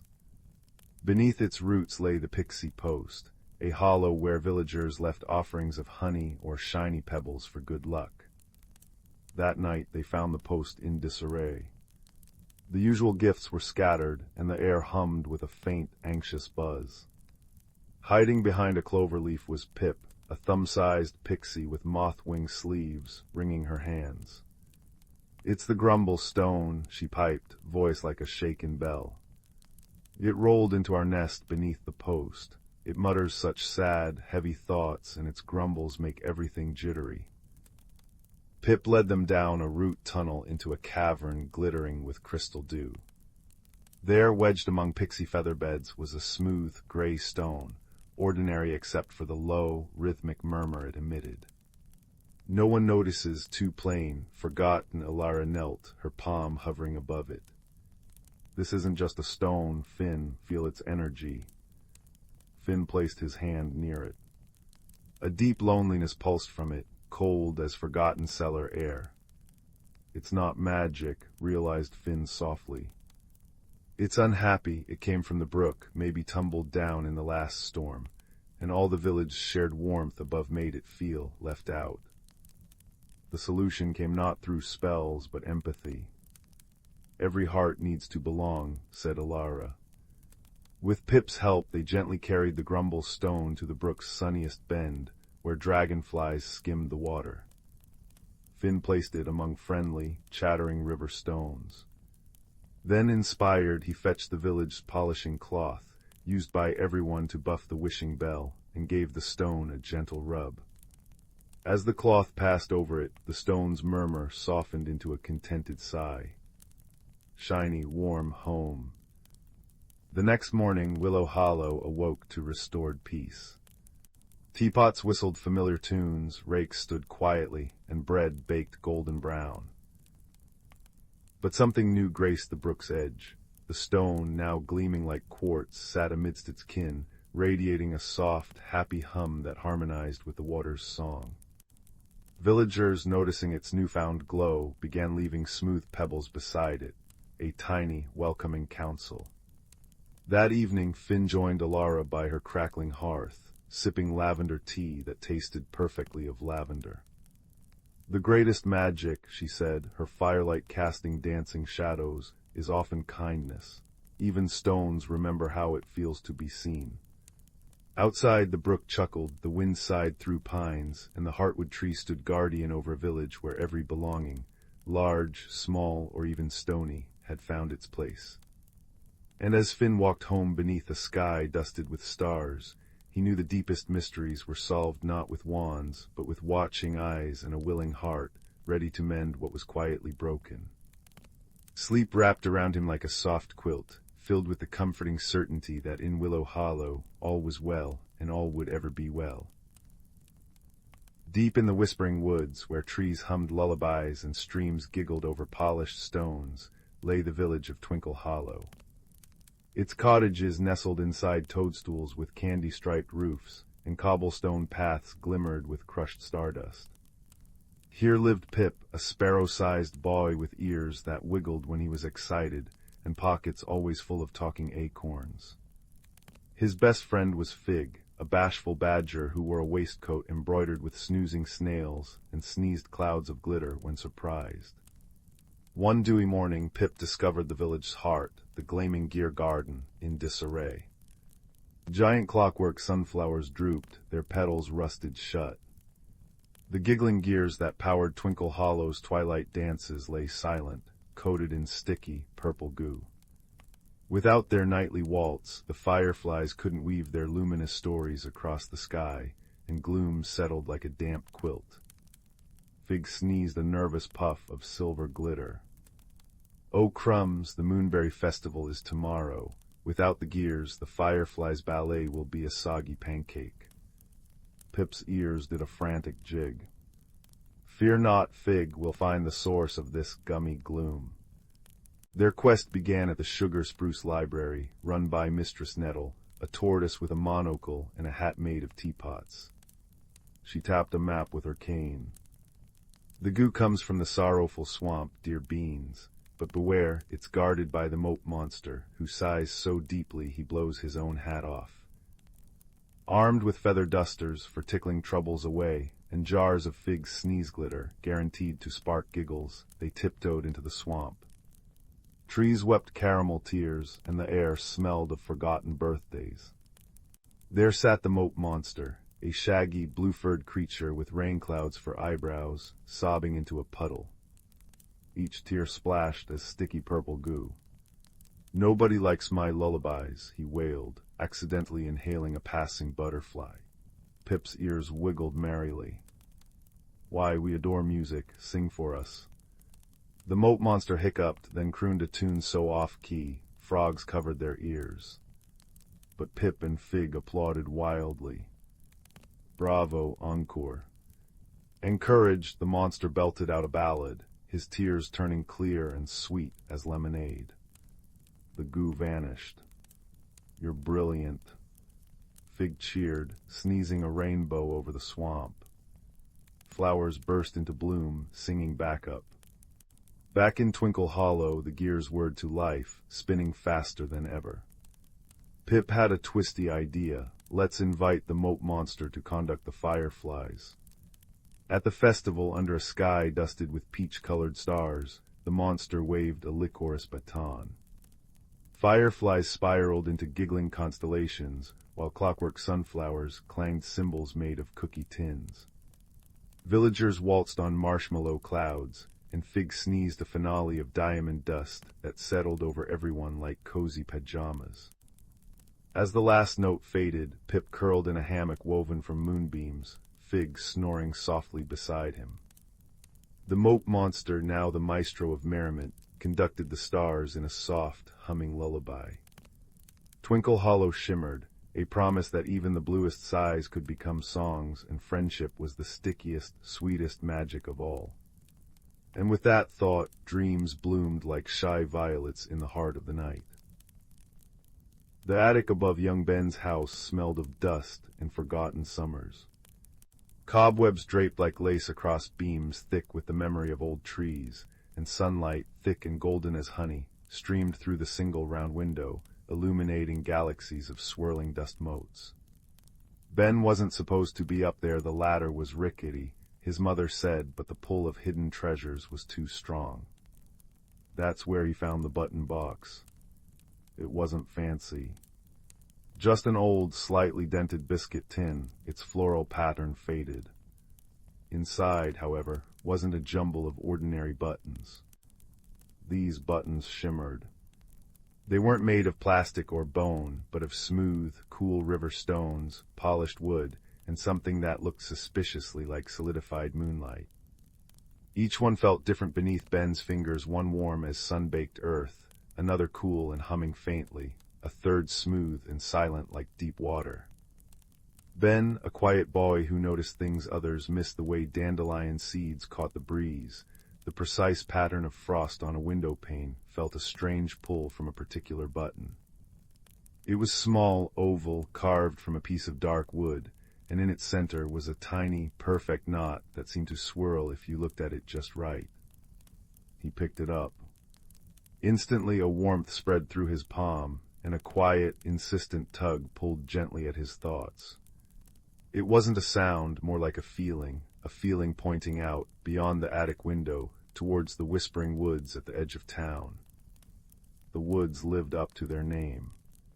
As Ben stepped under the ancient canopy, leaving the familiar cobblestone street behind, the sounds changed. The rustle of leaves wasn't just wind, it was soft sighs and murmured secrets. Sunlight dappled the mossy ground like scattered coins, and the air smelled richly of damp earth, pine resin, and something sweet and wild. The wooden button in his pocket pulsed warmly, its tug growing stronger, leading him off the worn path and deeper into the green embrace. He hadn't walked far when a voice, sharp but not unkind, piped up from a tangle of ferns. Oi, watch where you're tromping, lad, nearly squashed my best nap spot. A plump, grumpy-looking badger with a distinctive white stripe across his snout glared up at him. This was Thistle. Ben apologized quickly. I'm sorry, Mr. Badger, I was just following this feeling. He hesitantly showed Thistle the wooden button. Thistle sniffed it cautiously, his beady eyes widening. HMPH knotwood, rare stuff. That's no ordinary trinket, boy, that's a finder's button. Points you to what needs finding, not what you think you want. Tricky business. Thistle's grumpiness seemed to soften with curiosity. Well, since you've disturbed my nap, the least I can do is make sure you don't blunder into a snagglethorn patch. Nasty things, snagglethorns. Lead on, button boy, but mind the roots. Thistle proved invaluable. He knew every hidden animal trail, every patch of treacherous bog disguised as solid ground, and every berry bush worth stopping at for a quick snack, though he complained bitterly about the lack of earthworms. As they walked, the tug of the button led them steadily uphill, towards the rumored sleeping mountain. The path grew steeper, the air cooler. The gentle whispers of the woods gave way to the rush of water. Soon they reached the Silver Thread River, cascading over smooth rocks in a sparkling torrent. The button tugged insistently towards the other side. Ben looked worriedly at the rushing water. Thistle grumbled about wet fur. Then a giggle like tinkling bells echoed from a swirling eddy. A head crowned with water lilies and hair the color of river foam popped up. Lost your way, landwalkers? Asked the river spirit, her eyes shifting like sunlight on water. Her name was Rill, and she was perpetually forgetful. We need to cross, Lady Rill, Ben said politely, holding up the button. The finder's button leads us across. Rill drifted closer, peering at the knotwood. Ooh, shiny and warm. Makes me think of something important. Oh dear, what was it? She tapped her chin, sending ripples across the water. Something lost, something cold, she sighed dramatically. Crossing. Yes. Hop on the stepping stones, but only where the water laughs. Step on the grumpy stones and splash. She pointed to stones barely visible beneath the churning surface. Listen. Ben took a deep breath. He closed his eyes, letting the roar of the river fill his ears. Thistle nudged him impatiently, but Ben focused. Beneath the main roar, he heard it faint, musical chuckles coming from certain rocks. He stepped onto the first chuckling stone. It felt firm. Step by careful step, listening intently to the water's hidden laughter, Ben crossed. Thistle followed, surprisingly nimble, muttering about soggy badgers and ridiculous spirits. Rill waved cheerfully, already forgetting them, humming a watery tune. On the other side, the slope grew even steeper, leading towards the mist-shrouded peak of the sleeping mountain. The air grew thin and crisp. The button's tug was strong now, almost vibrating in Ben's pocket. As they climbed above the tree line, the world opened up, vast valleys spread below, painted in shades of green and purple shadow. But the path ahead vanished into a wall of shifting, gray mist. The mountain seemed to breathe, the mist swirling and thickening, obscuring any trail. Thistle sniffed the air. Mist maze, mountain's way of guarding its secrets. Get lost in there and you might wander forever, or step off a ledge you never saw coming. Nasty business. Ben felt a flutter of fear. How could they navigate this? He pulled out the finder's button. It glowed softly in his palm, the knot swirling faster, but the tug felt confused, pulled in several directions at once by the shifting mist. Force wouldn't work. Shouting wouldn't help. He remembered Rill's lesson listening. He sat down on a cool, smooth rock. We need to be still, he said softly to Thistle. We need to listen beyond the mountain's breath. Thistle, surprisingly, didn't argue. He curled up beside Ben, his warm bulk a comfort. Ben closed his eyes, tuning out the sigh of the wind in the mist. He listened deeper. He heard the faint, high chime of ice crystals forming. He heard the slow, patient grind of stone deep within the mountain. And then faint but clear, a melodic chirping, a familiar sound from home. A small, bright-eyed starling landed on a rock nearby, cocking its head. Lost, it chirped. The mountain's shy, doesn't like loud noises or rushing feet. "We need to find something," Ben whispered, holding the button low so the starling could see. "It's important. The button led us here." The starling hopped closer. Finder's button points to what needs finding. Clever thing, the mountain it hides because it aches. Something is cold inside where it should be warm, makes it grumpy like old Thistle here before breakfast. The badger harumphed. "The path through the mist isn't a path you see," the starling continued. "It's a path you feel. Follow the warmth. The mountain hides the warmth it misses deep in its heart." Ben understood. The button wasn't confused by the mist. It was reacting to the mountain's need. He closed his eyes again, the button warm in his hand. This time, instead of a tug, he sought a thread of warmth emanating from the mountain itself, a fragile pulse beneath the cold mist.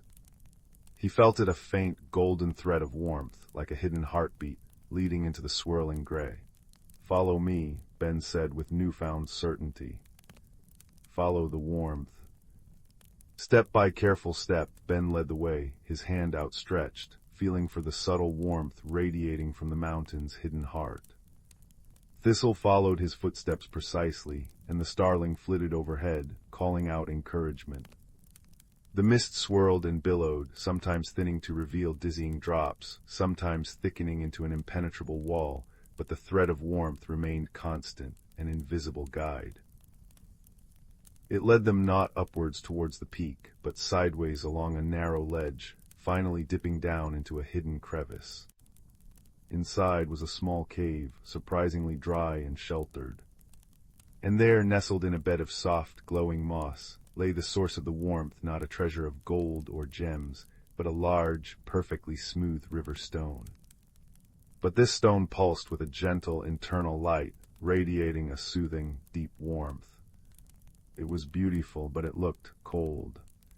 Frost patterns etched its surface, and its light flickered weakly. "This is it," Ben breathed. "This is what needed finding."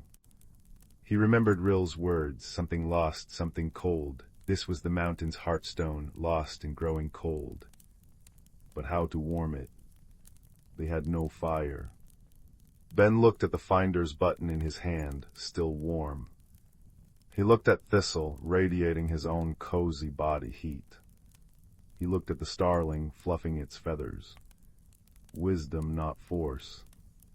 "Friendship is warm," Ben said softly. He placed the wooden finder's button gently against the cold heartstone. Then he sat beside it, leaning close. Thistle, understanding without words, curled his warm, furry body around the stone on one side. The starling nestled into the moss on the other, spreading its wings like a tiny blanket. Together they sat in the quiet cave. Ben placed his hands gently on the stone, sharing his own warmth. They didn't speak, they simply were together, a circle of quiet companionship and shared heat. Slowly, slowly, the frost on the heartstone began to melt. The flickering light within grew steadier, brighter, bathing the cave in a soft, golden glow. The warmth radiating from it grew stronger, pulsing outwards like a gentle sigh of relief. Outside the cave, the mist began to thin, not vanishing entirely, but parting like a curtain, revealing clear, safe paths winding up and down the mountainside. The mountain itself seemed to sigh, a deep, contented rumble that vibrated gently through the rock beneath them. The air felt lighter, crisper, filled with the scent of sun-warmed stone and alpine flowers. Their job was done. The journey back was easier. The starling guided them down the now clear paths. Rill, remembering them just long enough, helped them cross the laughing stones again. Thistle grumbled good-naturedly all the way back to the edge of the whispering woods, though Ben noticed he walked a little taller. At the wood's edge, Thistle nudged Ben's hand. "Keep that button safe, button boy. It found more than a stone today." The badger disappeared into the ferns with a final grunt. Ben returned to the attic as the first stars began to prick the twilight sky. He placed the wooden finder's button back in the biscuit tin, its surface cool now, its task complete. But as he closed the lid, he noticed something. The other buttons seemed to shimmer just a little brighter, as if reflecting the warmth of the heartstone far away. He climbed down the ladder, the scent of dust replaced by the comforting aroma of soup from the kitchen below. He didn't tell his mother about the badger, the river spirit, the starling, or the mountain's heart. Some discoveries were treasures meant to be held quietly in the heart. But as he lay in bed that night, listening to the familiar creaks of the house, he felt different. He felt the quiet courage of the journey, the warmth of unexpected friendship, and the profound understanding that the greatest magic often lies not in seeking power, but in answering a call for warmth with an open heart and helping hands. The gentle thrum of the mountain's contentment miles away seemed to echo in his own peaceful heartbeat, a lullaby of wonder and quiet strength, carrying him into a deep and dreamless sleep. And the biscuit tin high in the shadowed attic held its secrets close, ready for the next whisper of need, the next quiet tug of discovery. In the distant reaches of the cosmos, where stars twinkled like scattered diamonds against the velvet backdrop of space, there existed a small, vibrant planet known as Luminara. Its skies shimmered in hues of lavender and gold, and its lush landscapes teemed with life.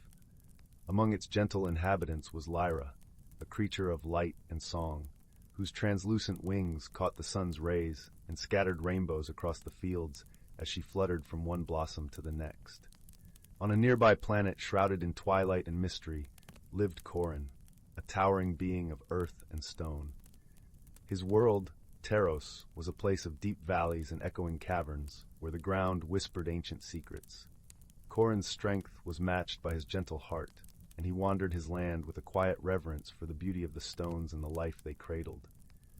One fateful day, as the stars aligned in a cosmic dance, a curious portal opened between these two worlds. Lyra, drawn by its shimmering allure, darted through the portal, her heart filled with wonder and a touch of trepidation.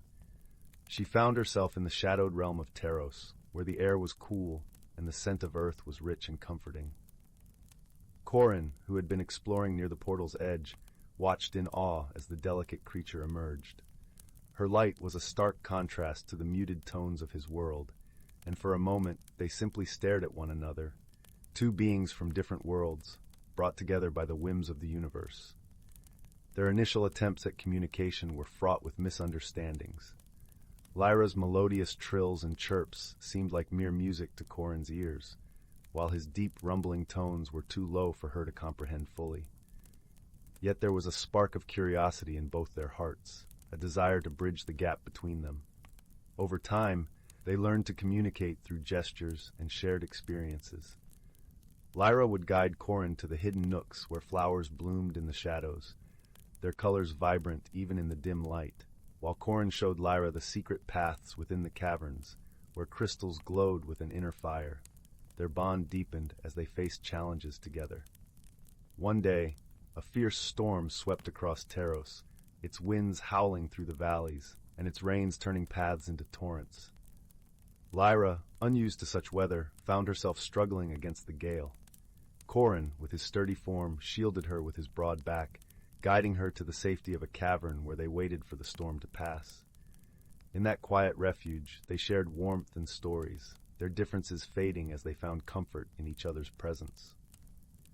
As the days turned into weeks, Lyra and Corin discovered the true meaning of friendship. They learned to appreciate each other's strengths and to lend support in times of need. Lyra taught Corin the joy of laughter, her tinkling giggles echoing through the caverns, while Corin showed Lyra the beauty of silence, the way it allowed the heart to listen more deeply. One day the portal shimmered once more, signaling that it was time for Lyra to return to Luminara. The thought of parting was bittersweet, yet both knew that their friendship had transcended the boundaries of their worlds. As Lyra prepared to leave, she touched her wings lightly to Corin's forehead, a gesture of gratitude and affection. Corin, in turn, placed a small crystal in her hands, its glow a reminder of the light they had found in each other. With a final, shared glance of understanding and warmth, Lyra stepped through the portal, her heart full of memories and a newfound wisdom about the strength of friendship. Back on Luminara, Lyra often gazed up at the stars, her thoughts drifting to her friend Anteros. And on Teros, Corin would sit in the quiet of a cavern, feeling the gentle hum of the crystal Lyra had touched, knowing that their bond was as enduring as the stones of his world. In the vastness of the universe, Lyra and Corin had discovered the simple truth that true friendship knows no bounds, and that even the most unlikely companions can find understanding and joy in one another. And so, beneath the watchful gaze of the stars, their friendship endured, a testament to the harmony that could be found in diversity and the strength that could be born from shared hearts.